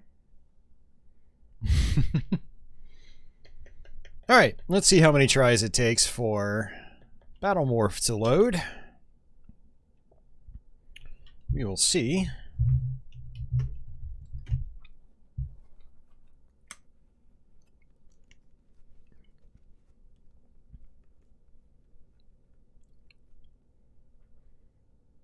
Usually it takes a little while.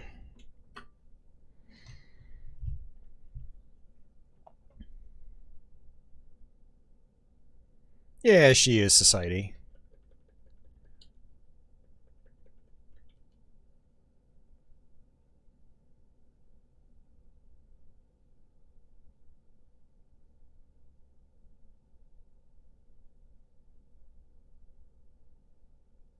Hey, Jeffrey? Okay, it's working.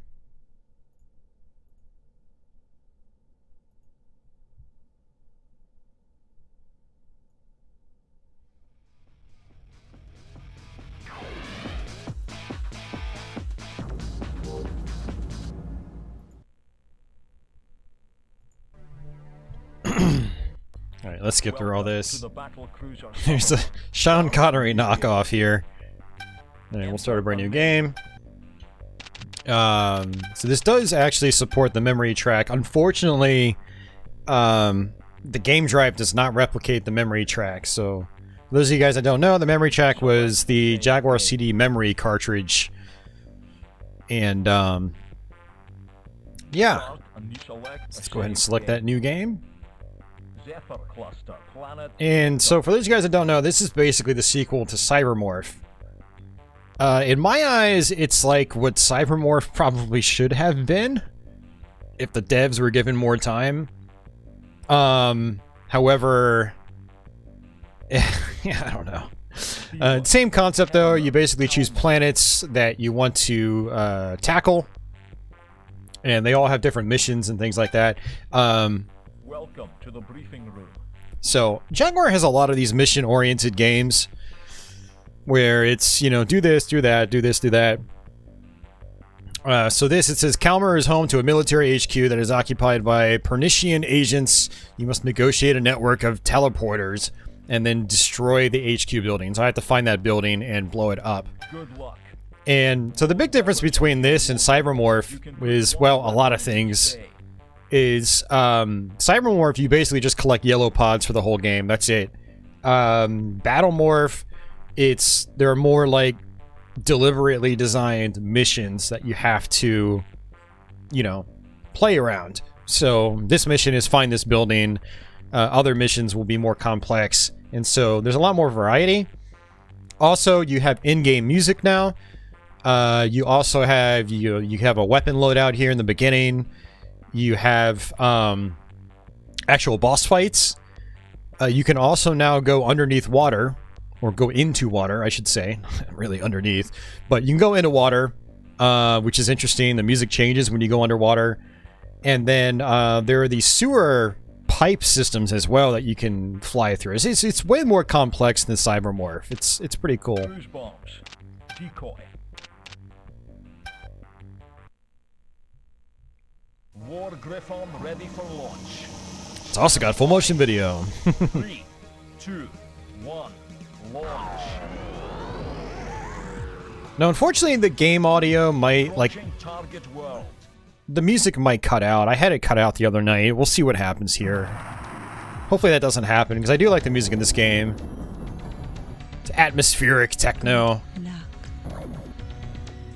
You start off with a twin shot, which is nice.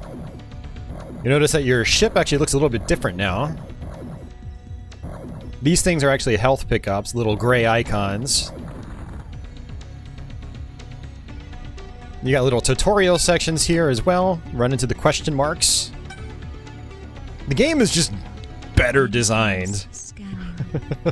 It's better designed. And little tutorials are nice touches. Oops.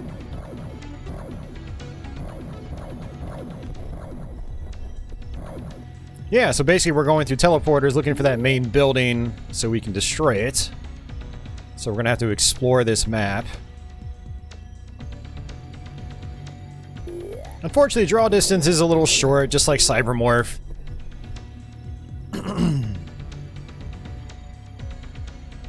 There's more texture mapping too, which is pretty cool.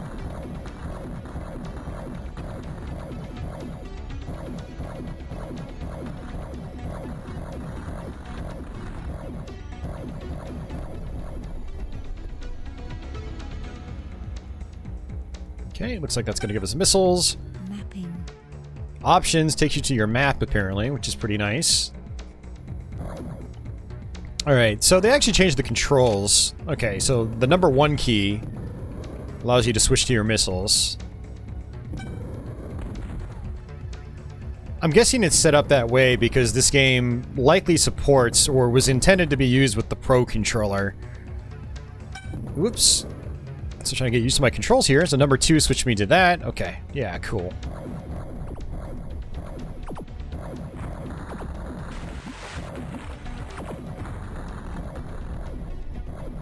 Alright, let's go ahead and go underwater.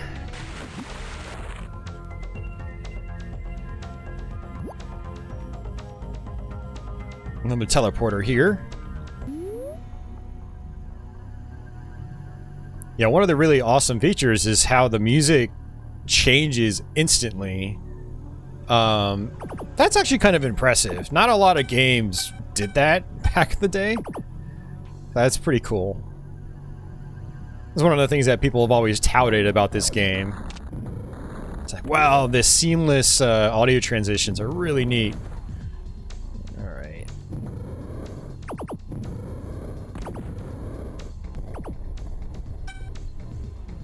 Alright, this is a shot upgrade right here. I definitely want that. Yeah, now I can shoot a lot faster. Rapid fire. And it's even rapid fire. I don't even have to mash anymore.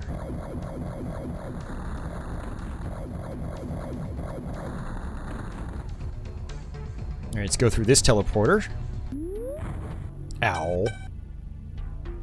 Yeah, now we're inside a place.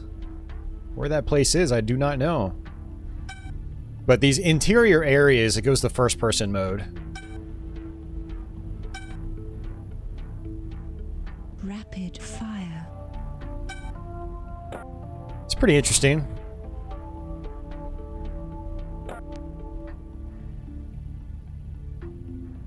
More texture mapping on the inside, too.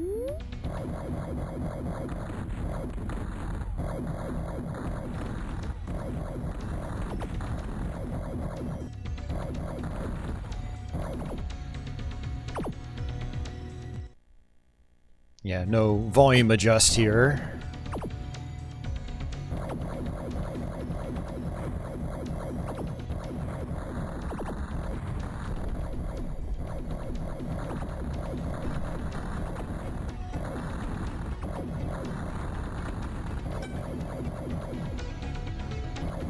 Probably should be looking at my yellow arrow. Probably tells me where I need to go.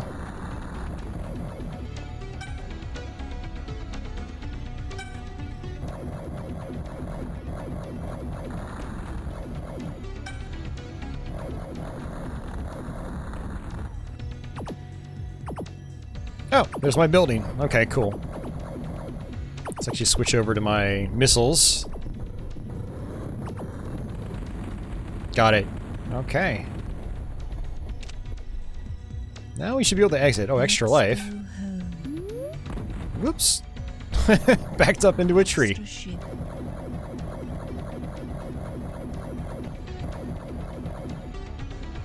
Alright, so... Okay, that's the exit. I kind of wish the exit was still, like, blue and red or multiple colors like the original game, Cybermorph. All crew stand by.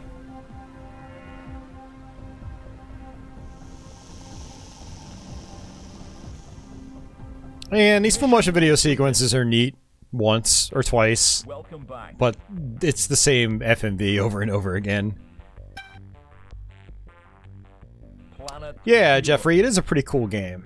I do enjoy Battlemorph. Unfortunately, like I said, the game drive that we're using doesn't support memory track saving, so there's no way to save your progress on this. You have to actually play through it all in one sitting. So this planet is a Pernician outpost. It has a weakness though, an abandoned detonator. Shoot it until the countdown starts, then get off the planet quickly. Careful out there. Load weapons onto your war griffon.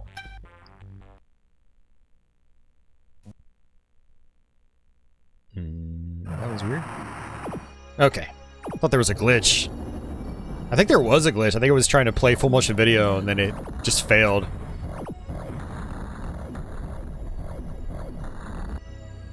Alright. Let's try to blow up these buildings, see if we can get some power-ups. Running out of missiles. Ammo low. Oi, mate. Rapid fire. Alright, we got rapid fire. Let's see. Let's wait for these to turn to missiles. That is pretty cool, too. Alright, so we're looking for a detonator.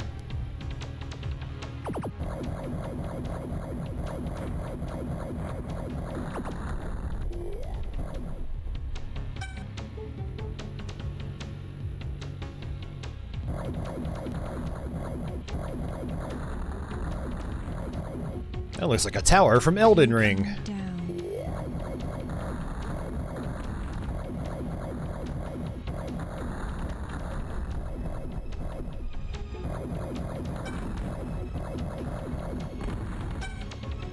Rapid fire. Alright, let's go underwater. Splash!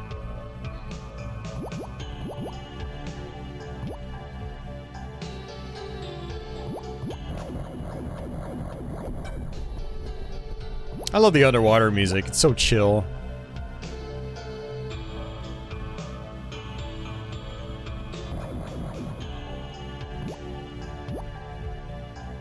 Doesn't seem like there's really much down here.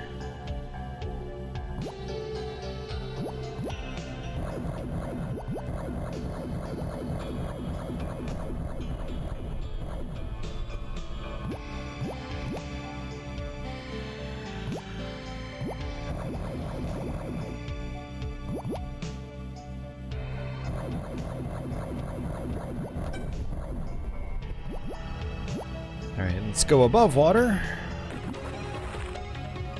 Alright, see you, Society. You're welcome.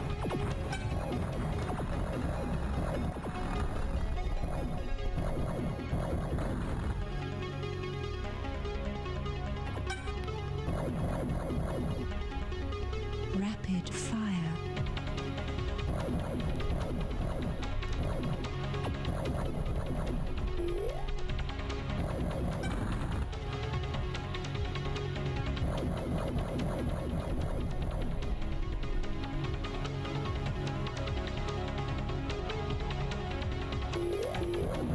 Alright, there we go. I think this level might actually be pretty simplistic. Let's see. I vaguely remember this. I was playing this last week. Yep, there it is. Countdown initiated. Alright, now I have to escape.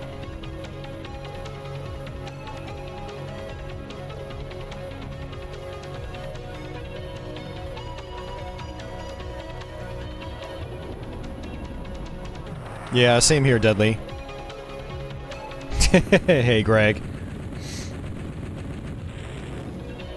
In the future, nothing will have textures. Approaching the shuttle. Nice work. Nice work. Planet Sealer. Die for. Welcome. Alright, our sensors indicate that this planet contains surplus ammunition. Go down to the planet and collect as much as possible. Careful out there. Load weapons onto your war griffon. You can put one Oops. weapon in each bay. Cruise bombs. I actually unequipped them by accident.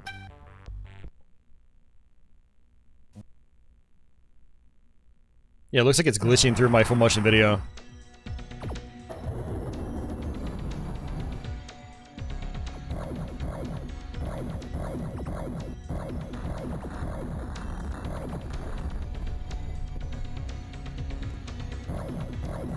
Let's go home. Just let's go home. We're done already. Great. So I guess I don't really have to play this, but I wonder if I can actually get new weapons here. Access code found.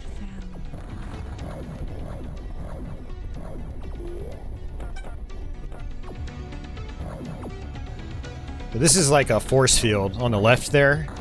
You can't actually pass through that.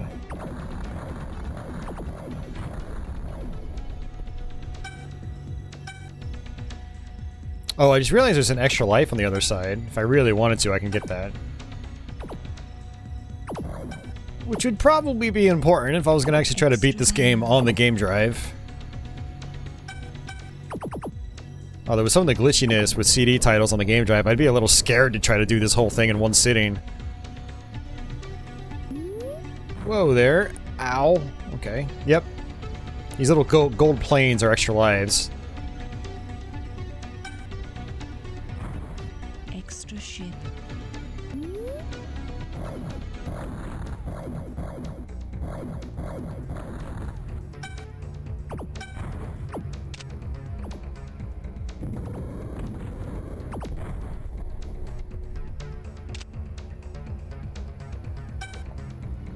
Alright, let's exit.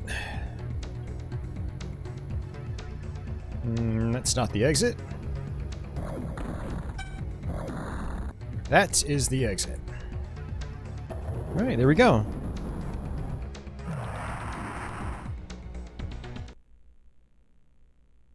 Approaching the... Welcome back. It's like every bit of ammo helps, but I was already maxed out when I went into that mission. Welcome to the briefing room. The Sutherland needs extra power for its defense systems. Activate the Stella energy line by placing a battery in the power station. That's the spirit. Load weapons onto your... War Griffon.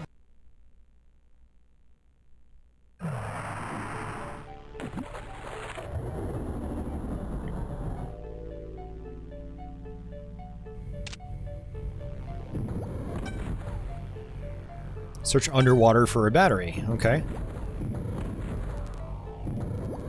Enhanced scanning. There's a battery. No, that was easy.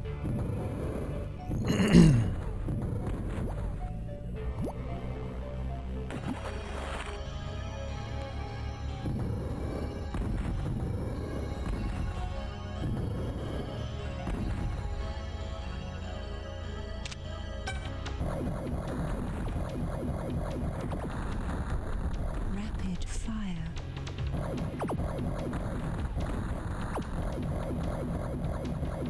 Is that an extra life? Let's see. Yep.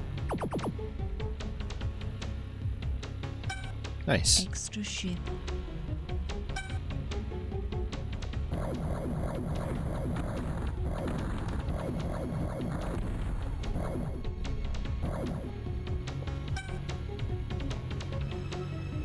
Rapid fire.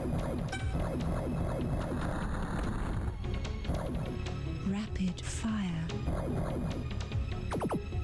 Oh, I have to place it in that. Okay.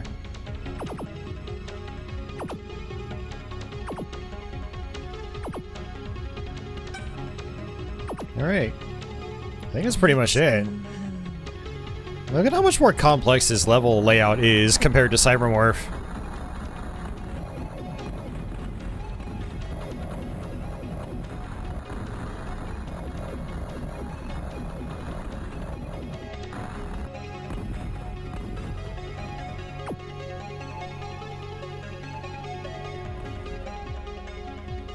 I think the exit's underwater. Alright, let's go down.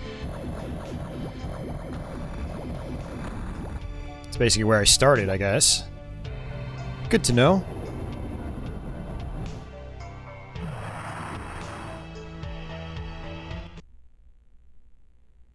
Approaching the... Welcome back. Alright. Planet Sealer. Sealer. Welcome to The cluster general has hidden 2 data pods in a cavern. They contain military secrets. Oh no. Find and capture them. Careful out there. Load weapons onto your war gra-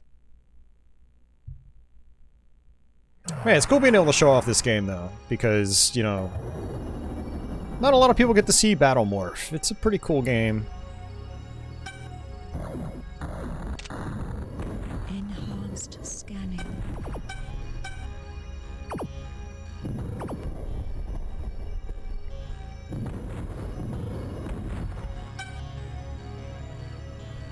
Always try to get a weapon, like a main firepower upgrade. Rapid fire or something like that. It helps out a lot.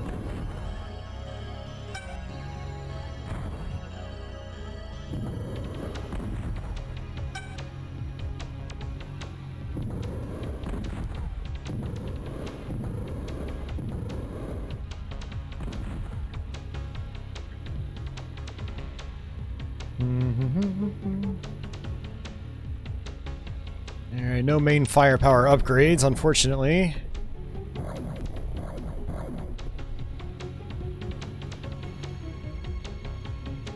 Alright, so here's one of the tubes. Another new gameplay feature that's not in Cybermorph. There's a key. Whoops. Access code found.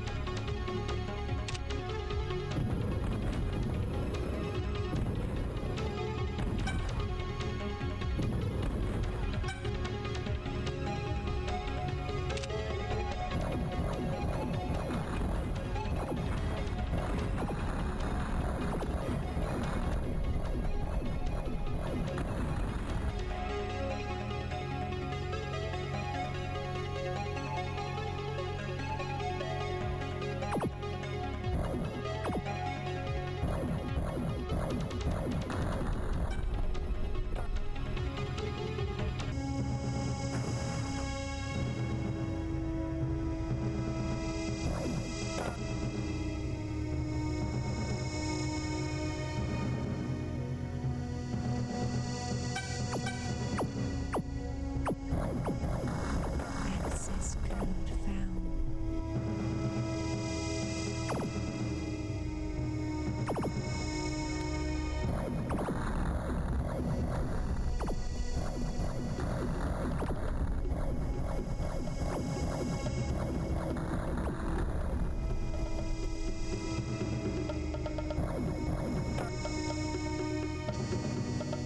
Objective found.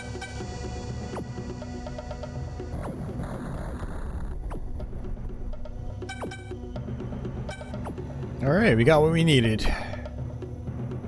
Let's go home. Objective found.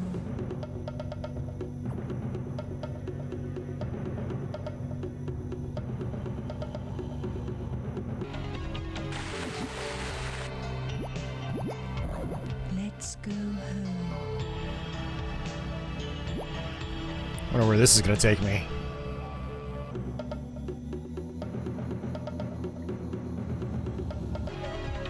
Oh, cool.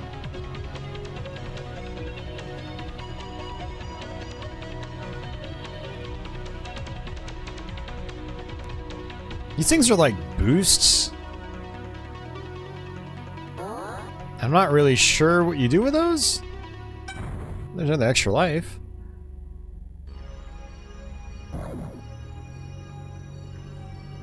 Whoops.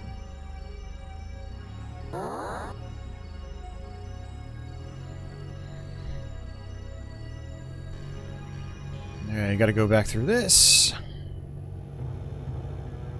Yeah, I agree, Deadly. I really enjoy the music in this game, and especially the way it switches above and below water.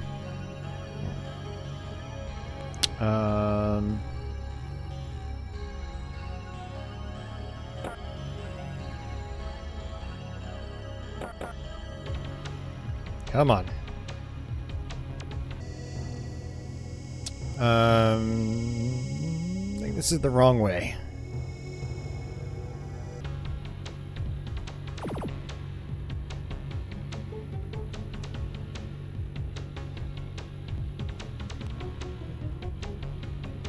Rapid fire. Finally got my rapid fire. Jeez. A little too late now.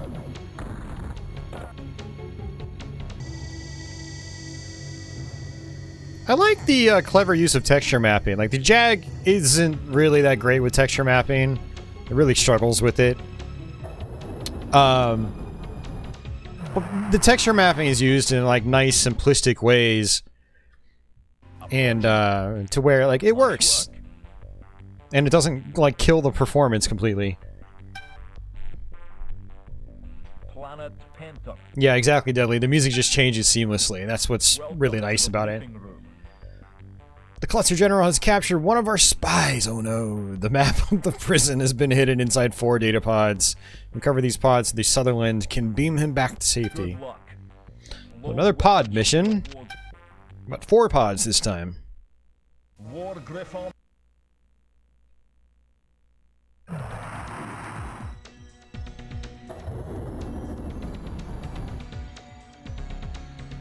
So after this, I think we go to a boss level.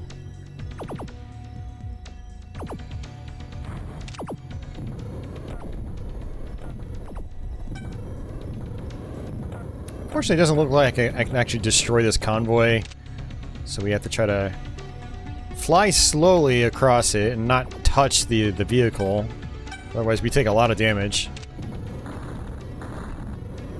Oh yeah, I can also just destroy the bridges. And then the convoy will try to go across and then blow up. That's actually what I should do. I should just go and destroy the bridges.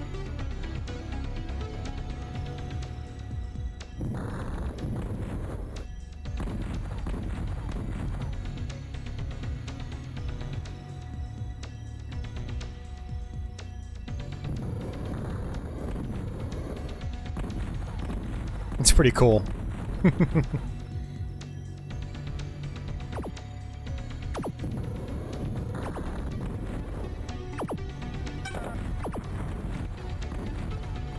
Objective found.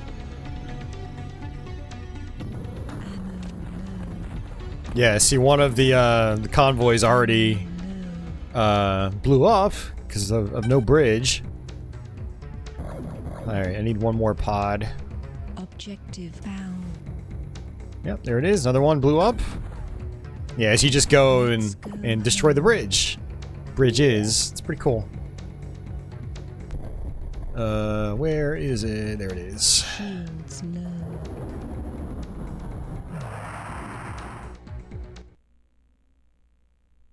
Approaching the Sutherland. Recovery system engaged. All crews stand by.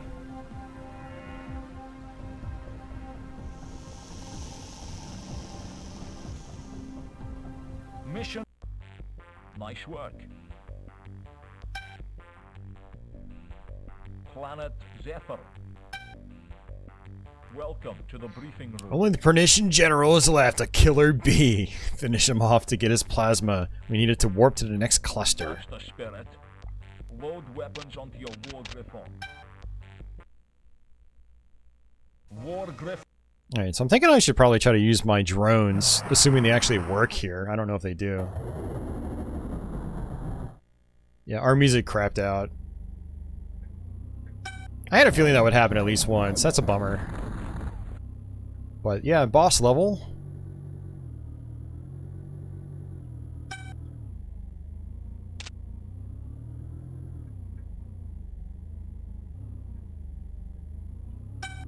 Got some missiles.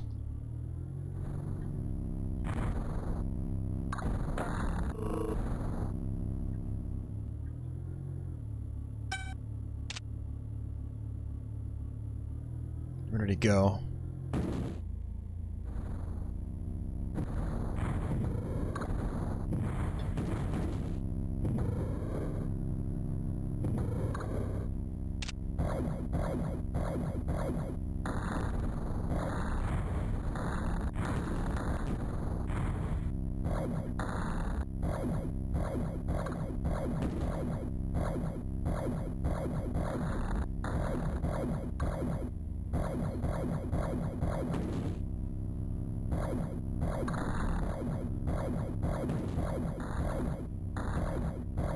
This bee looks way different than I remember.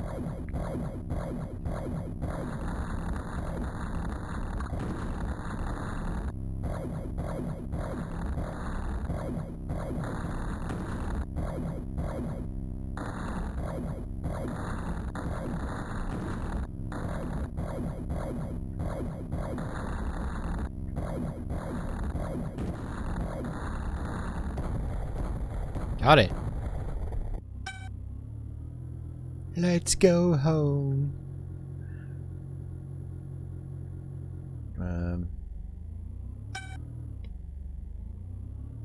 Or was that not the main boss? That's fine. Let's see. Try to get some health back.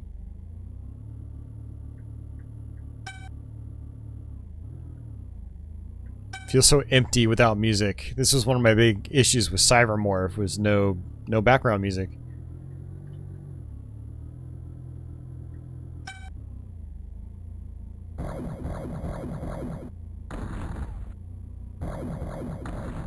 Yeah, so this, what we're experiencing here, is just a glitch for, you know, on the game drive. CD support's not fully functional, unfortunately. Let's skip through that.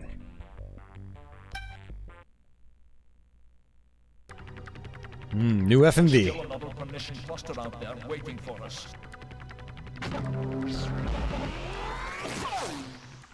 Echo, echo. Carmine cluster, planet Haruspex, Sanctine. Welcome to the The Pernitions on this planet are using a space station to launch attacks against the Sutherland. Destroy the station at all costs. Good luck. Load weapons onto your war grip. Still no other weapons. War Griffon.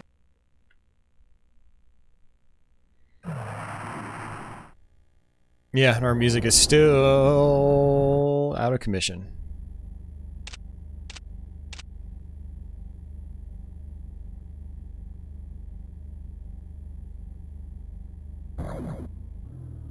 Yeah, man, see, this happened to me last time I played this on here. Is my music stopped working? Which is a bummer. Alright, well, this is as good a time as any other to switch games. Oh, sorry about that, guys. Hopefully, Saint at Retro HQ is able to get, you know, the CD support really spruced up on the game drive. But unfortunately, it's a little iffy right now. But I'm surprised we actually got through that first set of levels, like, without any music glitches, so that was pretty cool. The other night when I played it, I think it was like 2 levels in, the music just cut out. And then I just gave up. I'm gonna try another one. I don't think this is gonna work, but let's just give it a try anyway, see what happens.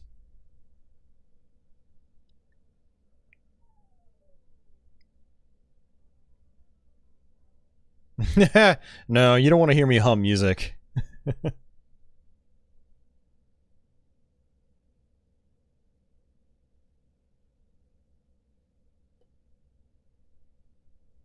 Yeah, Scott, it's a common problem. It's not just you or I or Deadly out there. Deadly's also got a game drive. Yeah, it's just not fully implemented. Saints knows that it's inconsistent and iffy. It's a bummer.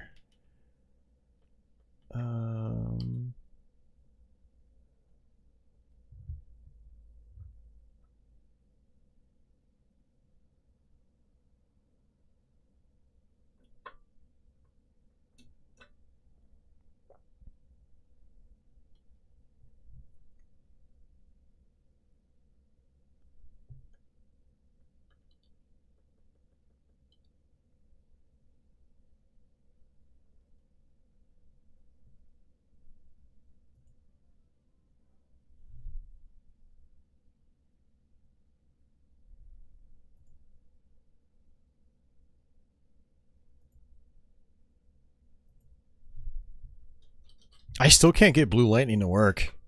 Like, it worked a few weeks ago when I did this on Twitch, but then the last couple of times I tried it, it has not worked, unfortunately. It's kind of a bummer because I wanted to show it off. It's not really what I'd call a good game, but It could be moderately entertaining. Alright, let me see what else I've got. Alright, let's look at my list. I don't think I messed around with the Jag version of Flashback, so we're going to go ahead and roll with that for a little bit. Flashback's a pretty cool game. Hey, Trevor, what's going on?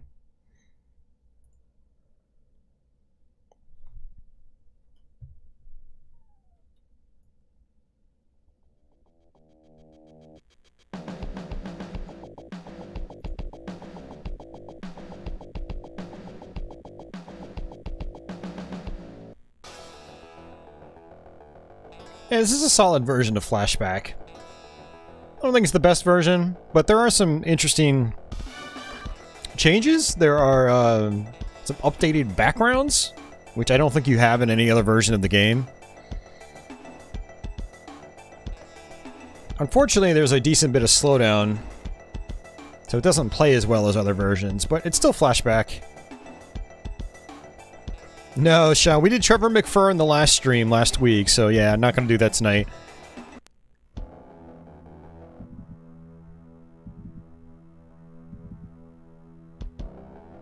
Alright, so A is shoot, B is use items, C is draw a gun. I always forget that Flashback has difficulty levels. I'm kind of curious what the differences are between the different difficulties.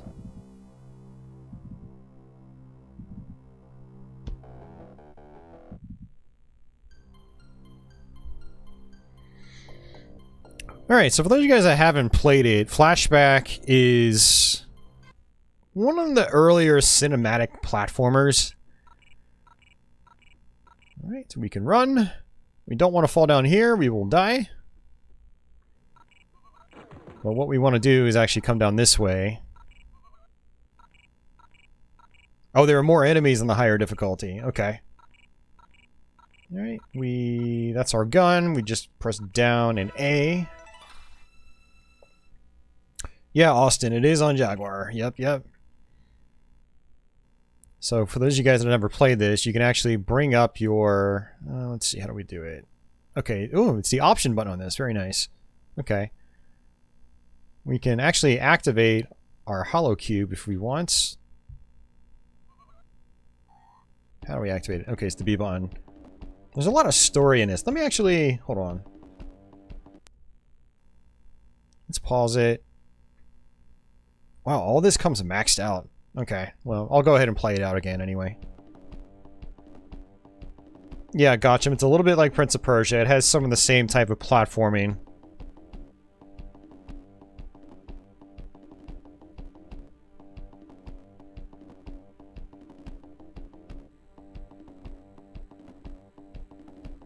Hi, Conrad. You must be wondering how you recorded this message without remembering it.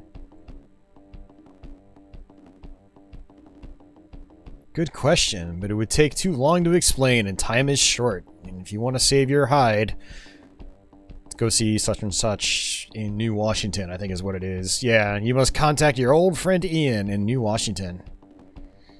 Story in this game is actually pretty interesting, too. You explain it all there. Good luck and watch your back, because it's my life you're playing with.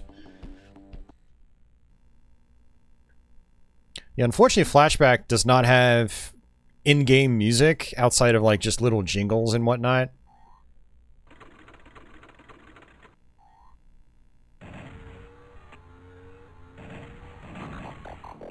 Alright, let's see if I can remember how to platform in this game. Whoops. Did not mean to do that. I have to actually select off the hollow cube. So let's go to shield. Just like that. Alright, okay. Whoops. Oh, that's not good. That's not good at all. Okay, thankfully you've got invincibility frames for a little bit. Okay, so up and A allows you to jump forward. Let's see, how do I hang? You just hold up. Okay, just holding A allows you to hang. Okay. So there's an auto jump you can do as well. To go to ledges higher than you, you just run forward, hold down the jump button or run button, and then you'll automatically fling up like that. That's actually extremely important. There's, on the second level, there's a jump that requires that. Alright, let's see if I can do this. This is fun. Alright, I'm gonna drop down, bring out my gun, and then shoot. Boom, just like that. It's kind of neat. There's some cool stuff you can do in this game. It takes a while to get the hang of it, though. These cinematic platformers in general have very unconventional controls. I'm still trying to figure out the activate button. Looks like run is also your activate. Alright, so I'm going to run and then jump across here. Same thing as before.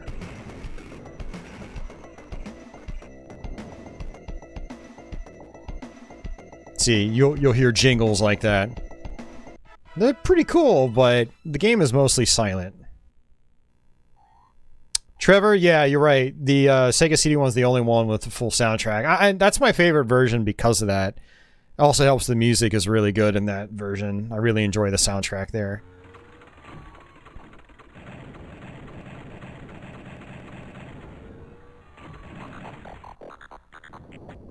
So there are some rocks that we're going to have to throw. Let's see.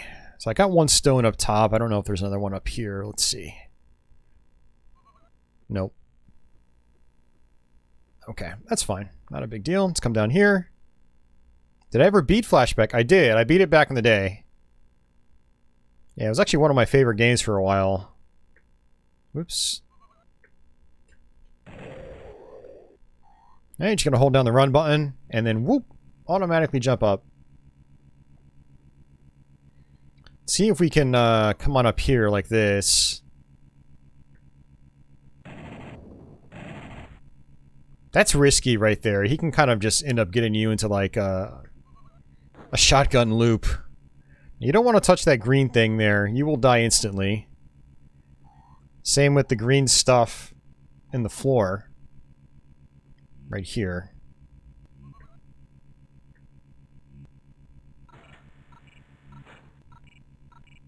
Alright, if we hit the option key, it says shield 2. That's how many hits we have. We can actually charge that up here. Energy generator.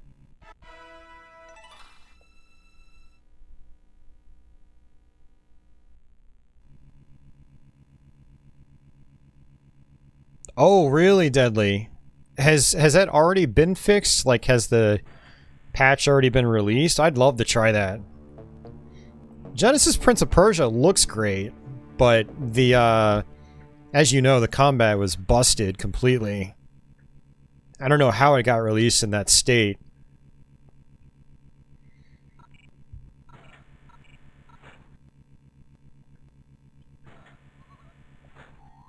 So to jump forward, you have to hold down A and then press up.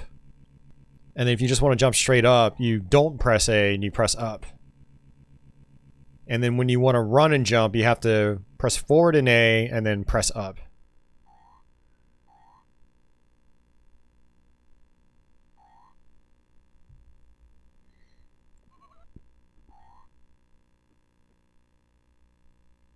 Help me, young man. I've been attacked by mutants, and I can't walk. Find my teleporter. I need urgent medical assistance. So what we end up doing is... This game is like a series of little, like, mini quest lines, if you will. You know, you talk to people, they have you do something, and then usually something good results from that. So for this guy, we find his teleporter, and then he teleports away for medical assistance, but he leaves, I think, might be like his ID card behind.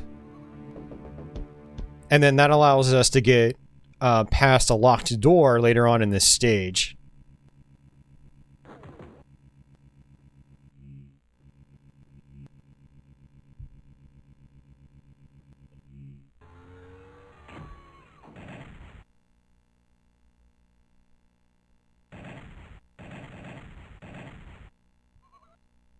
Oh, you know what I actually completely forgot to do? So I've got the cartridge. You have to actually charge up the cartridge. That actually makes a bridge appear here. So we have to go back. I totally forgot to do that. Not yet. He's still working to fix the Prince of Persia Genesis version. Okay. Yeah, let me know, man. I'd love to do like a full playthrough of that here. Or like a live stream of it. Alright, so I've got the cartridge in hand. We just activate it here. It's going to charge it up. You can skip through these if you want. Seems like you have to hit the pause key to do it, which is weird.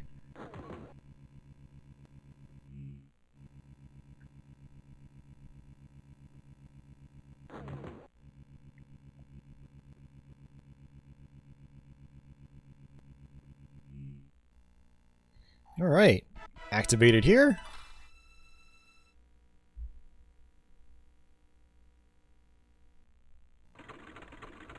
Alright, bust out my gun.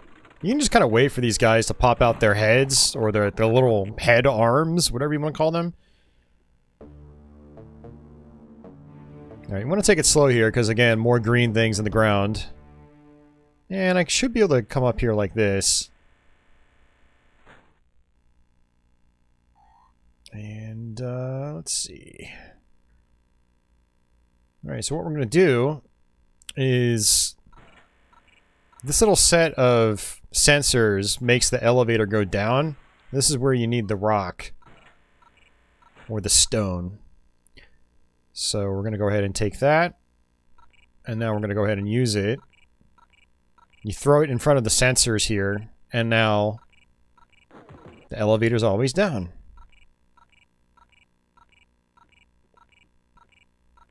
There's the teleporter, just like that.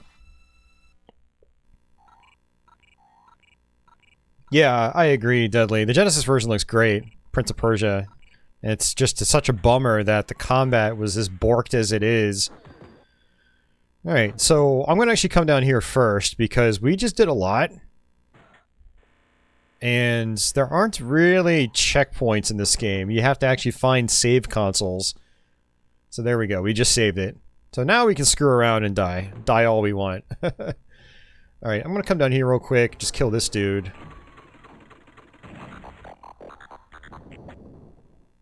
But we can't get through these doors yet.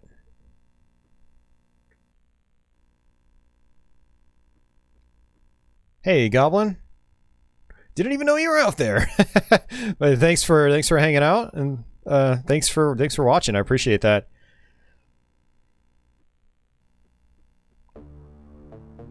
Sorry if you said something earlier and I missed it. I know chat was going pretty well earlier, and I was pretty focused on some games, like Tempest in particular. Alright.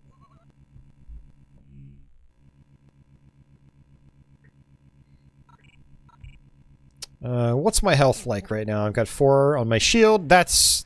I mean, that's... I think it's just as high as your shield goes. I don't think it goes higher than 4.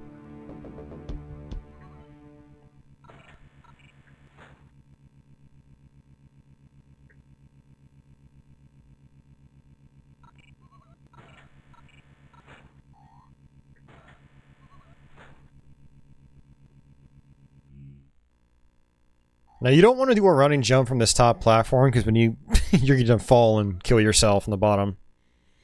Alright, let's switch over to our teleporter.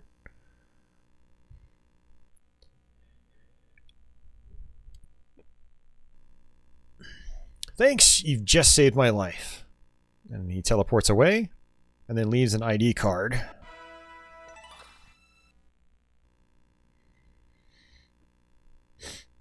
I still know this first level pretty well, but the rest of the game... I mean, I could probably work my way through the second and third level okay, but the last level, I haven't really gotten to since I was a kid, so...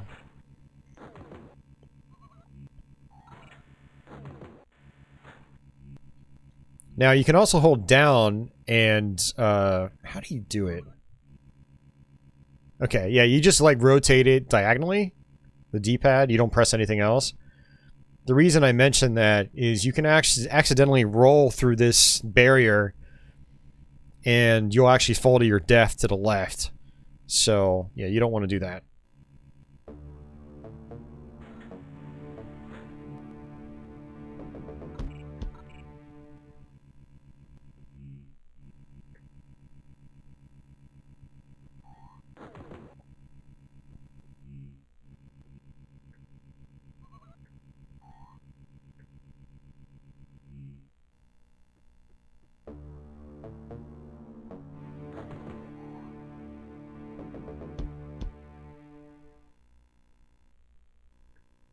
Alright, so I'm basically coming over here because I want to save it first before I do anything else. Again, there's no auto-saving in this game. Alright, let's see if the ID card works on this one. There it is. Yep, okay, cool. Switch back over to my gun.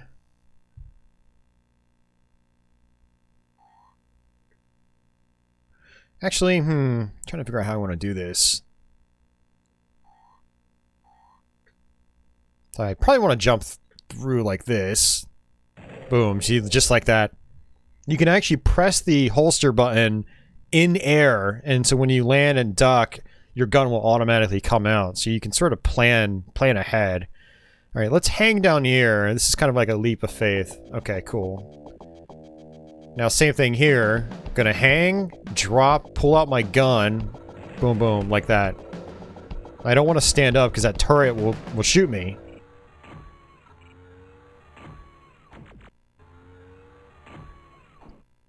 And I don't remember if that acid in the background actually hurts me. I'm not going to take any chances. These cinematic platformers, like Out of This World, stuff like that, they like to kill you for the dumbest reasons. Cafe Man says, save happens much faster than on Genesis. Interesting. Genesis, that's actually kind of interesting because, well, no, this is actually a password save system too. It's interesting that it actually saves faster. Greg says, I think the acid hurts. Cafe Man says he thinks the acid will kill me.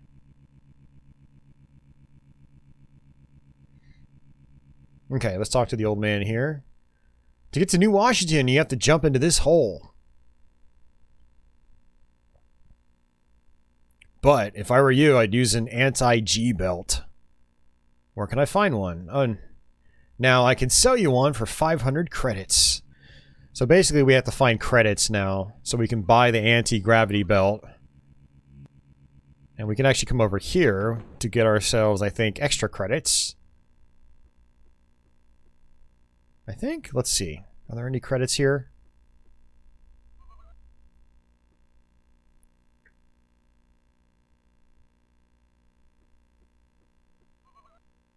No.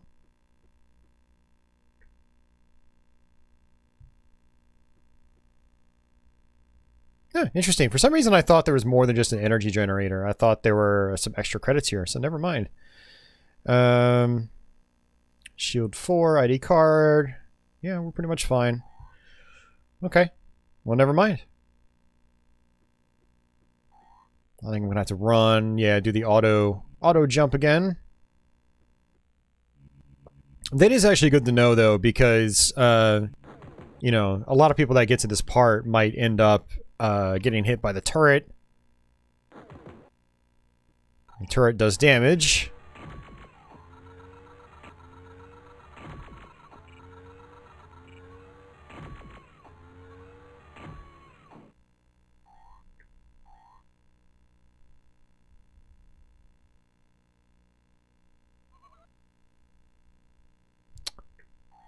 What do you mean by audio cues, Trevor?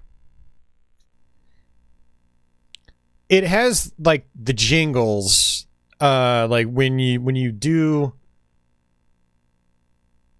complete like an objective or you do something important, like music plays. That doesn't happen in the well, actually, that doesn't happen in the Sega CD version.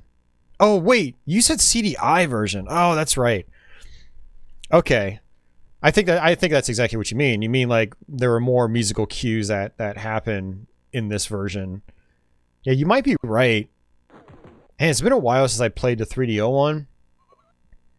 And the CDI version I just generally try to avoid because it's still a good game on CDI, but it's pretty redundant. It's pretty slow too. You know, there's a lot of slowdown and stuff like that. Let's see if we can use the ID card again here. Doesn't work on this one. Yeah, Cafe Man, the Sega CD version does have voice acting. Man, I'm so slow right now. This game is slowly coming back to me. It's not a game I play very often. I'm going to do the same thing here. Jump, shoot. Ooh, I messed that up. Energy station.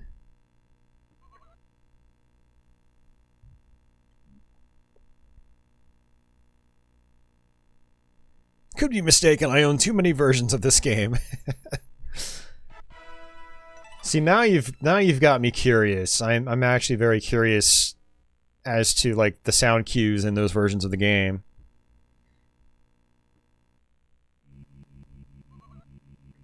The 3DO version, though, it actually uses the full motion video from the re-released PC and then Sega CD versions.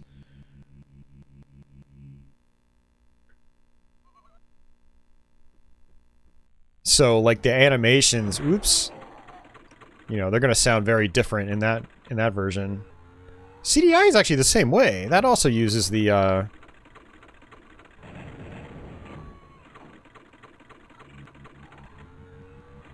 yeah, the CDI version uses the FMV as well.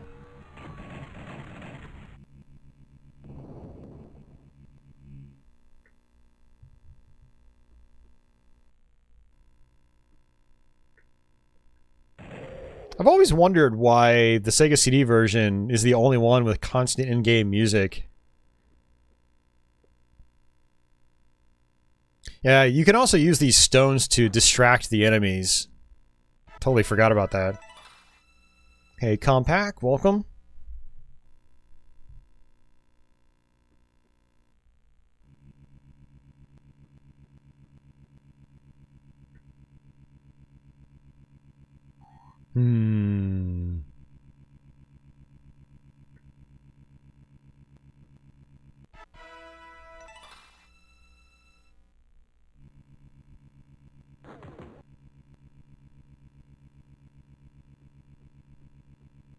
Just gonna take it slow here. What was that? Ow.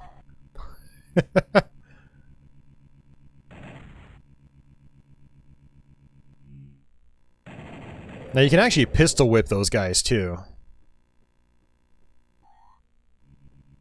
Yeah, credits 50. On this planet, we just leave money laying around. I wish that would happen on my planet.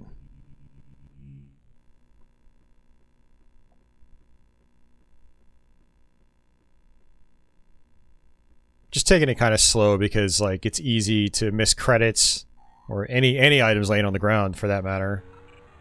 Oh, great! I just activated the turrets. Whoops. I'm not playing Kasumi Ninja. I played it on my last stream, which was last week.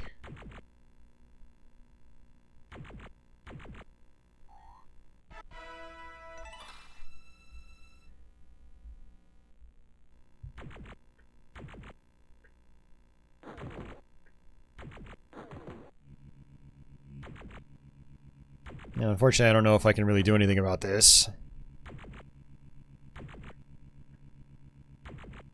Okay, lucky. Alright, how many credits do I have? Let's see. Credits 650. Nice.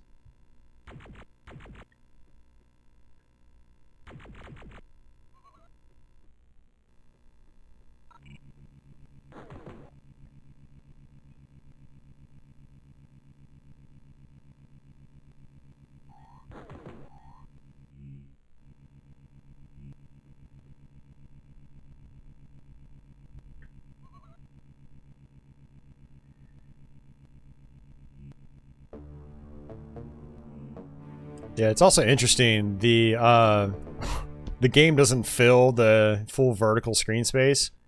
So there's that black bar in the bottom of the screen. Ooh, that was close. Okay. Let's go ahead and save it.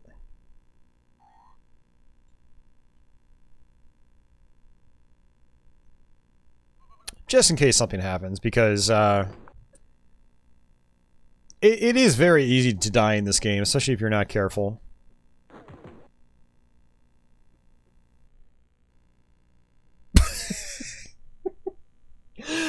Speaking of which, I was not paying attention.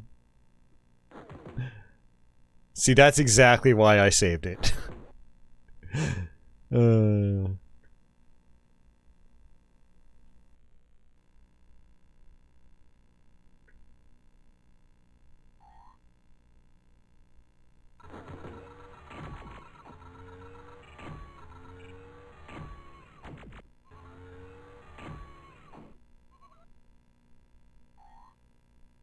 Yeah, it doesn't kill me.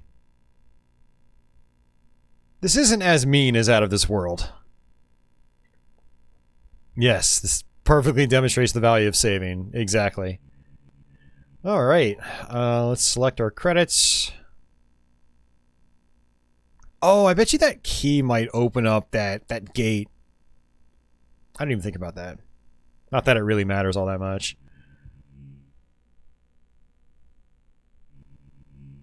Alright, bon voyage, young man. We got the anti-gravity suit. And I'm assuming we have to use it. Anti-G belt. Okay. Whee!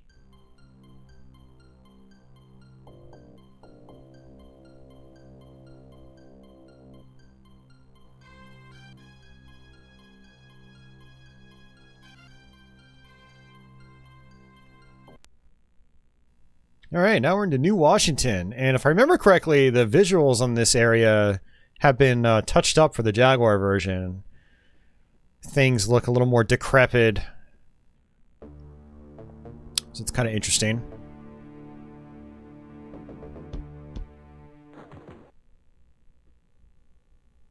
Alright, let's see. Our shields are still good. We don't really need anything else here. Let's just go up this elevator. This is the part a lot of people got stuck at back in the day. So basically, you come on up here, but you can't just jump normally to that higher platform. I was stuck here forever back in the day. But yeah, it's the whole running and just holding A mechanic, and you basically auto jump to really high platforms like that.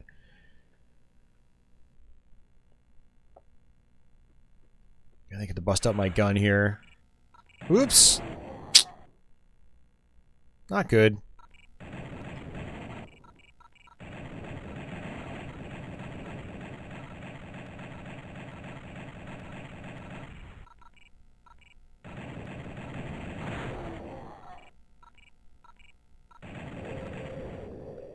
All right.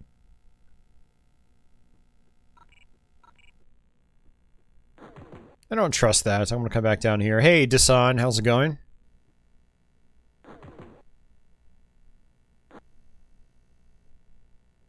We're going to go ahead and charge our shield again, because I'm not sure where the next recharge station is.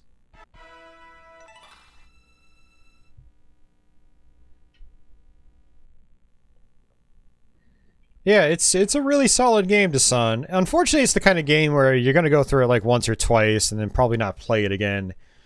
Not a ton of replay value. Although, I guess there are higher difficulties. There's hard mode you could try.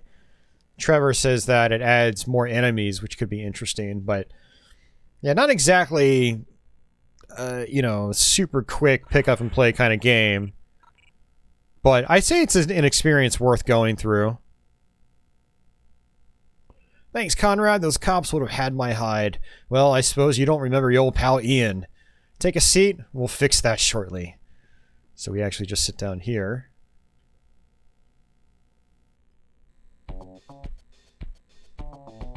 Slowly, the rays from the regenerator re-implant memories into Conrad's brain. Bit of jag before you get up. Oh, you're doing a morning shift today.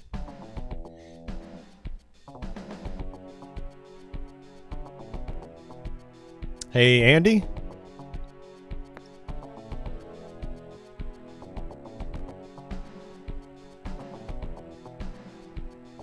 So basically, I think the whole plot is like there are aliens walking among, you know, the human race.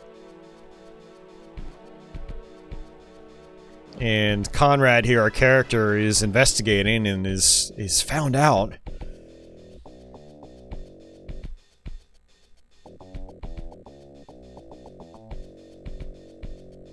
Hey, Officer Zed, welcome. Andy says this version was the first time he played Flashback.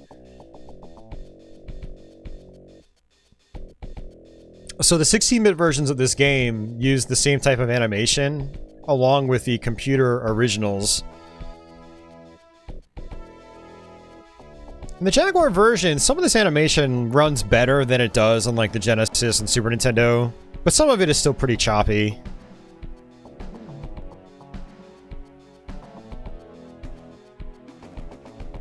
Yeah, Total Recall, They Live, yeah. I bet you this game was inspired by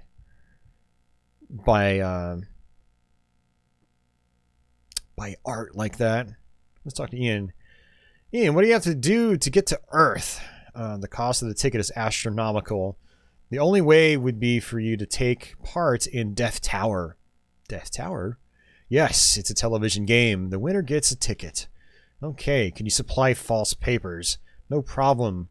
Go to the bar and ask for Jack. Say I sent you. Oh, by the way, I put the force field you asked me for in your pocket. Great, thank you, Ian. Till next time. Good luck. I'll be in touch when you get to Earth. So yeah, you want to try to get to Earth, which is, I think, level 4 in the game. And to do it, you have to play in a game show and win it. It's called Death Tower.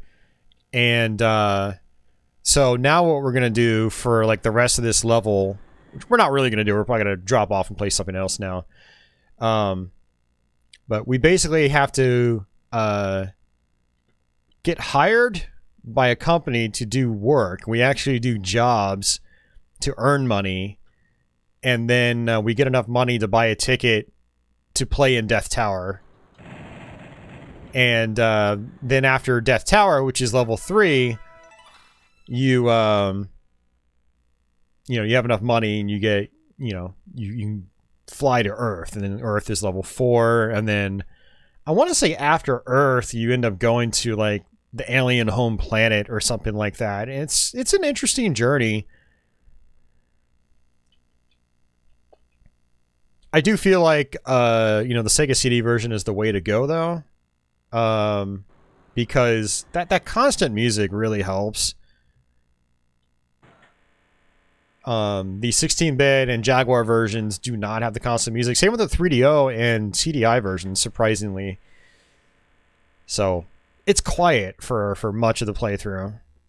Now you could argue it's atmospheric, but the music in the Sega CD one's really good. I definitely recommend it.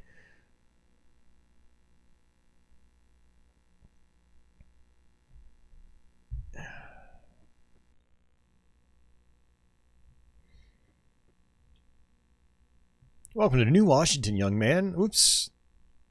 Have a nice day. Actually did not see what he said. Let's actually come to the right here before we go down that elevator. Man. Good morning, good morning.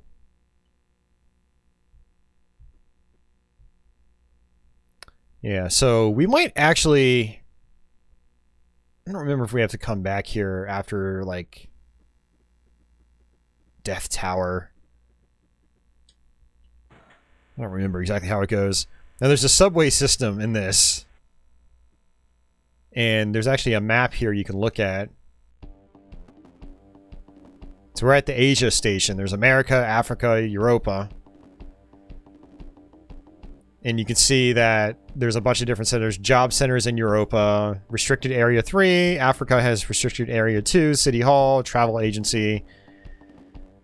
Asia has the spaceport. Oh, Death Tower is in Europe as well. America has the bars. We have to go to America to talk to Jack.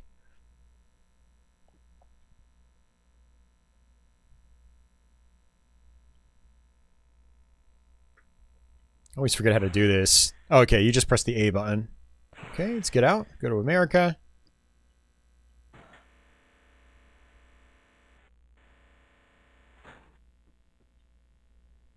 So we can't actually get in the restricted area 1 just yet. That's going to be one of our jobs. Is we sign up for work and they say go to this area. You know, we've got hostels or something like that. Clear it out. There's another one where like you might have to like rescue people because there's like a bomb that's going to detonate or something. Or either that or you have to like I don't remember. It's been so long since I've done this part of the game. Alright, so we go and we talk to people here. I'd like to speak to Jack. Oh yeah, Jack's not here. I've been sent by my friend Ian. Okay, Jack's waiting for you outside. And so we come back to the right, I believe, and then I think Jack is over here. Yeah.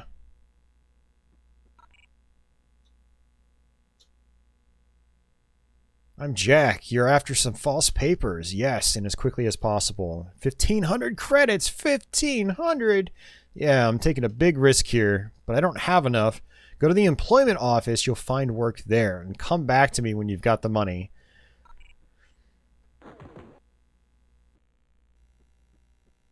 I can't remember. Do we travel first and then go to Death Tower? Or no, we do Death Tower here. We travel after Death Tower, I'm pretty sure.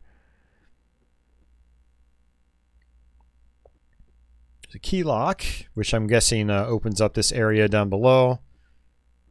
This game is so cool. Yeah, that you're probably right, Trevor. There are a lot of changes in Super Nintendo games like that.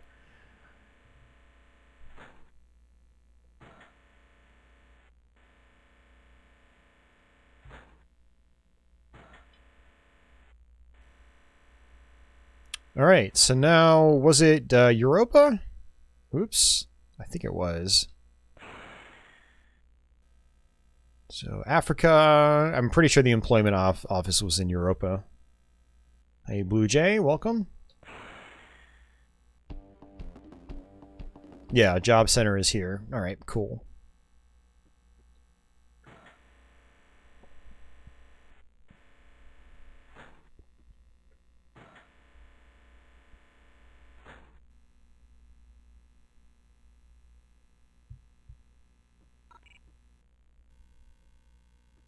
Yeah, so there's Death Tower. Win 10,000 credits.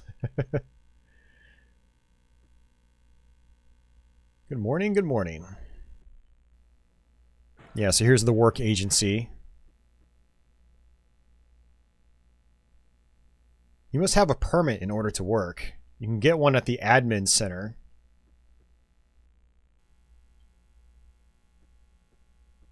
Yeah, look at all this slowdown. Too much animation. Whoa! It's like bullet time, the Matrix, or Max Payne. Yeah, this is one of the issues with the Jaguar version of the game. It's like it slows down a bunch, which doesn't make a lot of sense. So that's why I generally like. It's still a good game. I mean, it's still Flashback, but I don't recommend people play this one unless they absolutely have to.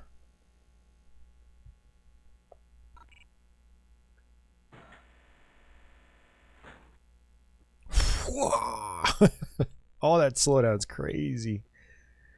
Whoops. Oh, that's interesting. I didn't know you could do that. You can actually run and roll. That's awesome. I just learned something.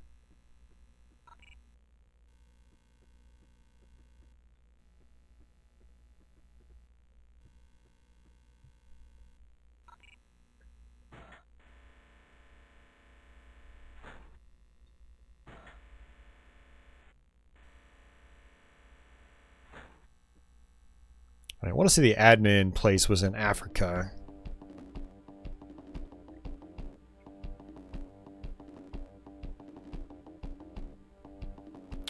Maybe it's City Hall we have to go to.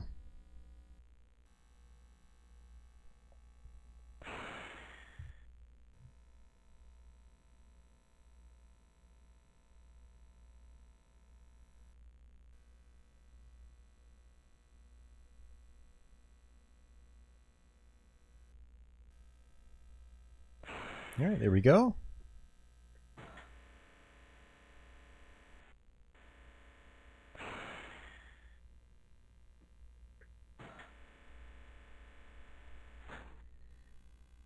Alright, which way do we go? Good morning, good morning. And you have brought me the parcel? Oh, he's actually, I think bringing him a parcel is one of the jobs later on. It's interesting how you can kind of get ahead of yourself here. Yeah, administrative center. I'd like a work permit. First floor.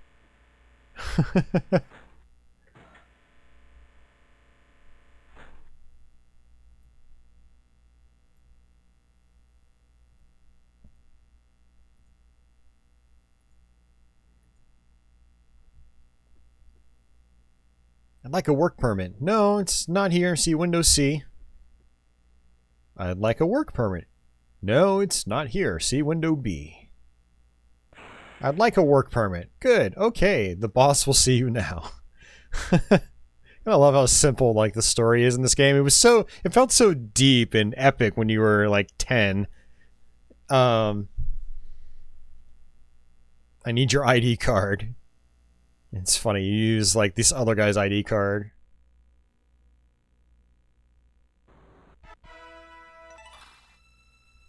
Apparently this guy didn't even look at the ID card. Alright. So I have a work permit now.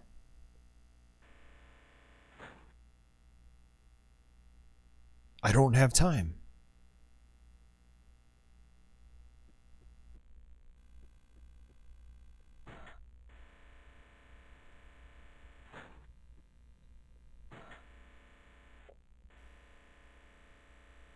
Are we gonna miss it? We're gonna miss it? We're gonna miss it? Yes! We got it.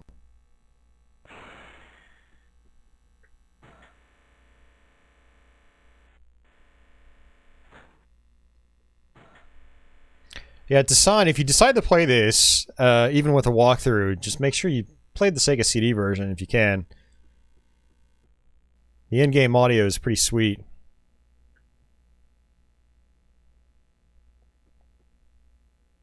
All right, let's see.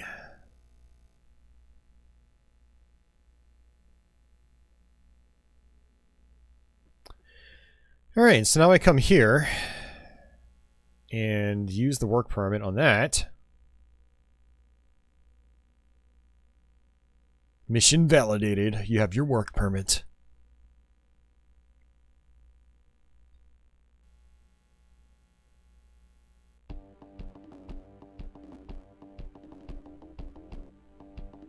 Receipt of the parcel at the spaceport, Station Asia, and transportation to Titan Travel Agency, Station Africa. Salary 100 credits. If you accept this mission, please insert your work permit. I am using my work permit, right? Yeah, okay.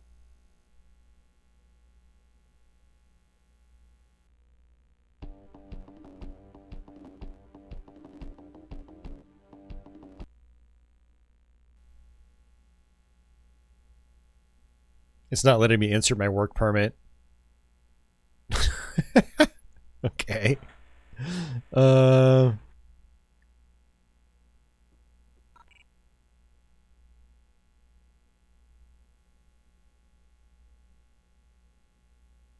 Yeah,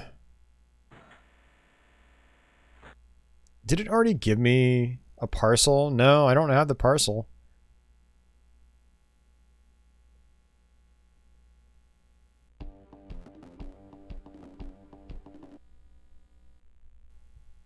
Okay, that's my map.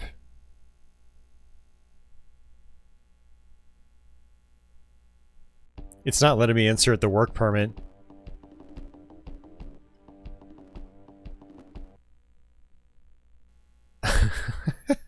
Alright. I have no idea what's going on.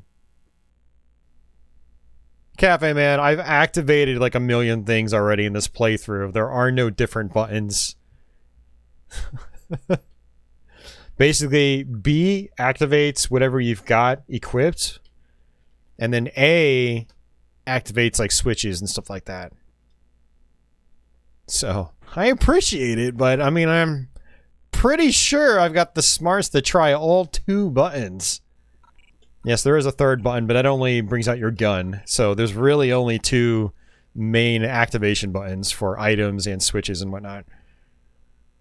Alright, well, that's a good time to switch games. You guys get the idea. Patchy is still passed out. Passed out Patchy.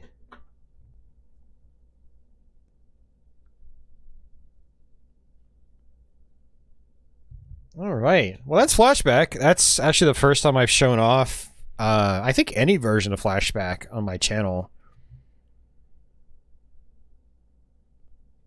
Yeah, and the 17 other Jaguar buttons do nothing as usual. I actually don't know if the numeric keypad does anything on Flashback. I've never actually tried, because the options menu only talks about the face buttons, and so it plays like the Genesis and Sega CD ones in terms of control. Same with the 3DO version. Okay. I'm actually kind of curious if this is going to work. We're going to try it. I don't have much hope.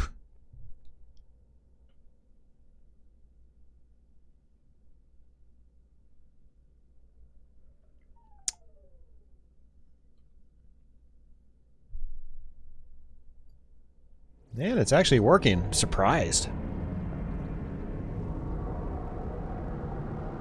Actually, hold on a second.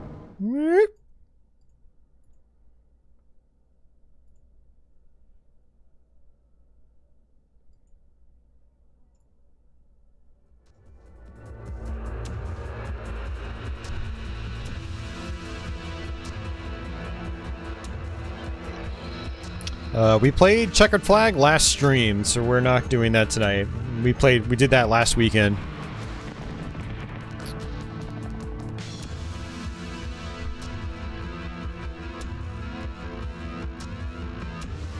I've never actually seen this full motion video. Wait, that's not true. I saw it like 24 years ago. It's been a long time.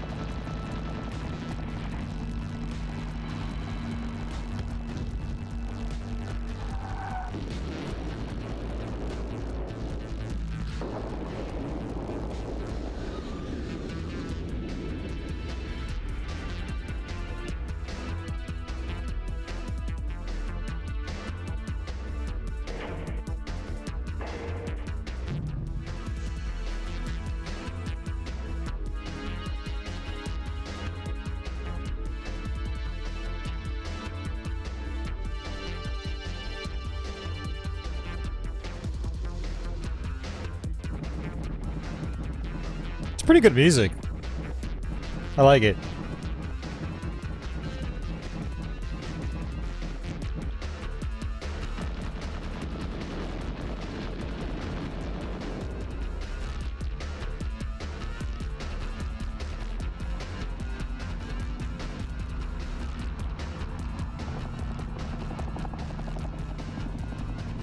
And what's convenient is I've actually got my original Iron Soldier overlay. I don't know if it does the same thing in this game, but we'll see.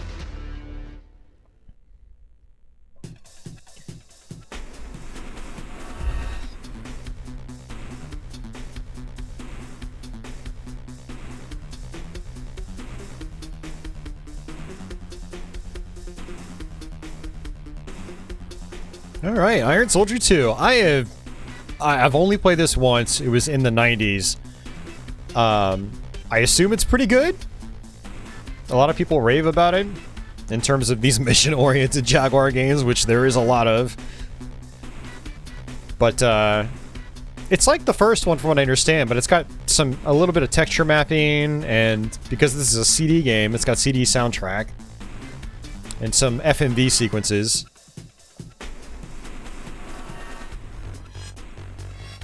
Terrorists are using abandoned factories outside of town to build a new high-speed walker. Destroy the main industrial installations in the desert. Alright, so we're going to the desert. Now, maybe someone like Trevor can correct me, but I want to say the cartridge version of this game doesn't have any in-game music. That's one of the benefits to playing the CD version of the game. I like those animations. Those basically video animations up top. We got the chainsaw, we got grenades. We're gonna go ahead. Looks like I'm already equipped with grenades. You can't equip the chainsaw and the rifle at the same time, unfortunately, so...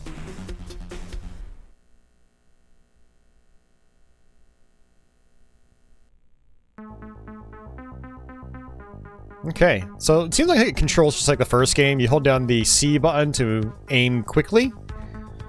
Turn quickly. You hold down A and press forward to move your mech forward.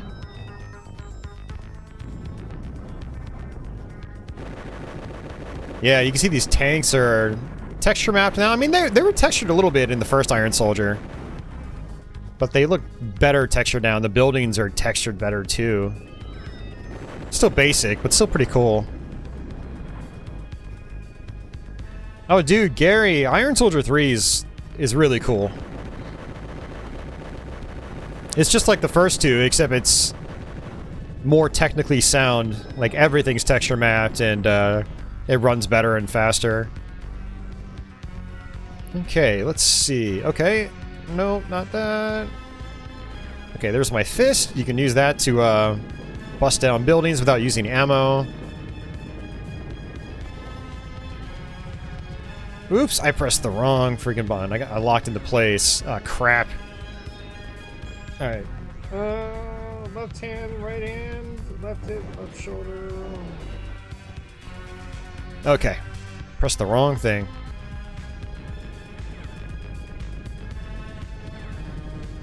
Yeah, you can see even the floor is textured a little bit. It's very simple textures, but very simple textures better than no textures, I think. Sort of.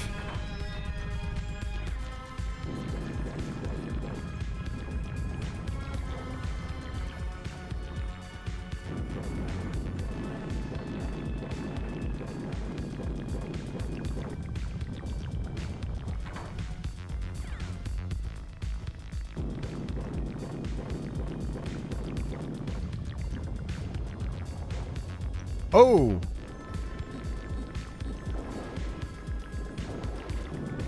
I was not expecting one of those guys to appear. See if we can blow these up. Remember in the first game, these would oftentimes drop shield pickups.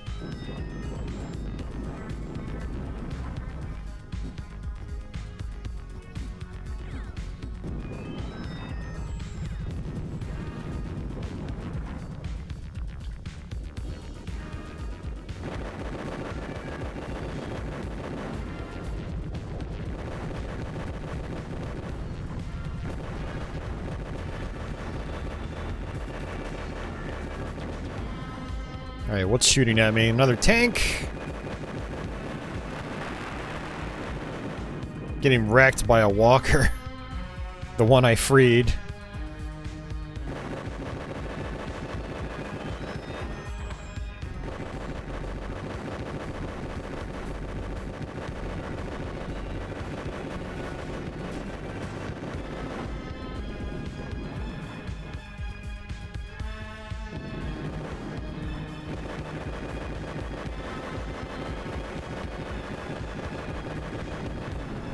Taking lots of damage.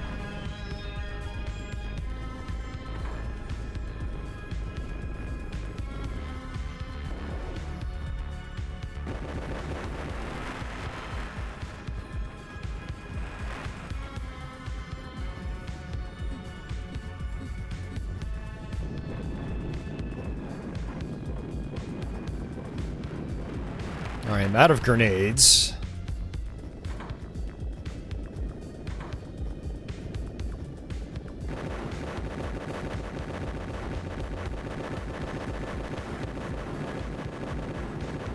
I actually just picked up some grenades. Let's see. Yeah, I did get a few. There's one. There's two. Gotta be careful because you can blow yourself up.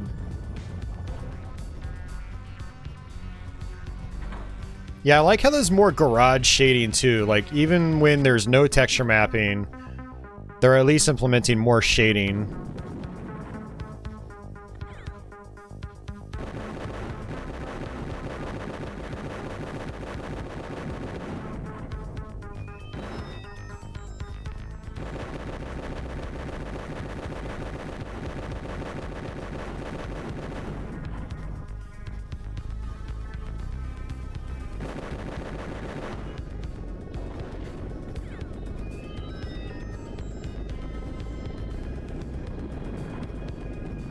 It's so cool. I love the immersion in this game. Very few games from this generation immersed you in the way that this game does. Like, you actually see your feet walking, moving. It's cool.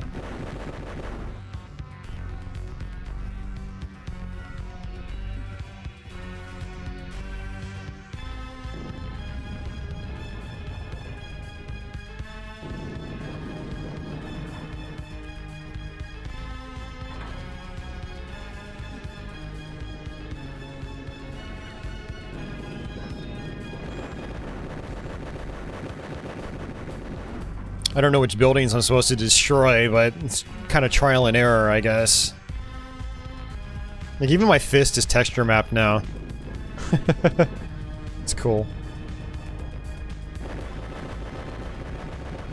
Lots of numeric keypad usage in this, too. You really need the overlay for this game. Well, I wouldn't say you need it, but it helps.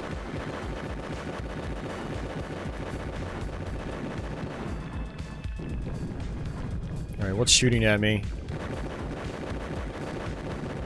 I'm just going way too slow. I don't know which buildings I'm supposed to destroy, so I'm just kind of going for all of them. Not exactly the best strategy. See, having the chainsaw would help, because you can just mow down these buildings really fast.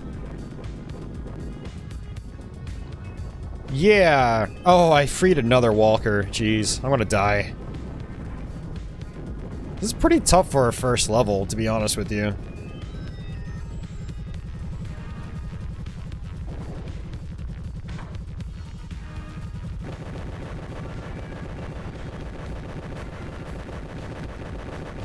One thing you can do is you can turn on, like, turret-based aiming. So you can walk one way, like this.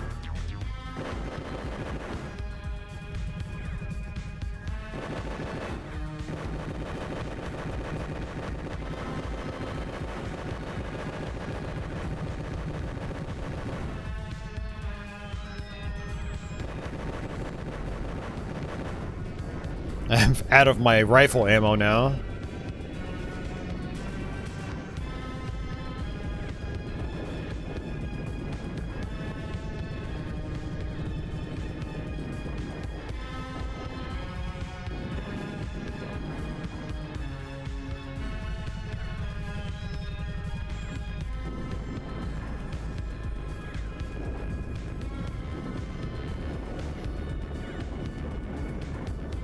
I'm gonna die. Yep, we died. Jeez, man, that's rough.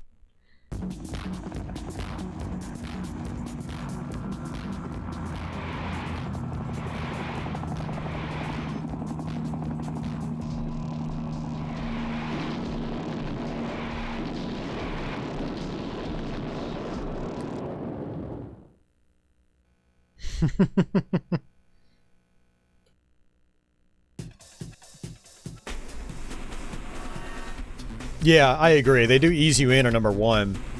And you know what I just realized is there are more missions in this game. So Iron Soldier 1 I think has 12 missions, and this is 20.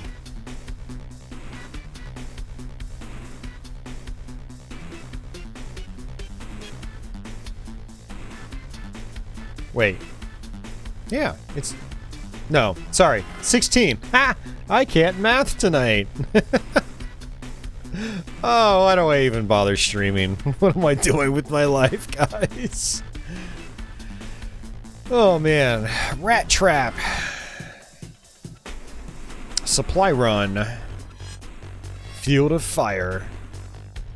See, I almost feel like there's maybe like a weapon I need to get on the first level. I don't know, that's how it is in the first game. Criminals are hijacking our transport trucks by blocking off their travel routes. Clear the routes and protect the trucks from harm until they can make it off the city. So clear the routes and protect the trucks. So there's probably roadside objects I have to destroy.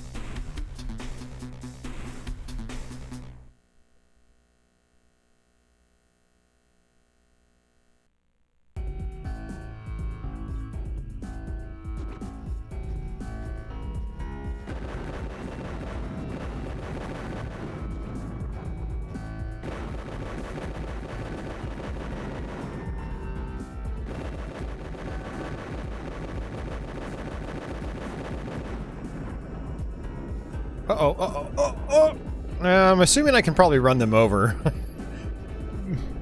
Guessing I don't want to do that. I have not, Dasan. I have never really played Syndicate, so I'm not sure how we would fare. I could try it out if people want to see it.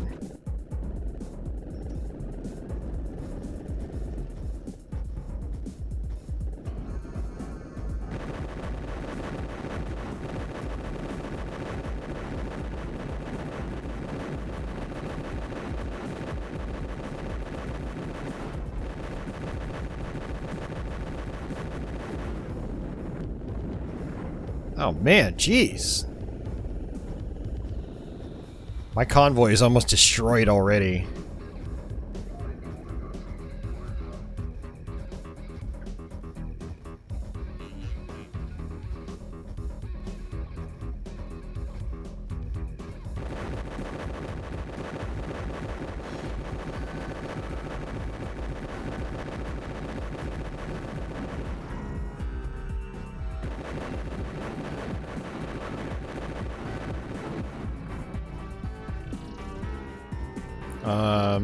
Where did my convoy go?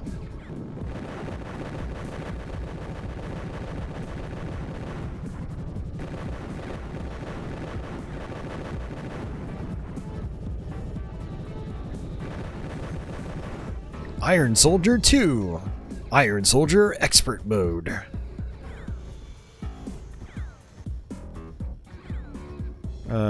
Where is it? Yeah. My truck blew up. Jeez, man. This is rough.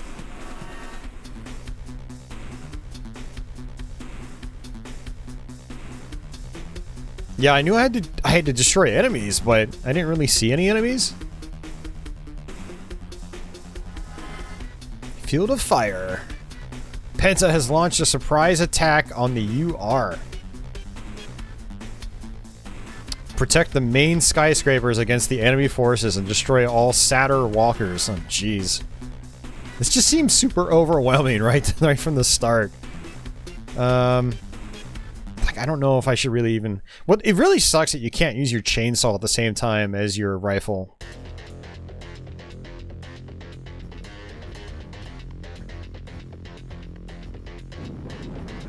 So what's the main building?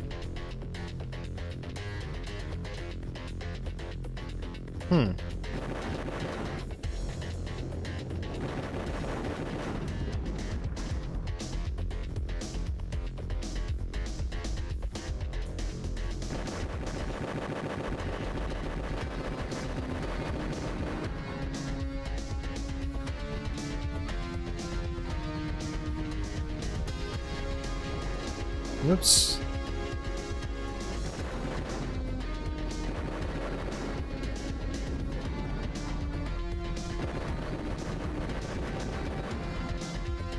I've got to be using my turret mode more often. Like this.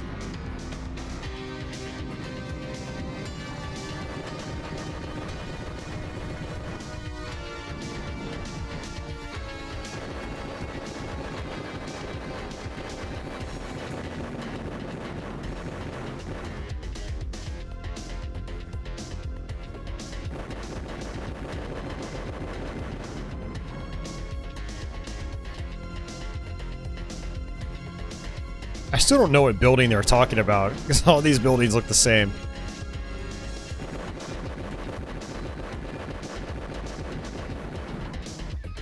I see a walker.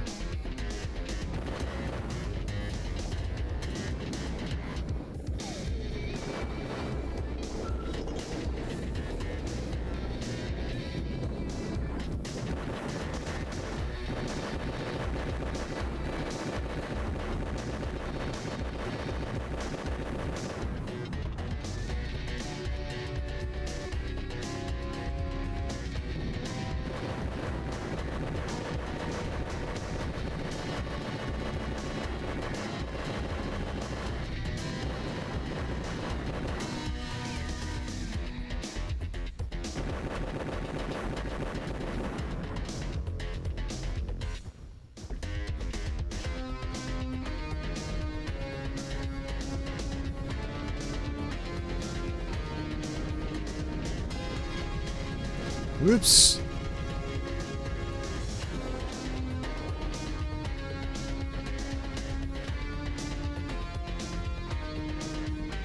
Alright, we're going rogue.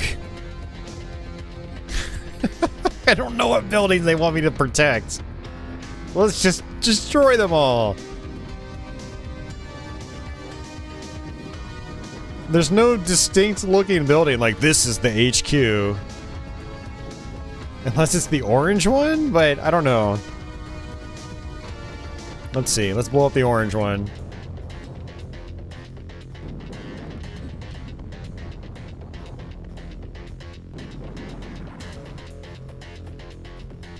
It was the orange one. They should have had a sign on it or something. It was like, this is the HQ. You failed to protect the buildings from destruction. Hinder helicopters and Satyr walkers from firing at the skyscrapers. Or is it just any building? I don't know. Yeah, there you go. That's Iron Soldier 2. Like, the first one's a really hard game, but this seems even harder to me. It's crazy.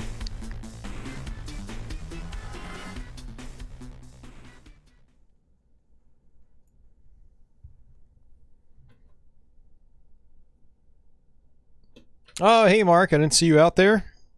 Been a great stream. Hey, Retro Simon, welcome back. Which building do I protect? The one with the lesser shade of green? Dasan mentioned Syndicate. I've never really played this game before, so I know I've owned it, but yeah, I've never really messed around with it.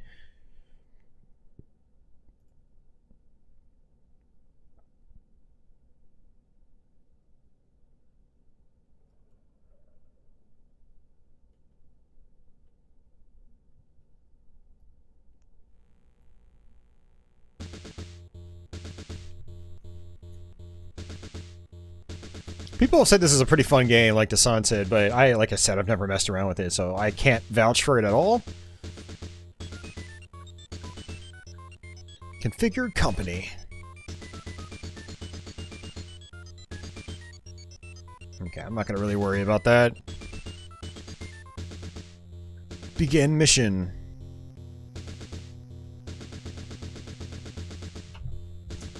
That's brief. Mercenary camp assassination. Intelligence reports have indicated that an army colonel is stealing resources from your weapons division and using them to equip his mercenaries. His base has been set up just outside one of our cities, and the populace have reported outbreaches caused by his troops. Okay.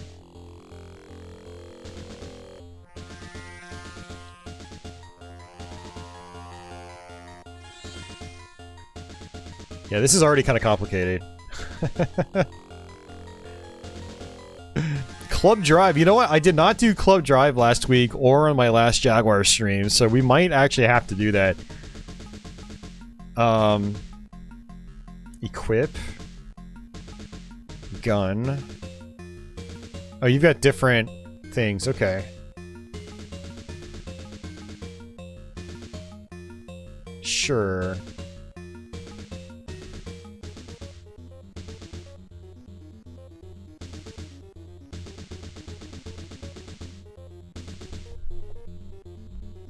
Just don't ask me the controls. I have to look them up every time. It's quite a bit of loading. Okay, I really have no idea what I'm doing here. I've never played this before. Okay, so...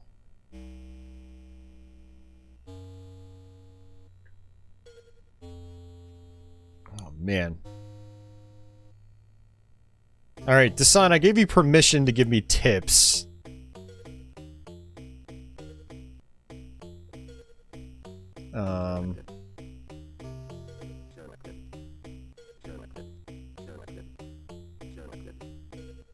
Okay, so the number keys select a certain person. Okay. That's pretty cool.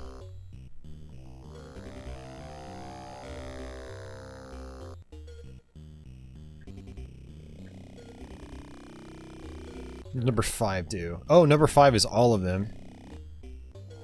Okay, I mean, that's not... That doesn't... Yeah, that's fine. That makes sense.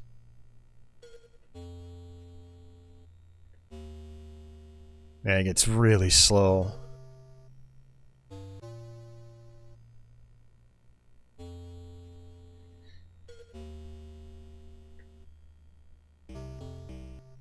So I guess I'm supposed to go in some of these buildings, maybe? I don't know.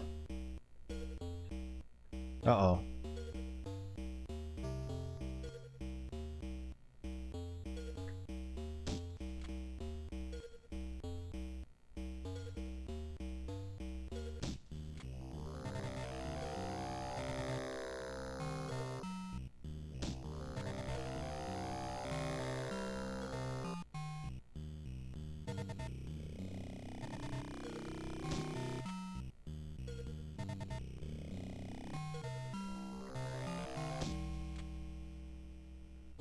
How do you fire? I don't know how to fire.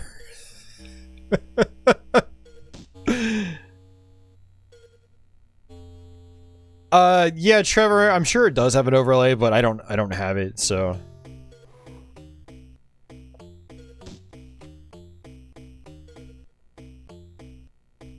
It says equip every agent first. Did I not equip them? I see a gun there, though. The gun should be equipped, right?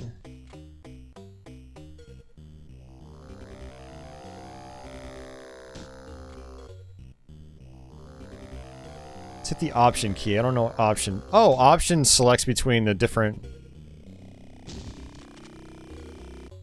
guys. Yeah, no, they've got guns. I have to just mash the button? No, it's literally just the A button. Why? Okay. This is so weird. They weren't doing anything, and then, like, the A button started shooting.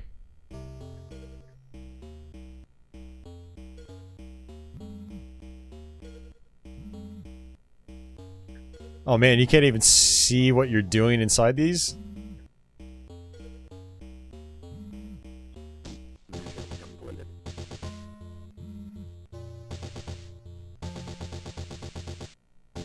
Yeah, this is definitely one of those games that it does not look like something that is any better than 16-bit console games.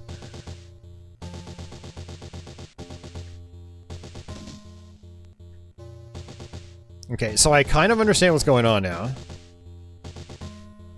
I got an Uzi. Press 1 and... Mission complete. It said press 1 and 3. Okay. Alright, well, that only made partial sense. So, we'll go into the next mission and see what happens.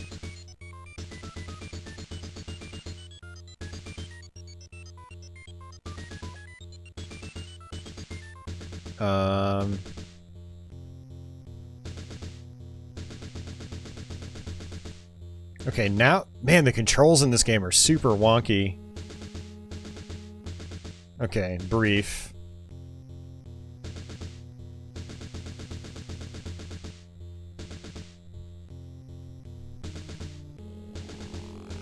Two notable scientists are both staying in a small hamlet close to one of the research complexes. They would obviously be a great help to our R&D boys. Your squad has instructions to persuade both the scientists to join our reputable organization. Our reputable organization.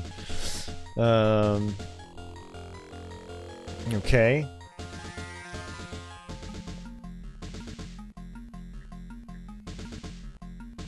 Research. Mods. Leg arms. Man, this game is complex. Equip. Okay. Okay, I use the numeric keypad to select which guy I want. And then I can do equip.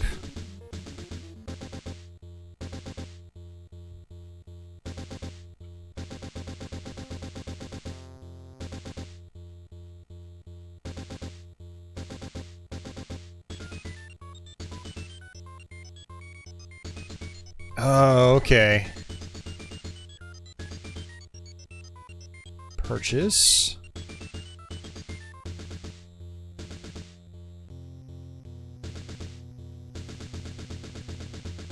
Interesting. Okay.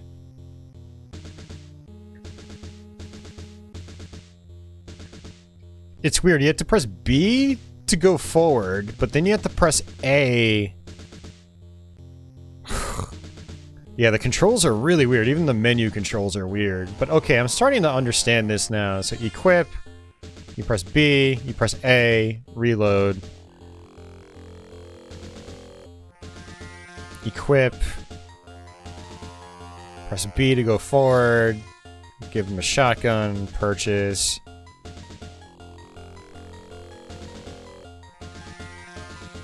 Give him a med kit, purchase. Okay. Number 3, same deal. You press A on that, reload. You press B, shotgun, press A. Yeah, this is super weird. You B, B, A. Pressing B there doesn't work. It kicks you backwards. It doesn't make any sense. B makes you go forward sometimes and backwards at other times. Get a scanner, maybe? I don't know. Sure, why not? Accept.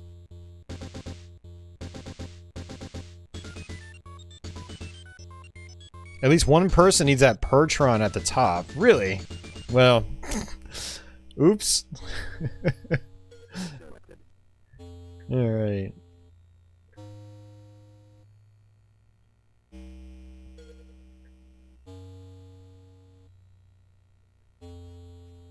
A lot of guys here. And some just pedestrians, I guess? So what do they say? Someone was holed up in one of these areas, and I don't know exactly where I'm supposed to go. Maybe it's that one. Oh, that's right. You have to... Yes, I think we've already failed because... we need to persuade people in this one. Oh well, let's just go guns blazing. Well, let's actually take just one guy. Do do do do do do do do do do. Do do do do do do do do.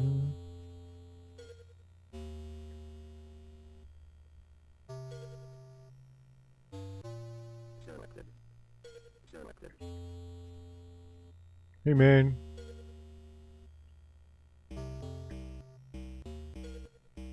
Where's he going?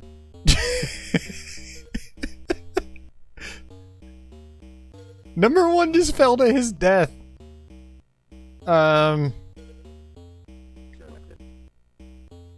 Okay. Let's just... We're trying, Dasan. We're trying.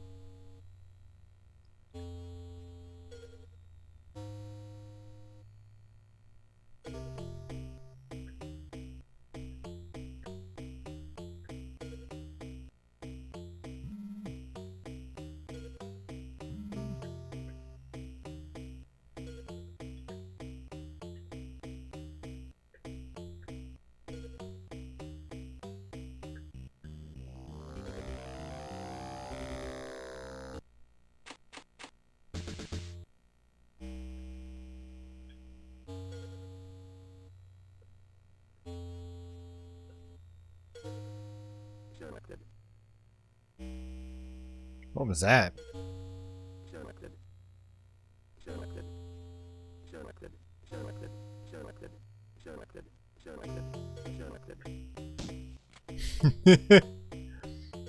Do do do do do do do do do do do do do do do do do. Just moseying on up these stairs, and we're gonna shoot this guy.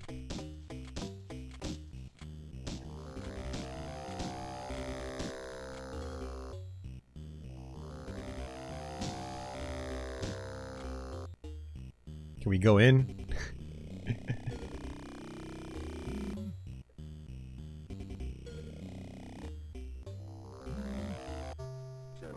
Yeah, I activated the map screen thing because I'm just pressing random buttons to try to figure out how to cycle my weapons. It's kind of weird. You can go inside buildings, but it doesn't, like, remove this, you know, the roof or anything so you can see inside. So you go inside buildings, but you have no idea what you're doing. Unless there's an item I need to use to be able to see where I'm going.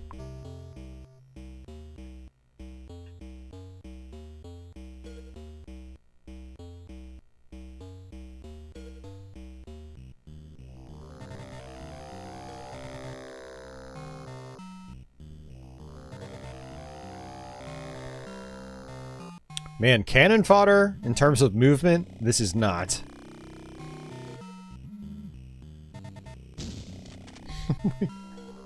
That's kind of morbid, going inside and just shooting the place up. That's messed up, game. Come on, number 3, you can do it.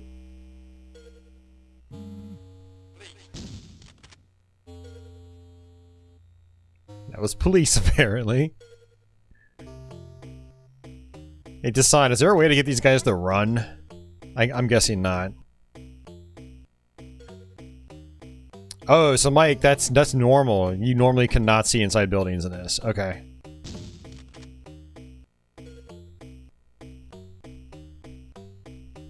You have to use the radar. It's kind of crap. Okay. Yeah, I was thinking about that because I saw the map screen. And I noticed the blinking object.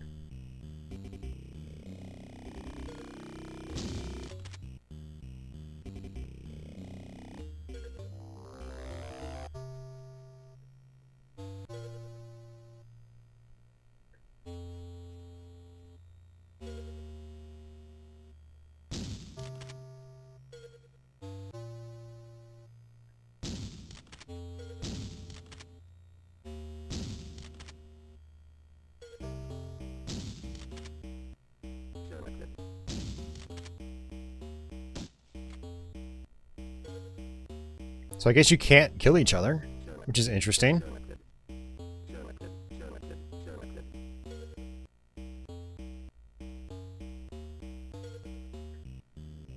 Alright, well guys, that's Syndicate. Oh man. Well, Dasan, thanks for getting me to fire it up at least. I think if I'm going to try to really play this game, I'd probably rather like fire up the computer version. Because that is, it seems cool on Jaguar, but it's also really slow. And like you said, the controls are a little obtuse.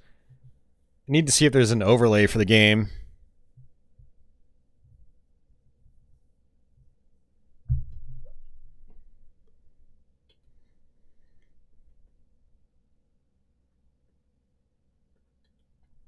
Alright, you guys can blame Trevor for this one.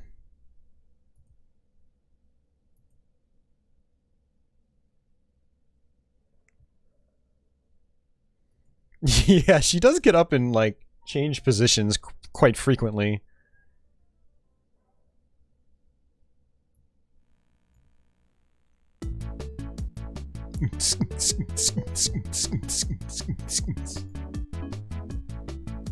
That's actually happy, patchy music.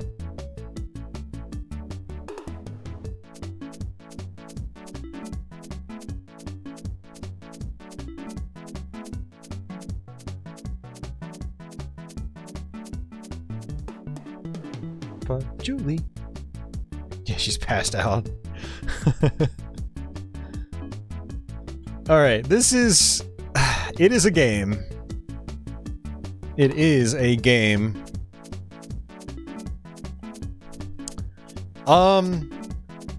So, there's a bunch of different gameplay modes here.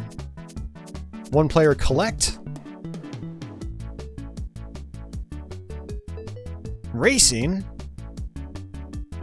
Tag. Tag is actually pretty fun. Not gonna lie. Well, we'll start with collect. 10 Powerballs. Collect Powerballs as quickly as you can. And we have different areas we can go to. Let's go with this place. Options. Engines are noisy, silent. We'll leave them on noisy. Speed slow, fast. We'll go with fast. Brakes forward, reverse. Okay. Alright, see you, Mark. Collect Powerballs. Yeah, so there's like 3 different gameplay modes. One is strictly multiplayer.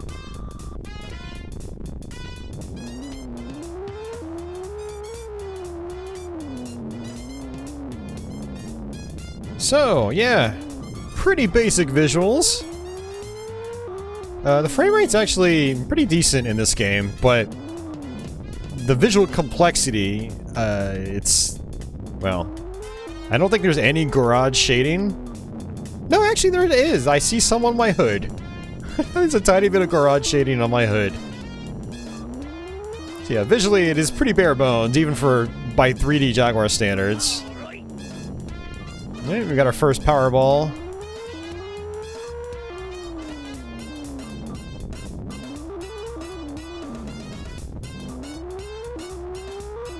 Here's another one. This is a really simple map too, if I remember correctly. It's just a parking garage.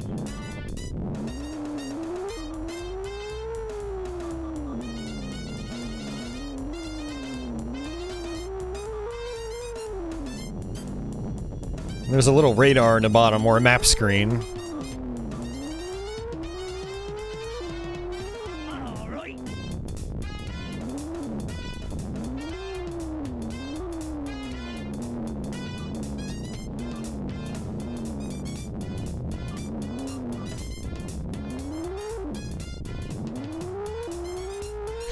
Crazy Taxi for Jaguar.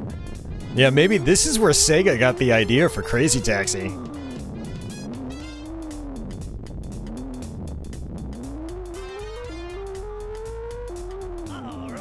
Now, I think you can actually go into different viewpoints. Let's see.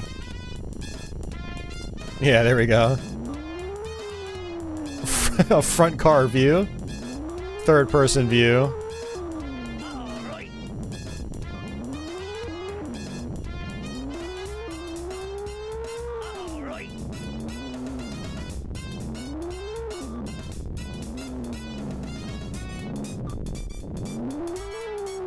Fixed camera, which is weird.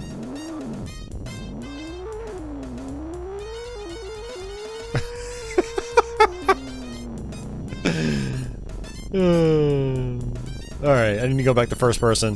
Where's my first person? There we go. I wonder if I can actually come in here. Let's see. Probably not. Oh, I can. Cool.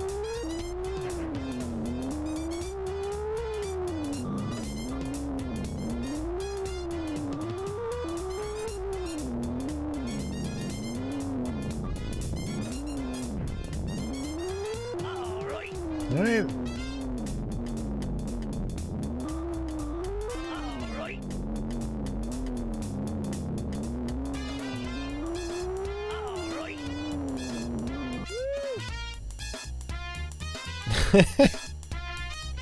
That's the Powerball mode. You're supposed to try to collect as many as fast as possible, and it tracks your times and whatnot.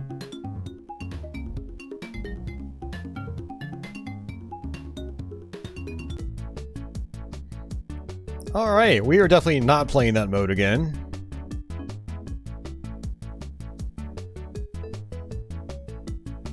Alright, racing. Race between 2 checkpoints for the selected number of laps.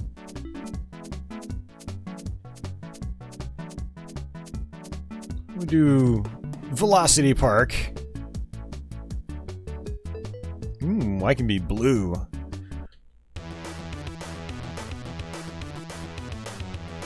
Hey, Pensive Scarlet, welcome back. Alright, so one of the issues with the racing mode is, like, it's very, like, jumpy.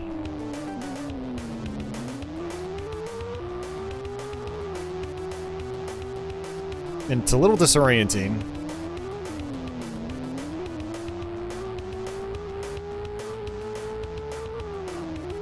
Oh, like that. It's, ugh.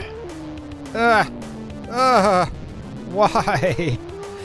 Why?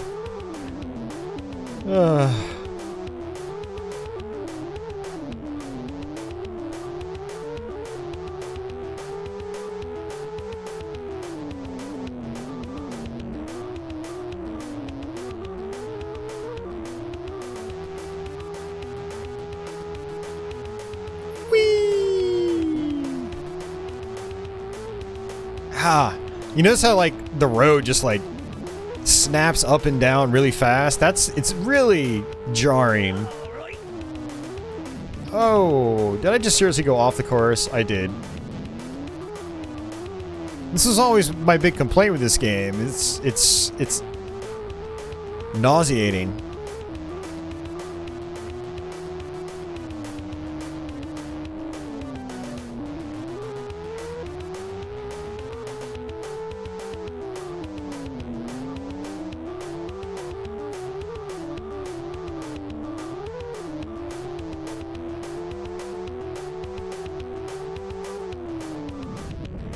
Uh-oh.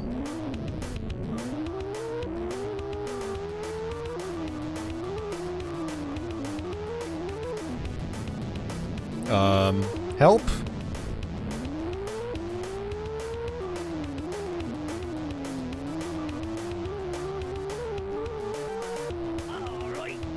Oh yeah, a Jaguar port of race driving or hard driving from back in the day. That would have been pretty cool. It could have definitely done that just fine.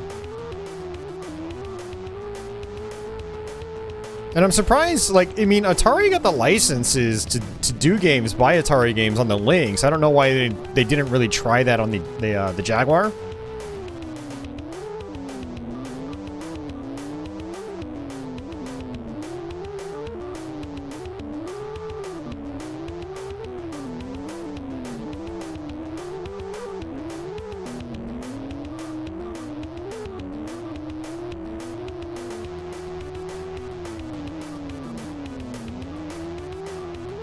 You really slip and slide a lot, too. You do have to kind of take those turns slow.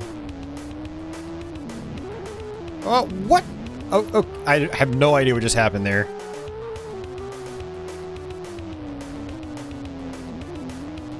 I think this is our finish line.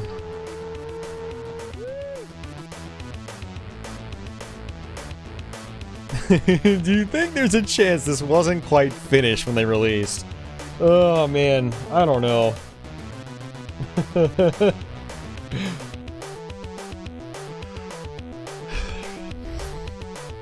Standards were different back in 1994. They might have looked at this and thought, yeah, this is acceptable. Unfortunately.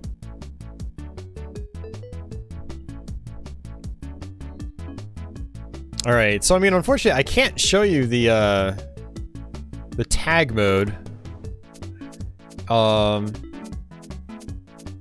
No, I mean, actually,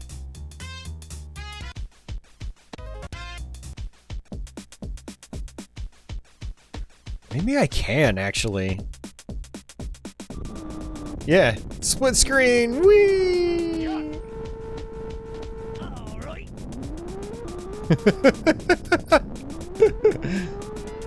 Yeah, so this is actually a fun mode, because you have to play against a human being. And... it's tag. Alright. So basically, you tag your opponent, and then they have to chase after you. I can't really demonstrate it, because I don't have a second player. But I remember actually, like, having a lot of fun with a friend on this game back in the day. Like this mode.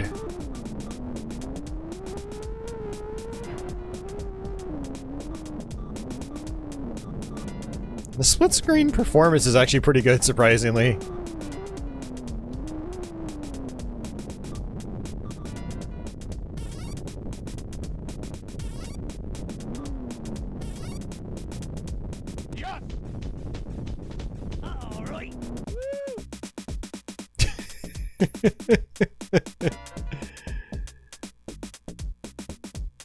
Alright, see ya, Andy.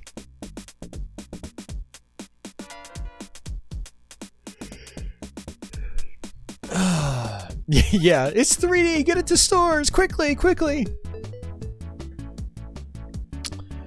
There are some fun Easter eggs in this game, though, I do remember.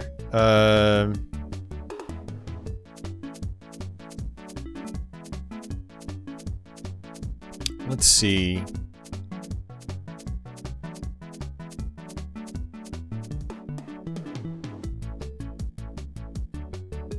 I forgot. Trevor, do you remember how to get to, like, the secrets in this game? You can get to, like, a recreated Atari HQ.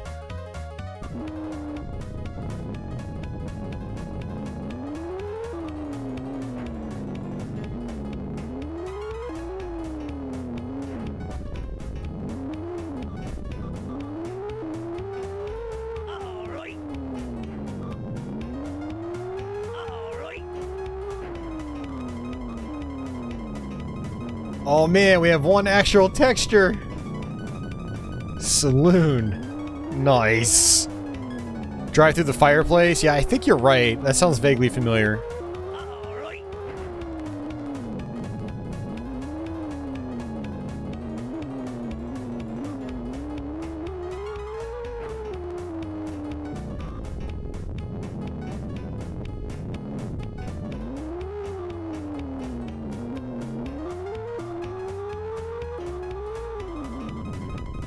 Power slide.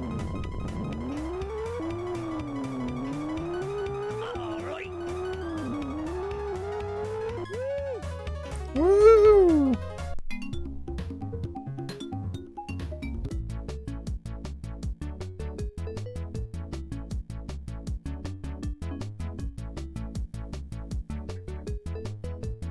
Yeah, Jerome's pad. Start game. I thought it was more than just going through the fireplace, but we'll try it.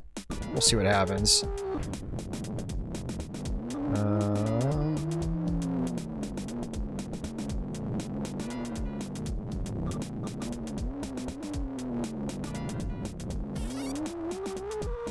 I do like this though. Check this out. Pong on the big screen TV.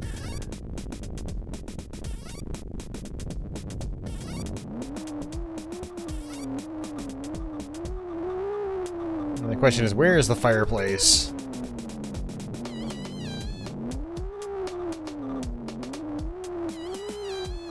Or is that only in, like, the race mode? Or tag mode?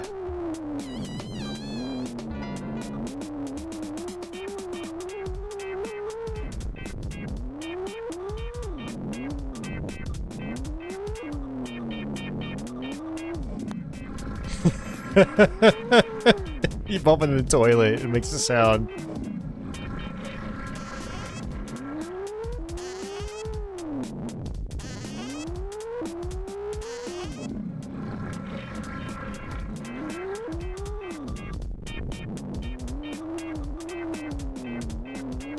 There's also a cat that moves around.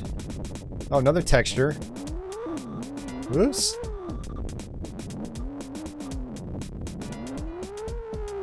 It's like all the cartridge data went to these lone textures. You thought it was Powerball, but it could be race. Yeah, I'm not seeing anything in Powerball mode.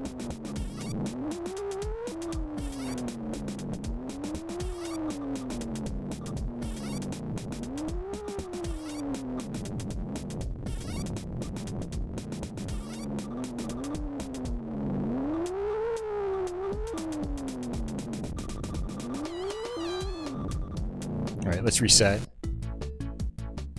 Yeah, a shoebox-shaped cat. Yep. Alright, let's try the race mode, see if we can find the fireplace.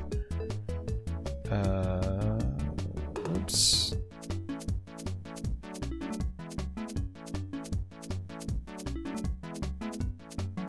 Okay, why is it not... Oh, that's why.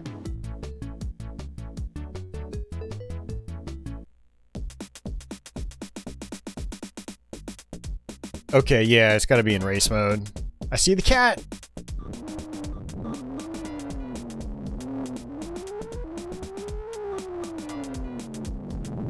Another texture map!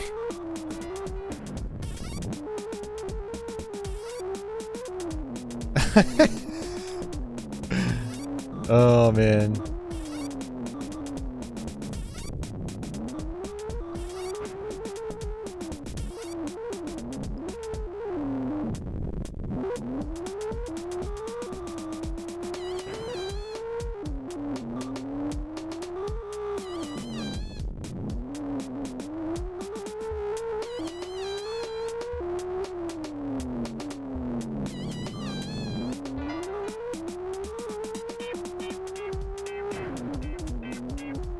Oh, it is there. There's a castle. Uh-oh. Not what I was trying to do.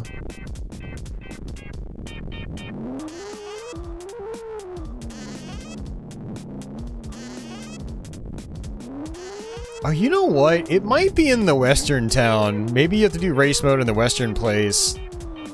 You're supposed to go through, and it's just the Atari HQ, and this is a castle. Let's see. Uh-oh. That teleported me somewhere else. Whoa.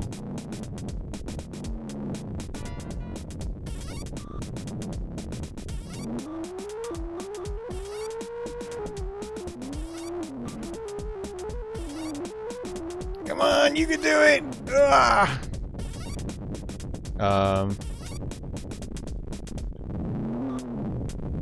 It's not letting me go through this one.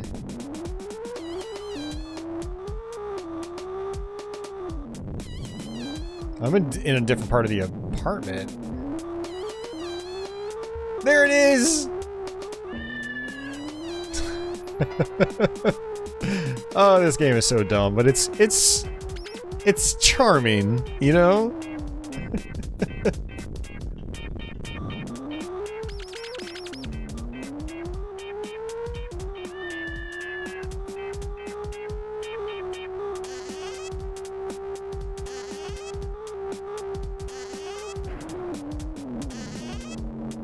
Yeah, man, I guess it only lets me do it once. But no, this is a different area.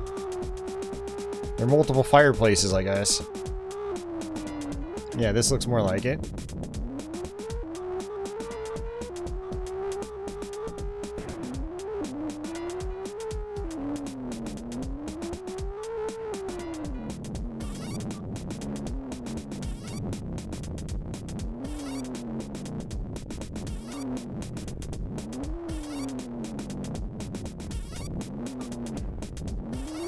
Maybe I should go around the castle.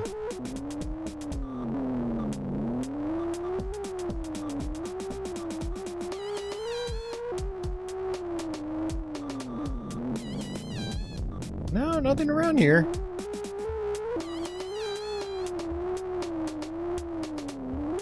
Whee!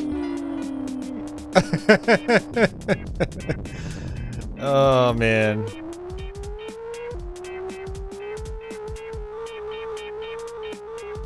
The things I do for you guys.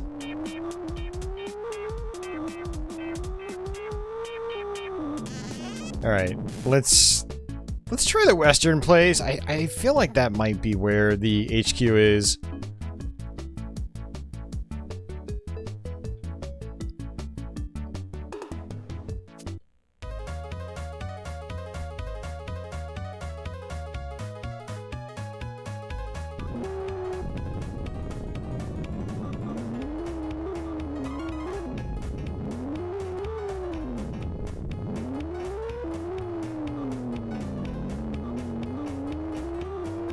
Yeah, I mean, I did this a long time ago, and I just can't remember exactly where it is.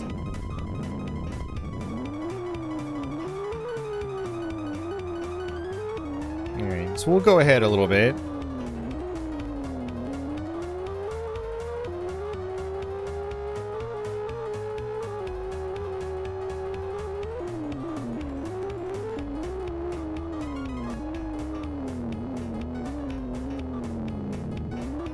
Let's try this way.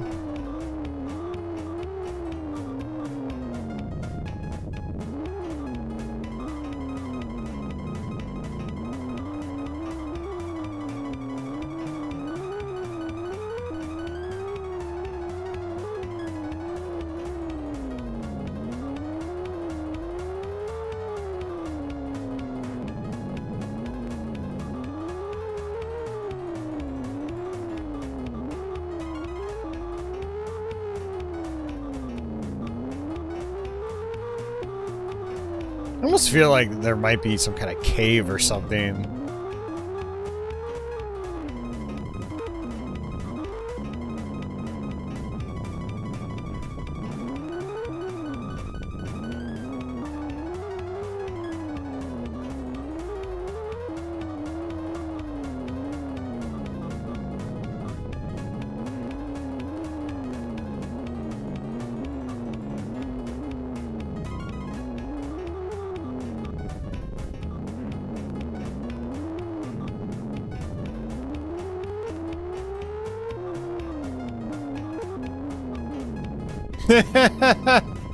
Okay, we found another secret.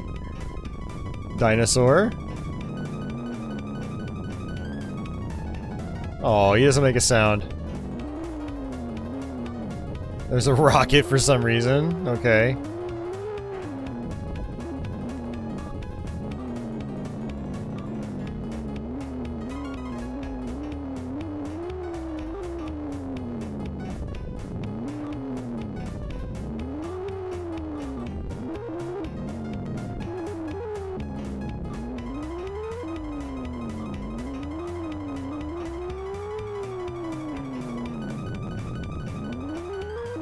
I'm back at the beginning.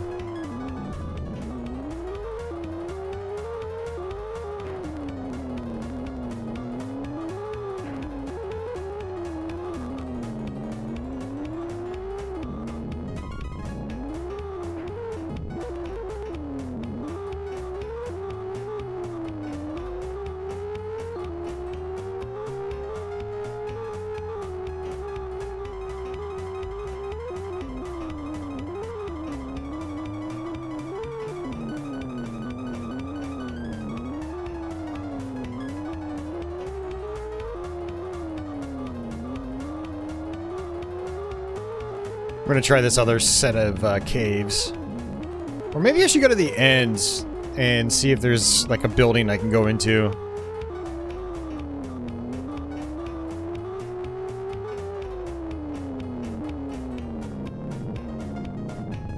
There's a graveyard.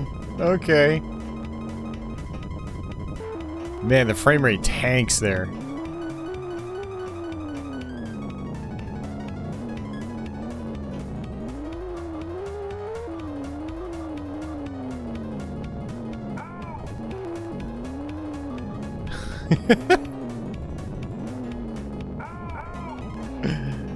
Is that a cactus?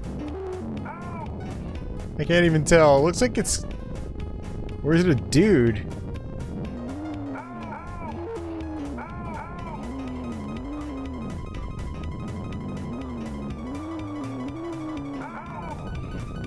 No, it's a cactus, alright.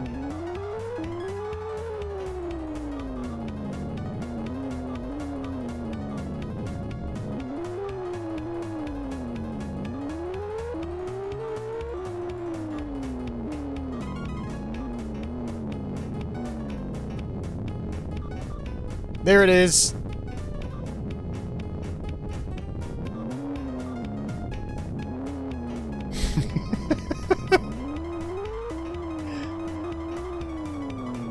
I think this is why this is Trevor's favorite bad game. Because of stuff like this. And stuff like this is why I don't completely hate this game.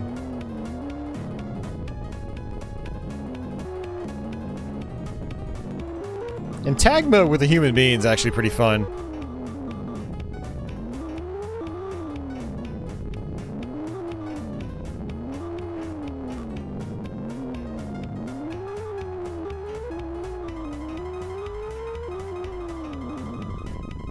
Alright. I think that's enough club drive. There you go. We accomplished our goal. Oh man.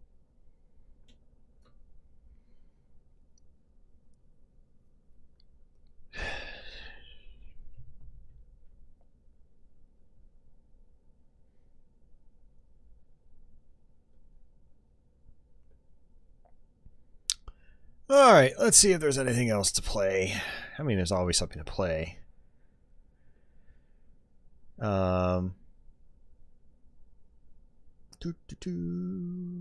just trying to think of things I have not shown off on my channel before.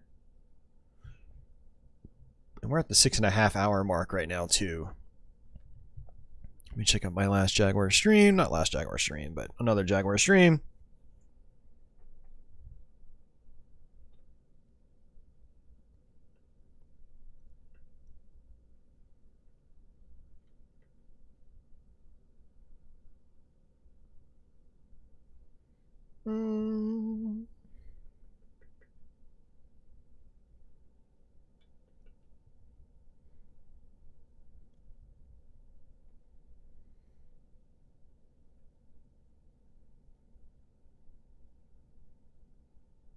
All right, see you, Trevor. Thanks for hanging out. It's good to see you. Oh, man. Okay.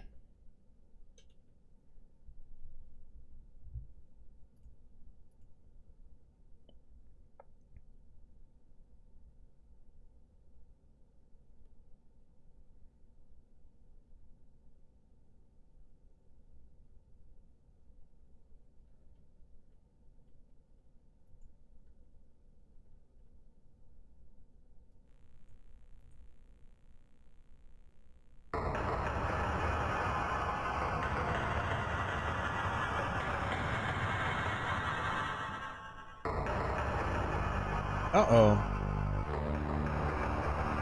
Houston, we have a problem. We've got audio, but we got no visual. Hold on.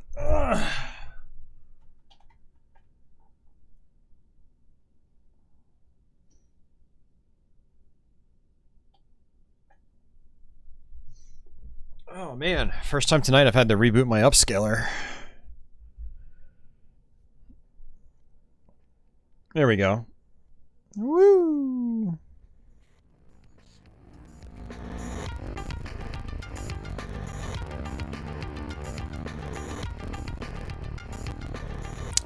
How many Jaguar games are there? I want to say as far as official releases from back in the day, there was like 50-something. And then there's a host of titles that came out in the early 2000s by Songbird, and there's a bunch of homebrew releases now. Dasan, I don't know if I've really messed around with it.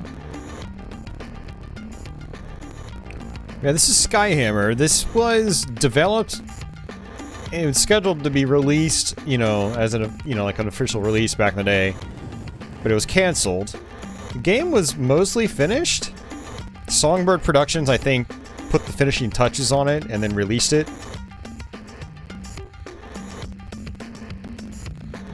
So, kind of a visually impressive game by Jaguar standards.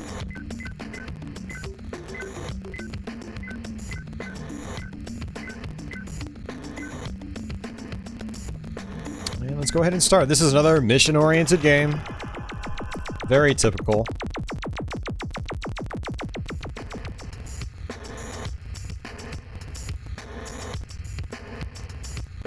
System active.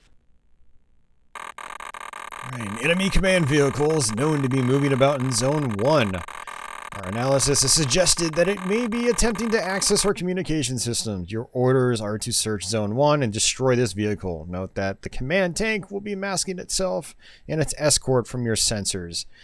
With the right for map, A to select navigation beacon. Thank you. Please call again.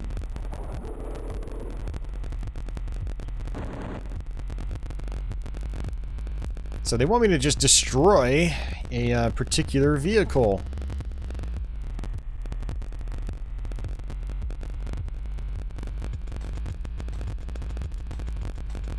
But yeah, I was kind of into this game like 10 years ago. I was buying some Songbird production games, and this was one of them. Songbird Productions. And yeah, I had always wanted to play this because it looked impressive by Jaguar standards. Not many Jag games were fully textured like this. Now, the world geometry is not very complex. And the frame rate still tanks, like right here. Look at this, it's so sluggish. They had mentioned a specific zone I was supposed to go to. Those are friends? Okay. Let's see.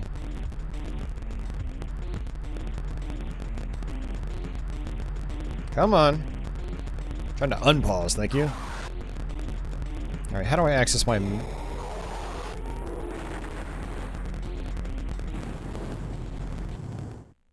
There's my map. And of course, nothing is labeled. Amazing.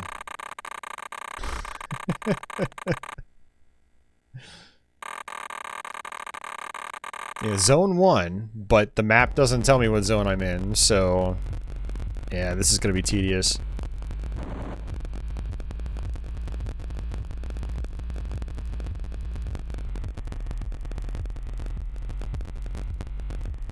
So I'm basically just gonna be wandering around for a while.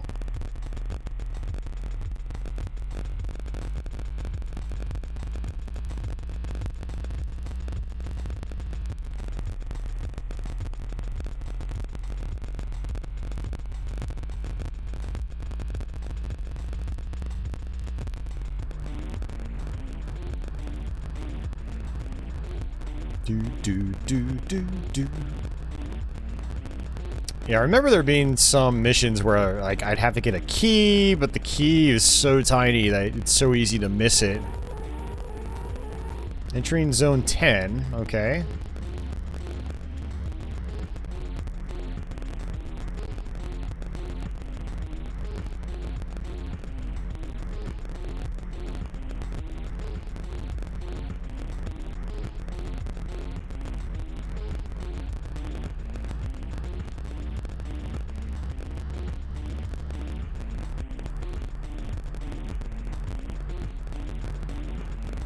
Hell Zone.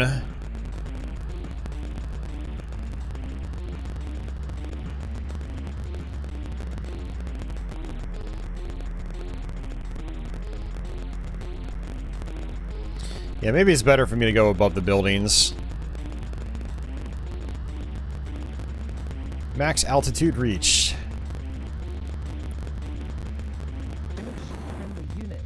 Just don't shoot friendly units, but I didn't. Entering Zone 6. Entering Zone 7. Maybe Zone 1's near like the top left. Entering hostile zones. Now stuff's gonna shoot at me.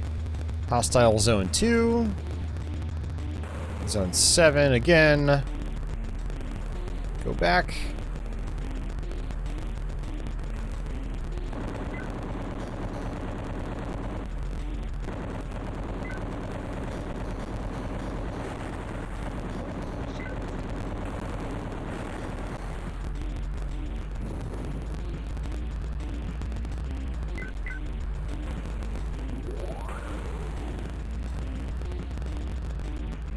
Entering zone 1. Okay, let's go down.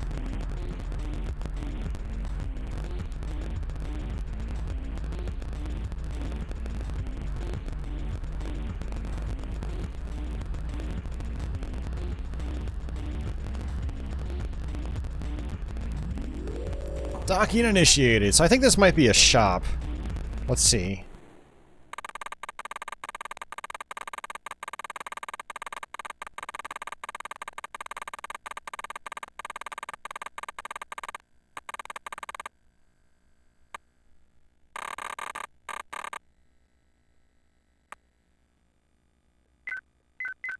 Fix shields and damage.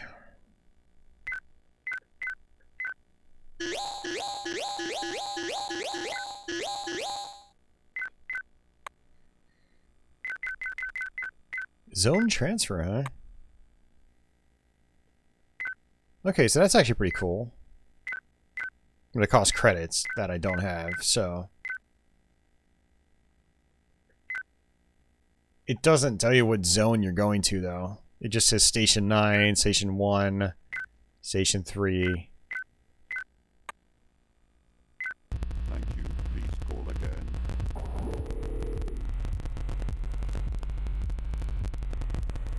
Yeah, Scarlet, I mean, this is pretty confusing. In terms of, like, reading your map and things like that. Nothing's really labeled.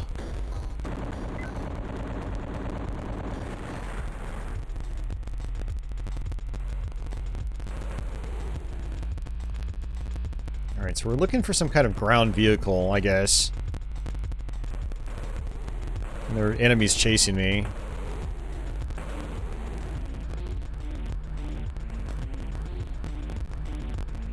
Is that it? Probably not. Node 1 destroyed. I don't know what that does. Yeah, there is a limited fuel gauge. These are mechanics I do not like. I don't like having to micromanage stuff like weapon energy, fuel energy. Allied Zone 5.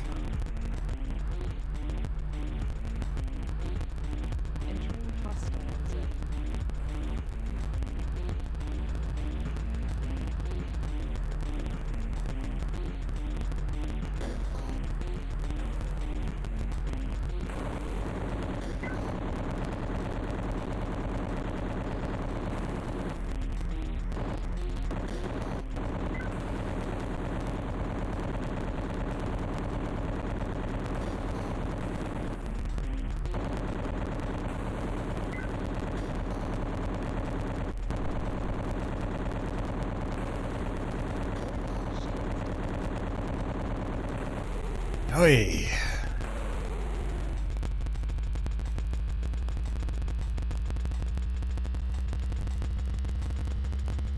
Damage critical. Fantastic. Entering zone 2.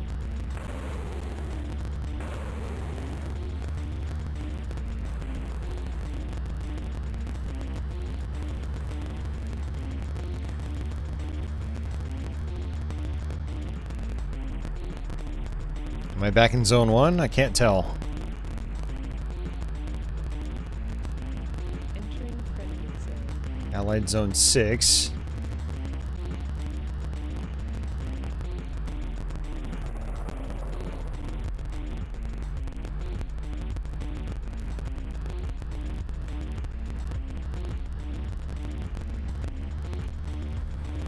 Entering hostile zone.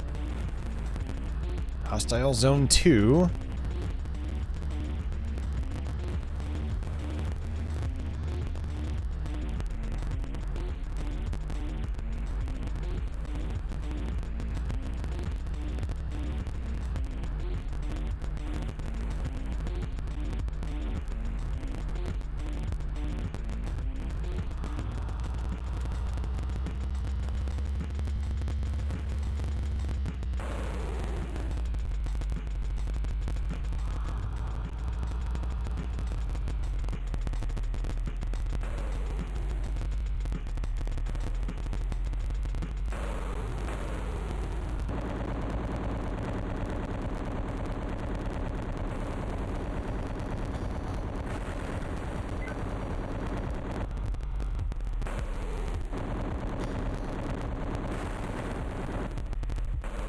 Man, going in reverse is super slow.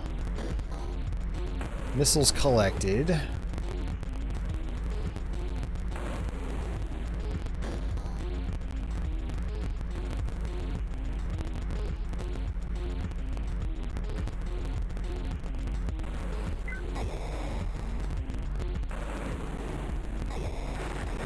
Have to use the numeric keypad for missiles.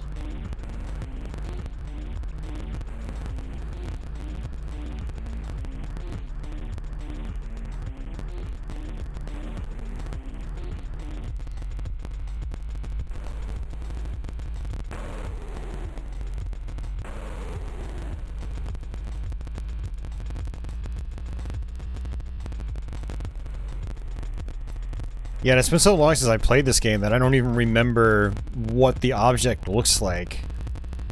Because when I used to own this game, I did get past the first couple missions. I gave up pretty quickly on this game though, because it's just... You can see how dense the cities are. And it's ridiculously easy to get lost. And I was just like, yeah, I can't...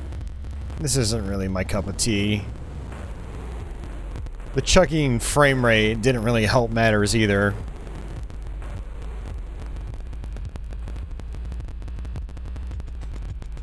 People do like to tout this as a technical showpiece, and I can see why, but it's like, is the game actually fun?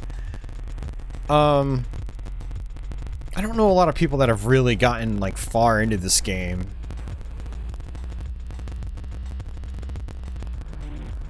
Yeah, they can rebuild the nodes, exactly. So, like, I'm not even sure the purpose of destroying them. But then again, like I said, I haven't played this in a long time, so I'm kind of a noob at this again.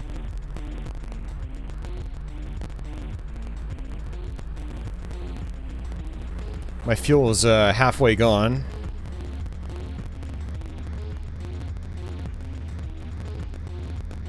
You know, I just realized there's like a blue dot on my reticle. I wonder if that's kind of pointing me in the right direction. Let's see. Max altitude reached.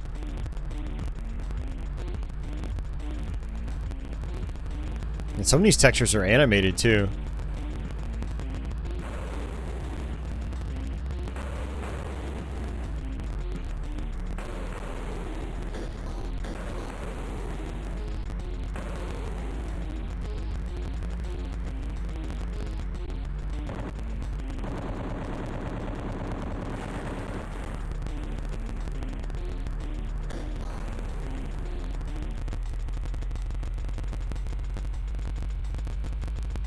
Yeah, I'm not really sure what that blue dot is.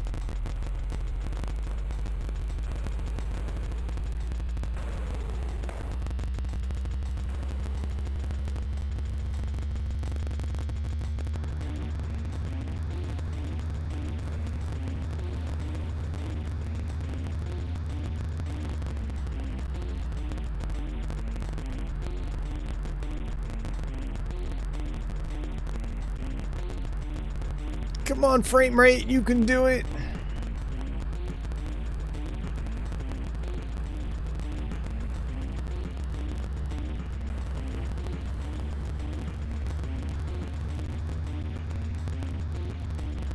Entering zone 1.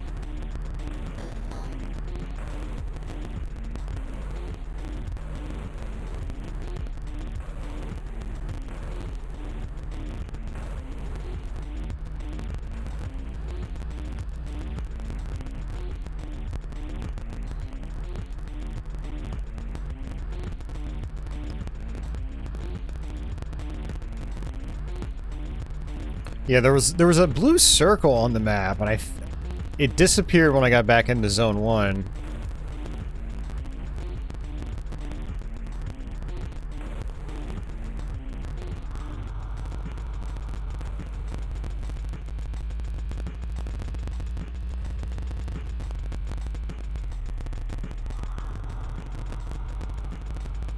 Entering zone 2, so I have to turn around.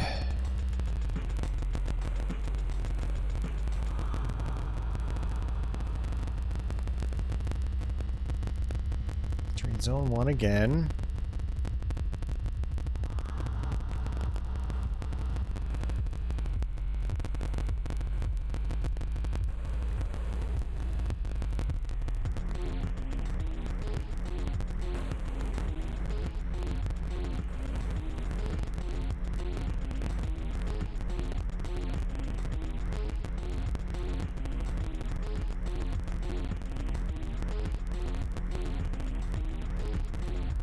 I wonder how this would have run if they went for more simplistic texture maps. Kind of like Iron Soldier 2.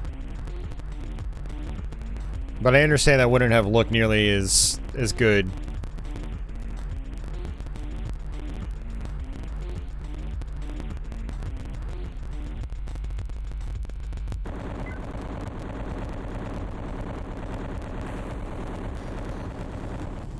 Mission complete. That was it! It was that tank.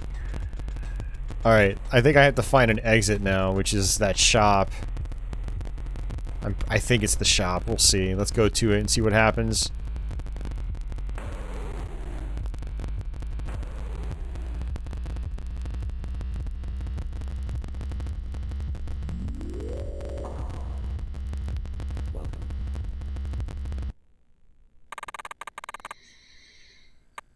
Oh, man.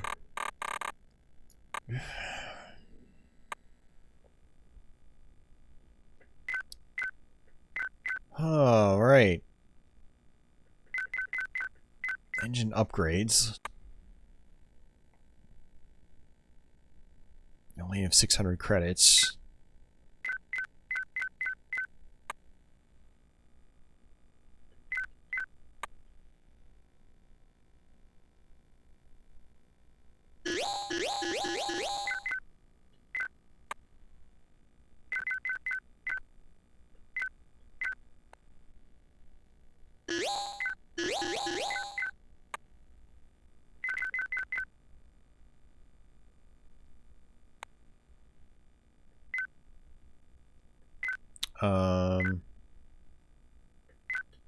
Thank you. Please call again.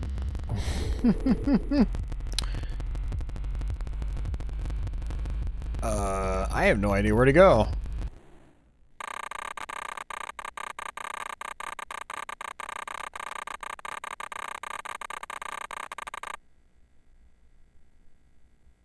All right.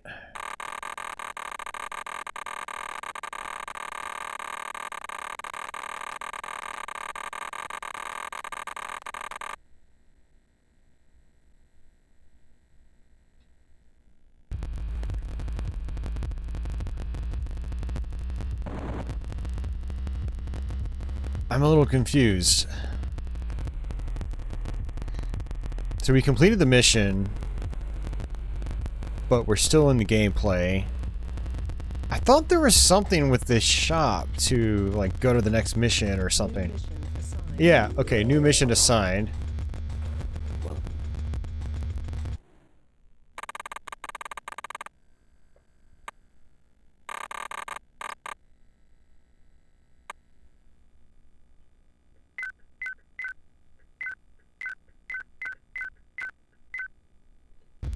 Okay, you know what? It says new mission assigned, so maybe I can just go here now.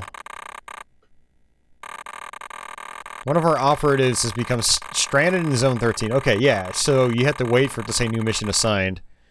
It is interesting. This is an early version of like an open world game when you think about it. Which by console standards it's very interesting for, I guess this game was probably originally supposed to come out in like 96.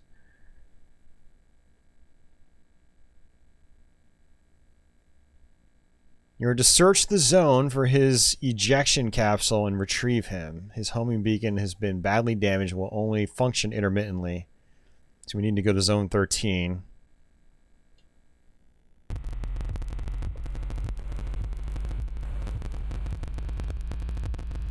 Alright, later Jason. Take care, dude. Have a good day at work.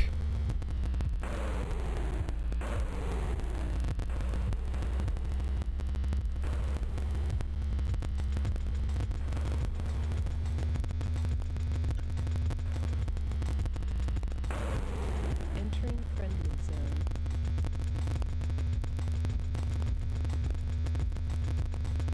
Entering hostile zone.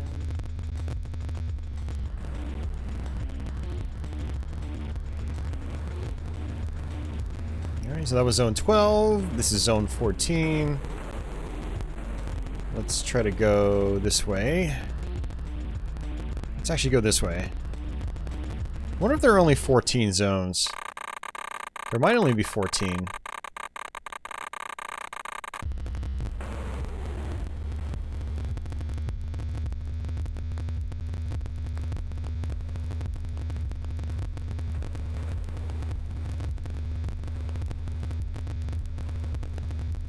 Man, I'm zipping across this place fast.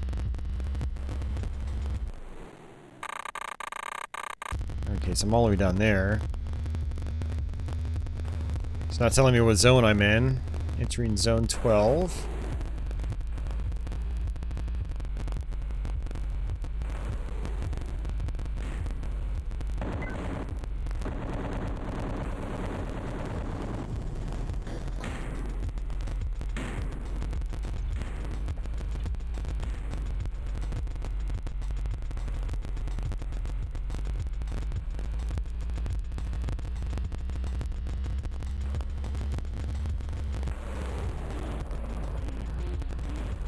Zone 14. Yeah, good observation, Scarlet. Yeah, it looks like different areas are owned by different entities. Current mission objective is Zone 13.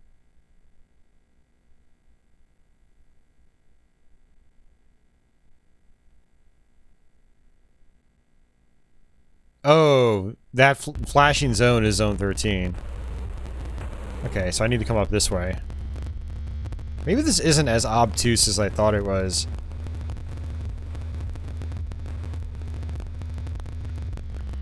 Entering Zone 13. Yeah, okay, so the flashing area on my main map is Zone 13.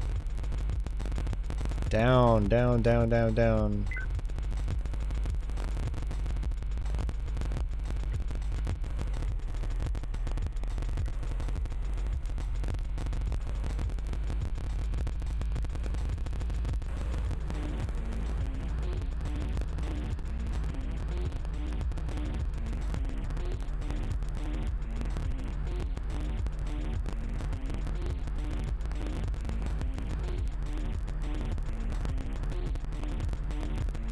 Yeah, I remember from a long time ago that pickup items, like mission objectives, are really difficult to come across. They almost sort of blend in with the environment, so you have to kind of analyze every nook and cranny.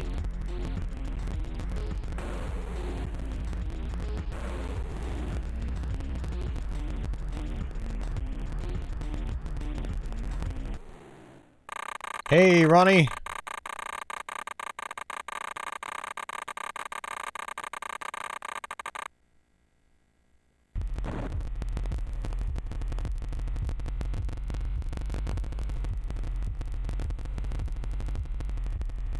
Yeah, definitely some Descent vibes in this. You move very similarly.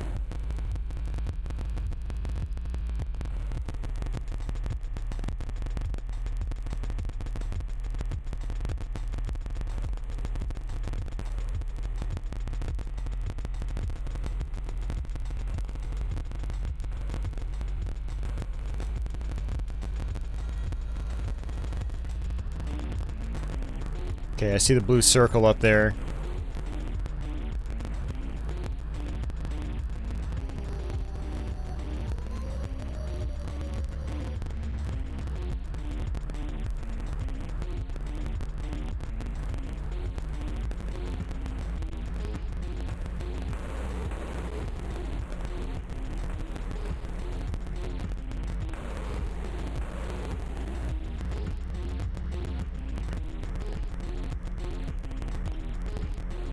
Is that it?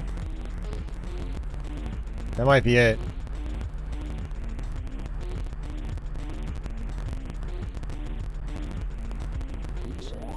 Yep.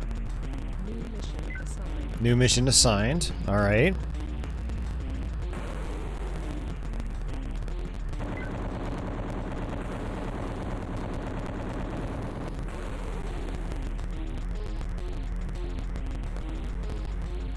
Alright, so let's check out our new mission. Current mission objective is Zone 9. This zone is flashing, so Zone 9 is all the way at the far left. Okay, this game's starting to make a lot more sense. You just have to use your tools to your advantage. Enemy command vehicle is known to be moving about in Zone 9. Our analysis has suggested that it may be attempting to access our communication systems. Your orders are to search Zone 9 and destroy this vehicle. Note that the command tank will be masking itself and its escort from your sensors, just like before.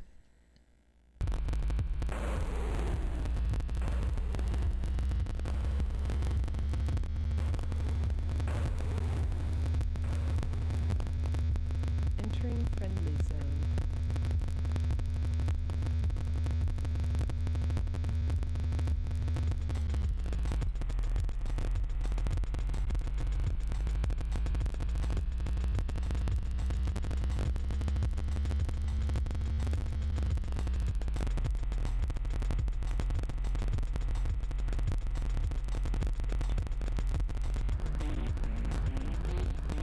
Yeah, I mean, this mission seems like it's very similar to the first mission.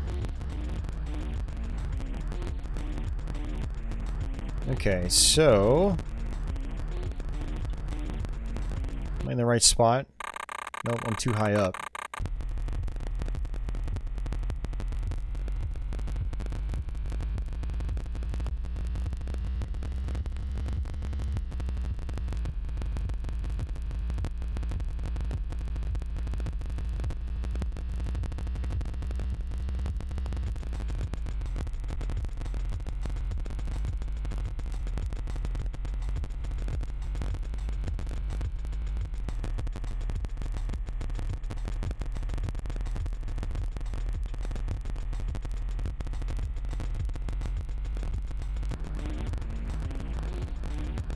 Yeah, and some of these buildings go so high that you'll have to actually learn the layout.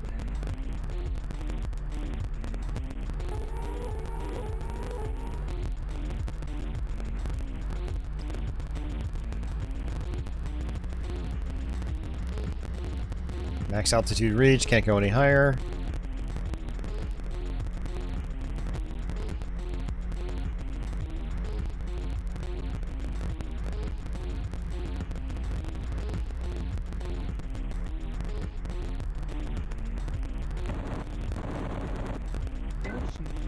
Oh, whoops. Sorry.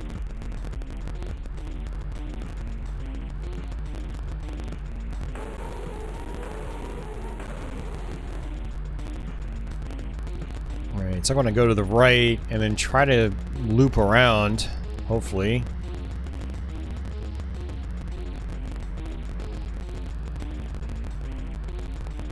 Need to get down to Zone 9. Maybe I can just go down here.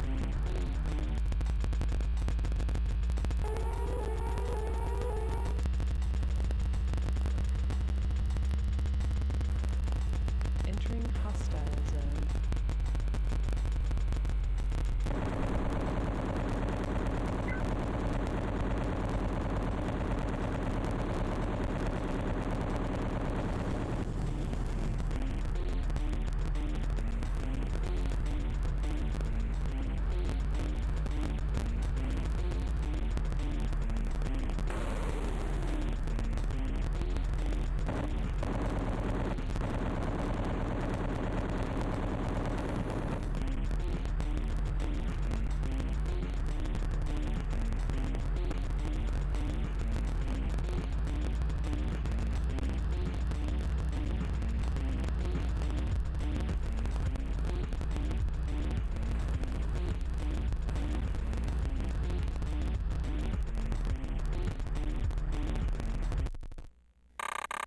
Okay, I am in Zone 9. Alright.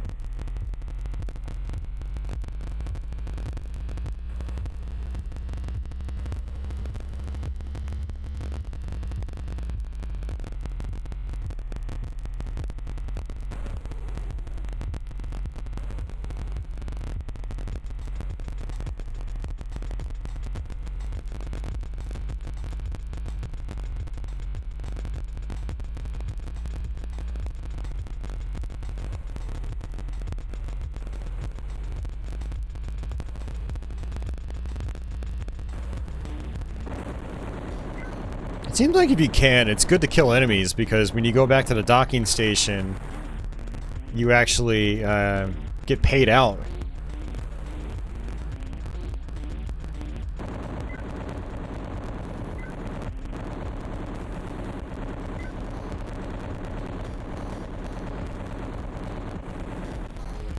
Mission complete. Got it.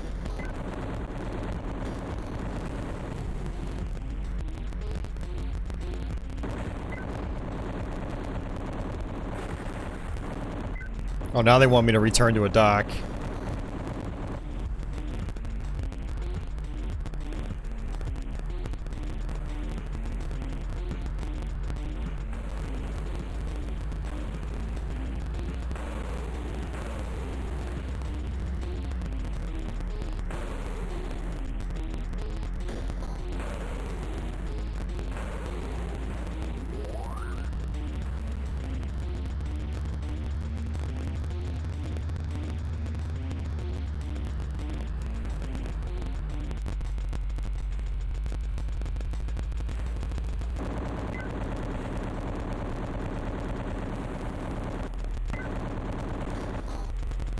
Oh, great. My Gatling gun is damaged. I can't even shoot now.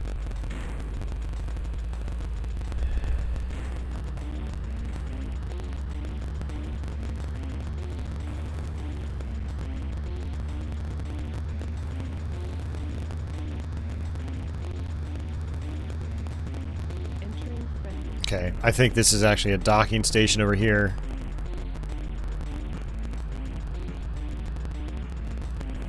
Whoa.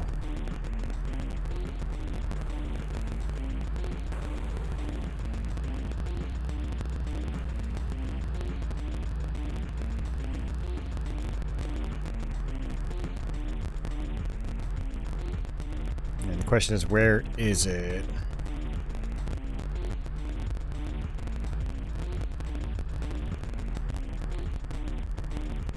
It's on, okay, it's right here. They're not always on ground level.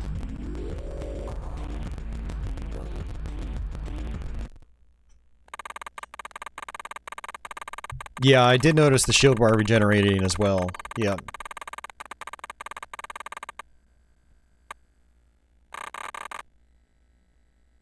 Yeah, we got $400, which we're gonna end up spending on fuel and repairs.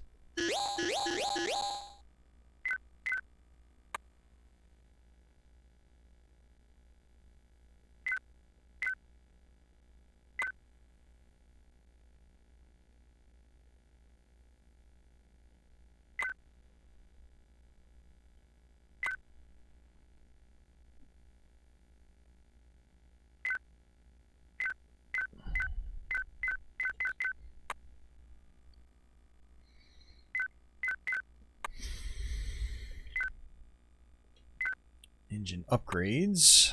Oh, that's right, these are expensive. Oh no, it's 500. So maybe this will let me go faster.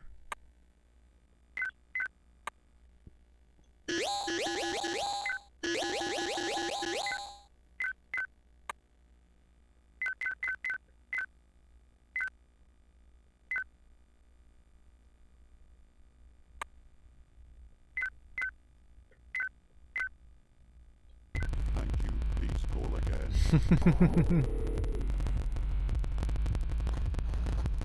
My Gatling gun is still damaged. Oh no, there it is. Okay, no, okay.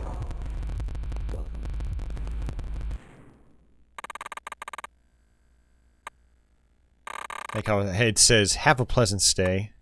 Thanks. Let's try this again. Please call again. Hey, Doomstash. I hear that, man. Thanks for the like, and have a good night's rest.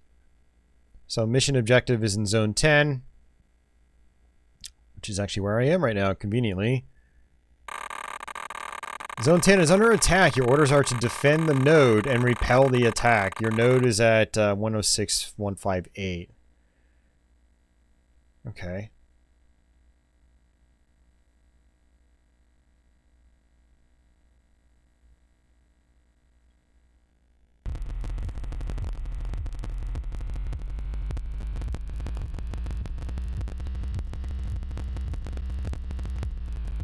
I wonder if it's where these other blue dots are.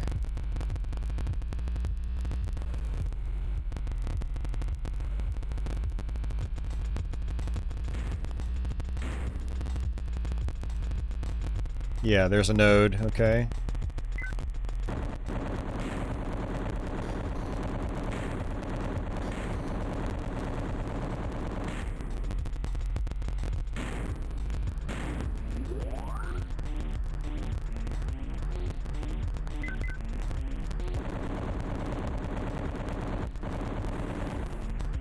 Battle group destroyed.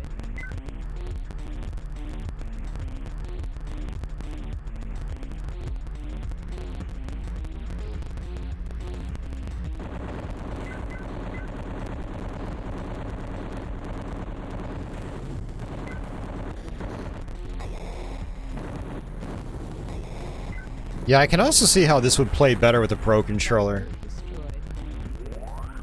You know, you can use X, Y, and Z to fire missiles instead of having to use the shoulder keys. Or sorry, not shoulder keys, but the numeric keypad.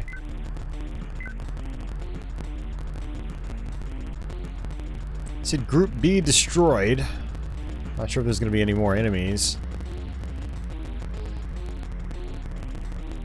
New mission assigned. New mission assigned, so we completed that mission too. And this is actually kind of interesting. The more I play it, the more I'm like, okay, this is kind of cool. But I'm not sure how handholdy it's going to be for the rest of the game. Like, ooh, here's your blinking zone. Just go there.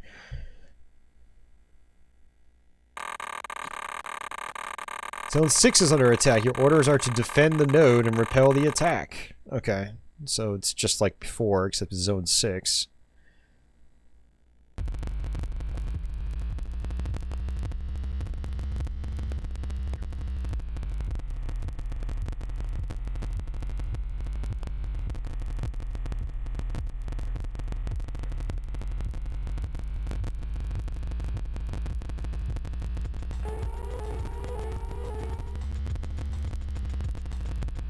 Thankfully, running into buildings does not hurt you. Imagine how much of a pain in the ass this would be if you could get hurt by running into buildings. Entry in Zone 6.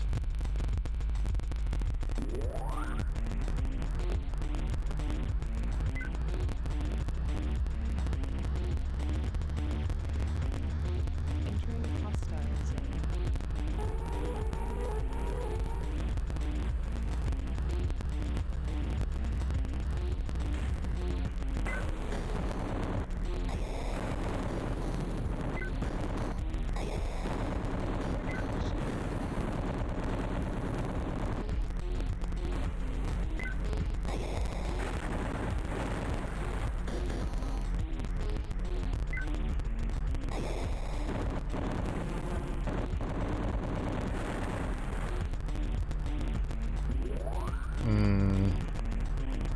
I'm confused. I'm not even in the right zone. Okay.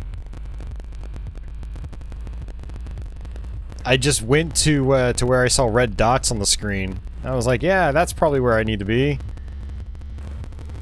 Entering friendly zone.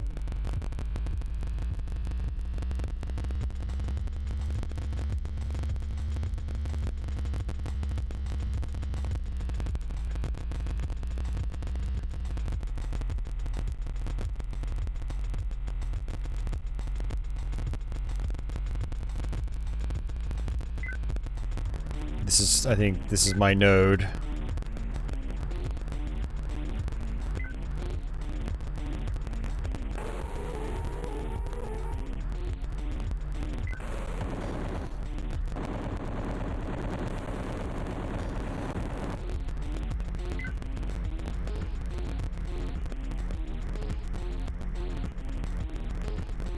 Yeah, I thought the same thing at first, and then I realized I was in the wrong zone. This is where I'm supposed to be.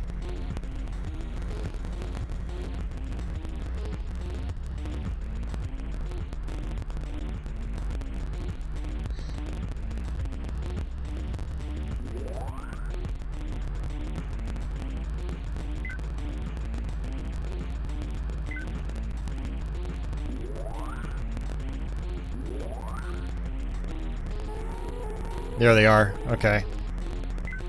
Oops.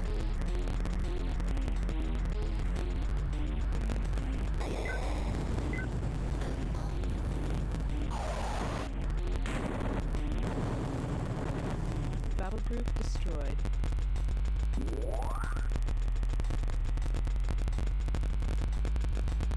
Mission complete. Some easy missions.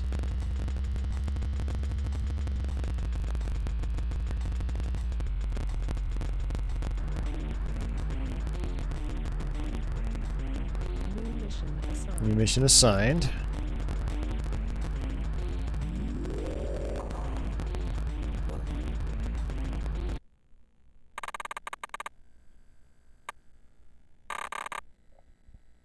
$700.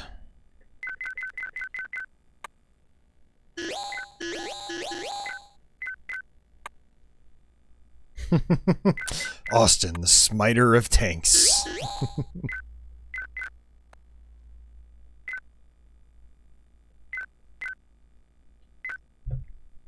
ECM purchase.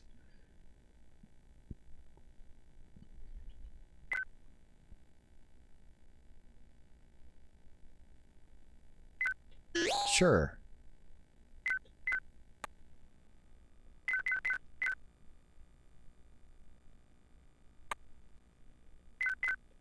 Thank you. Please call again.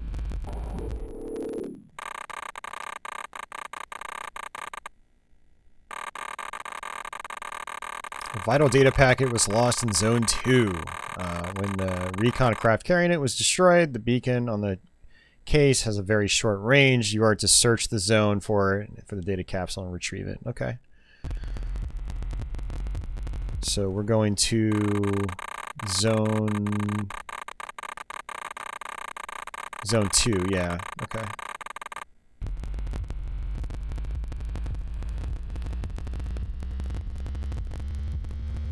Entering hostile zone.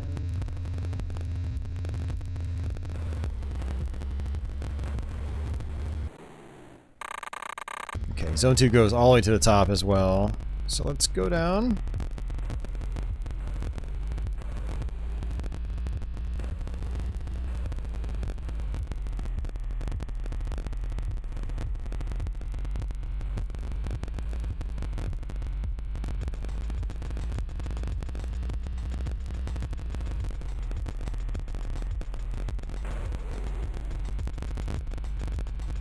Alright, Zone 1. You don't want to be in Zone 1.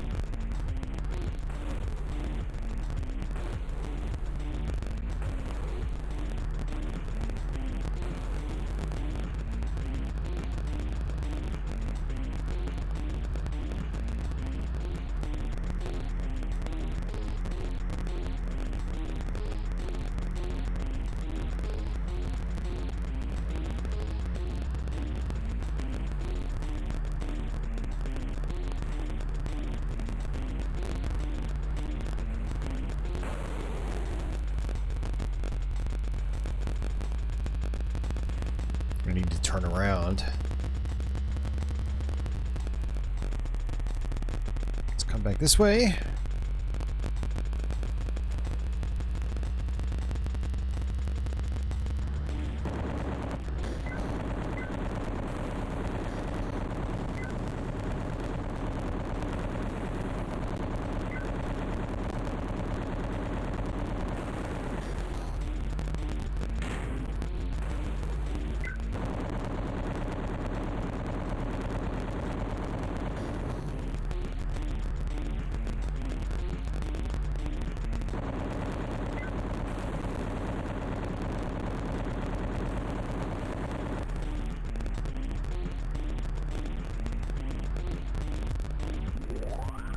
Ammo collected.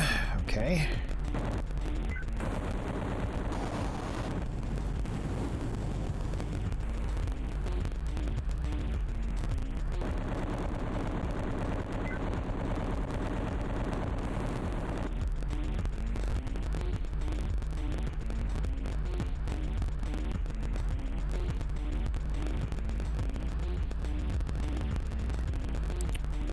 So, I don't know. Let's see. Let's try to go up higher.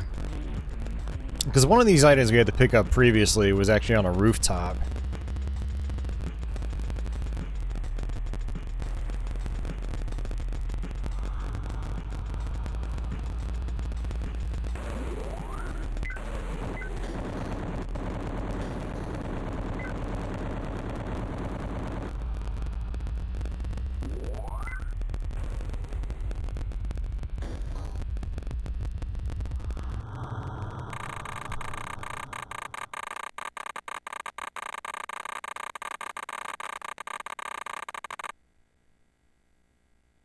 Okay, let's go to the right.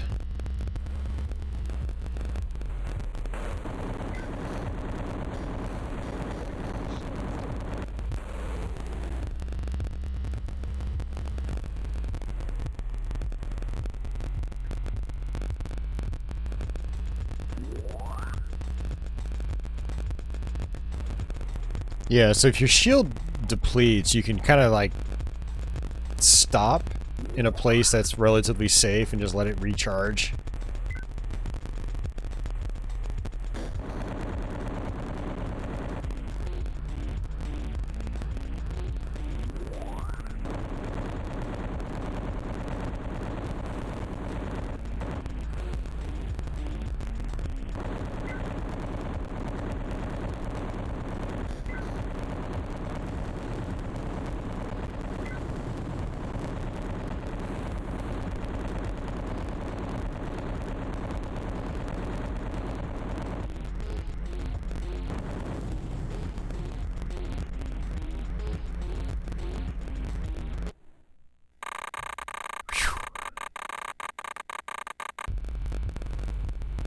Let's go back down on the ground floor.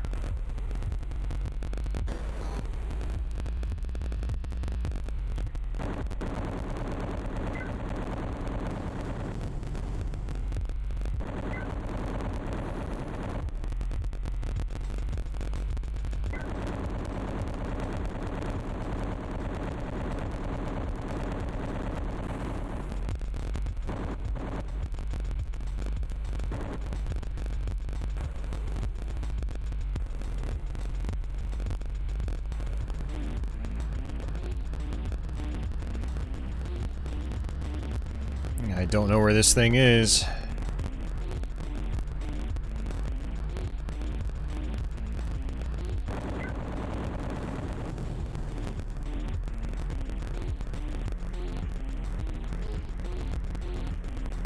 Not seeing any activity from the beacon either.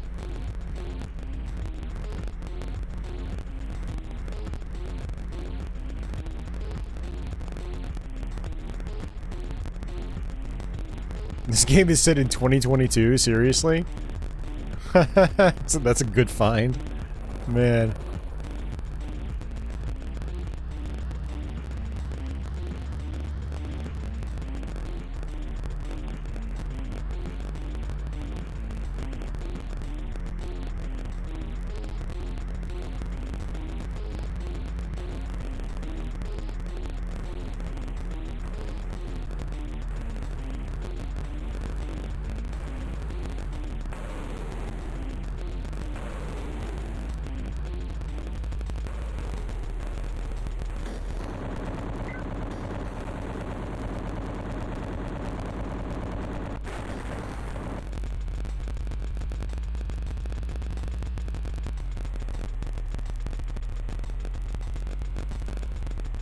Still in zone 2, right? Let's see.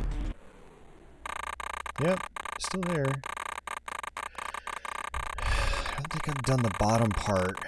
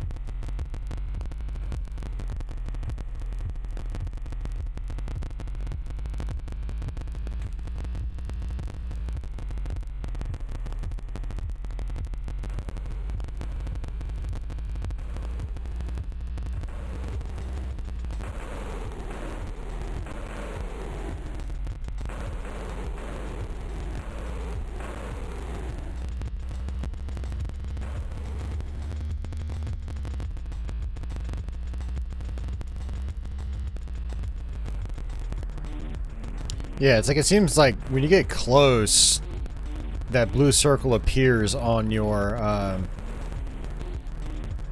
reticle.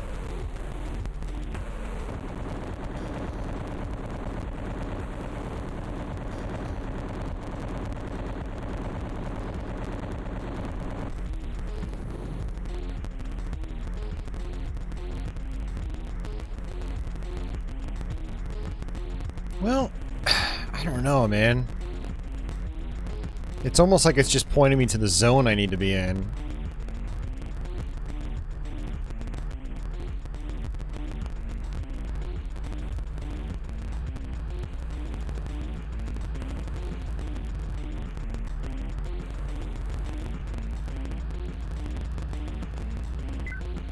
Oops.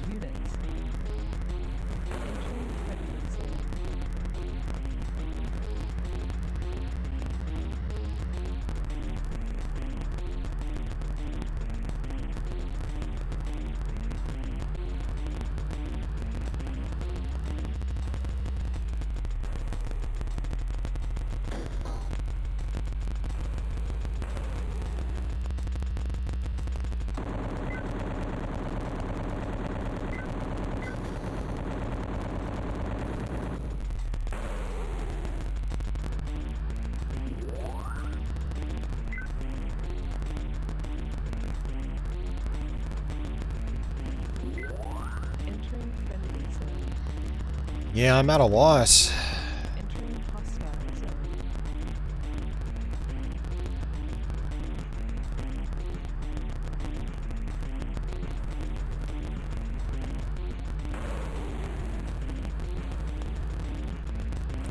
Yeah, I think the circle is just kind of telling me where the zone is, but it's not telling me where the item is that I need to get. I know it's just like a pickup.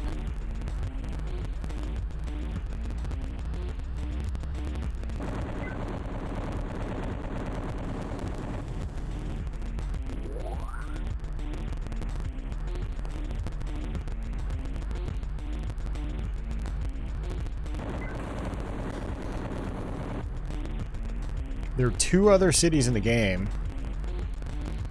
That sort of makes sense. I feel like what ends up happening is you just complete a bunch of missions in one city and then you end up going to another city and doing the same thing. Entering friendly zone. Entering hostile zone.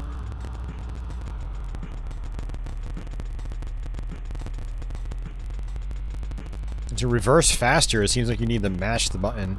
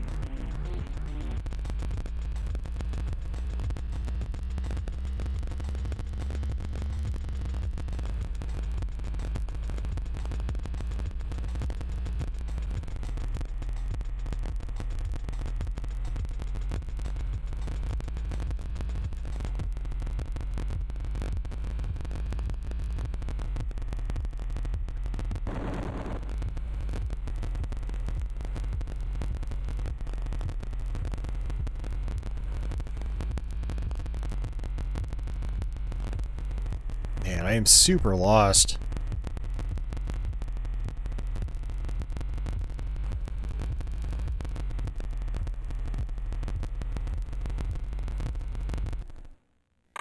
Yeah, I'm still in zone 2. I mean, it is that circle is popping up again.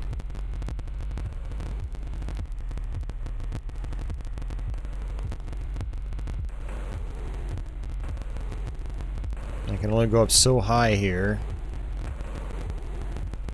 Oh no, I can go up there, okay. I think we found it.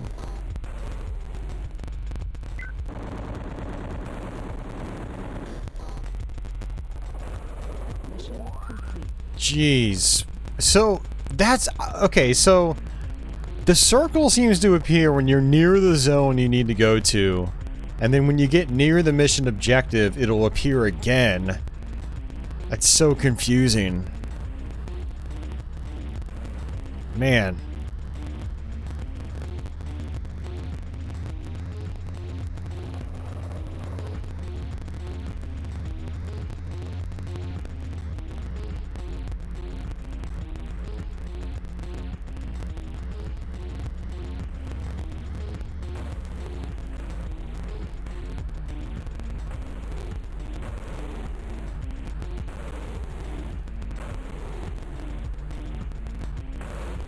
New mission assigned.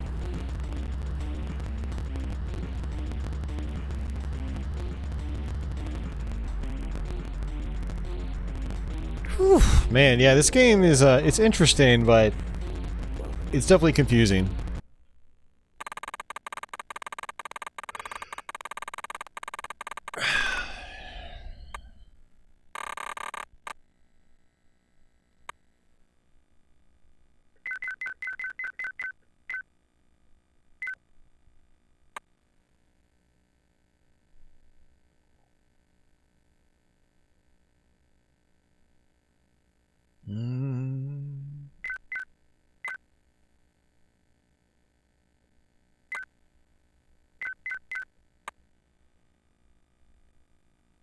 Well, I thought it might have been on a roof too, but the problem is like the circle popped up like when I was just outside zone 2, and then it would disappear when I was in zone 2.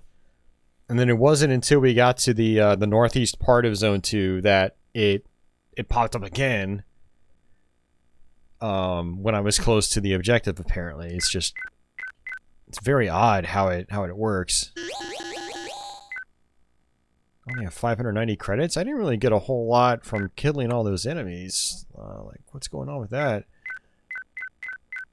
Oh, wait, no, I guess I got a decent amount because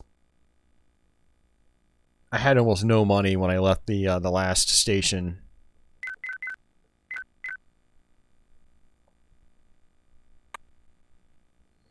Thank you. Oh, man.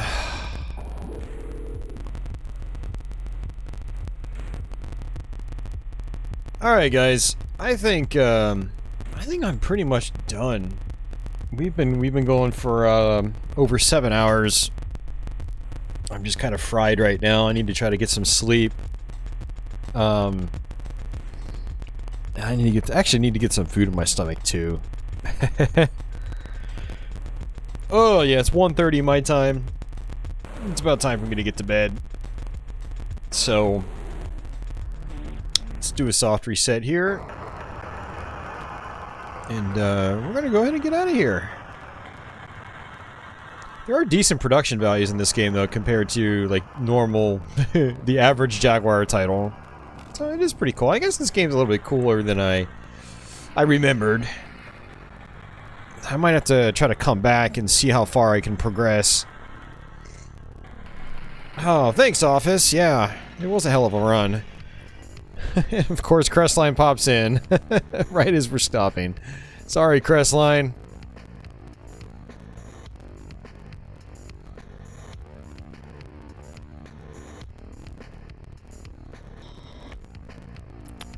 Oh, man. But yeah, I'm gonna get out of here. Say goodnight to Patchy.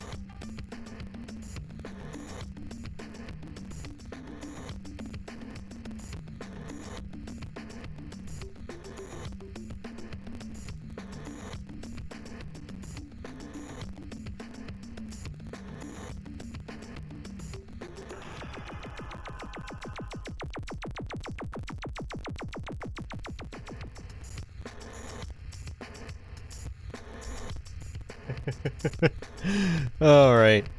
She doesn't want me to stop. She's like, hey, what happened?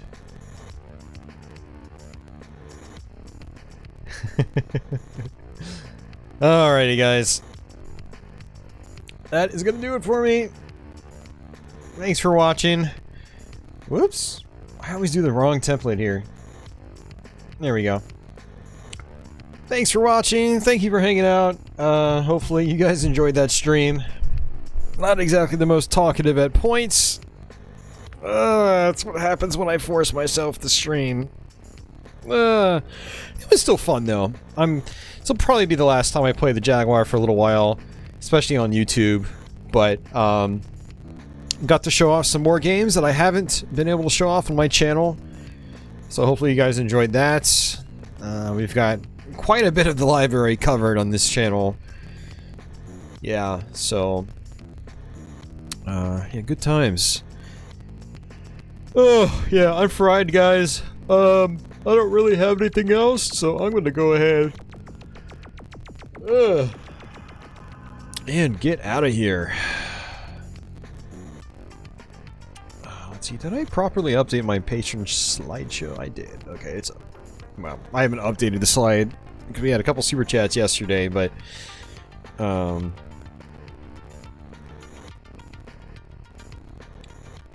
some reason it keeps... Oh, I know what's happening. Every time I check the properties, it cycles back to this first slide, so... Whoa! I'm not actually dying here, guys. Don't mind me. Alright, well, this is a horrible ending. Thanks everybody for hanging out.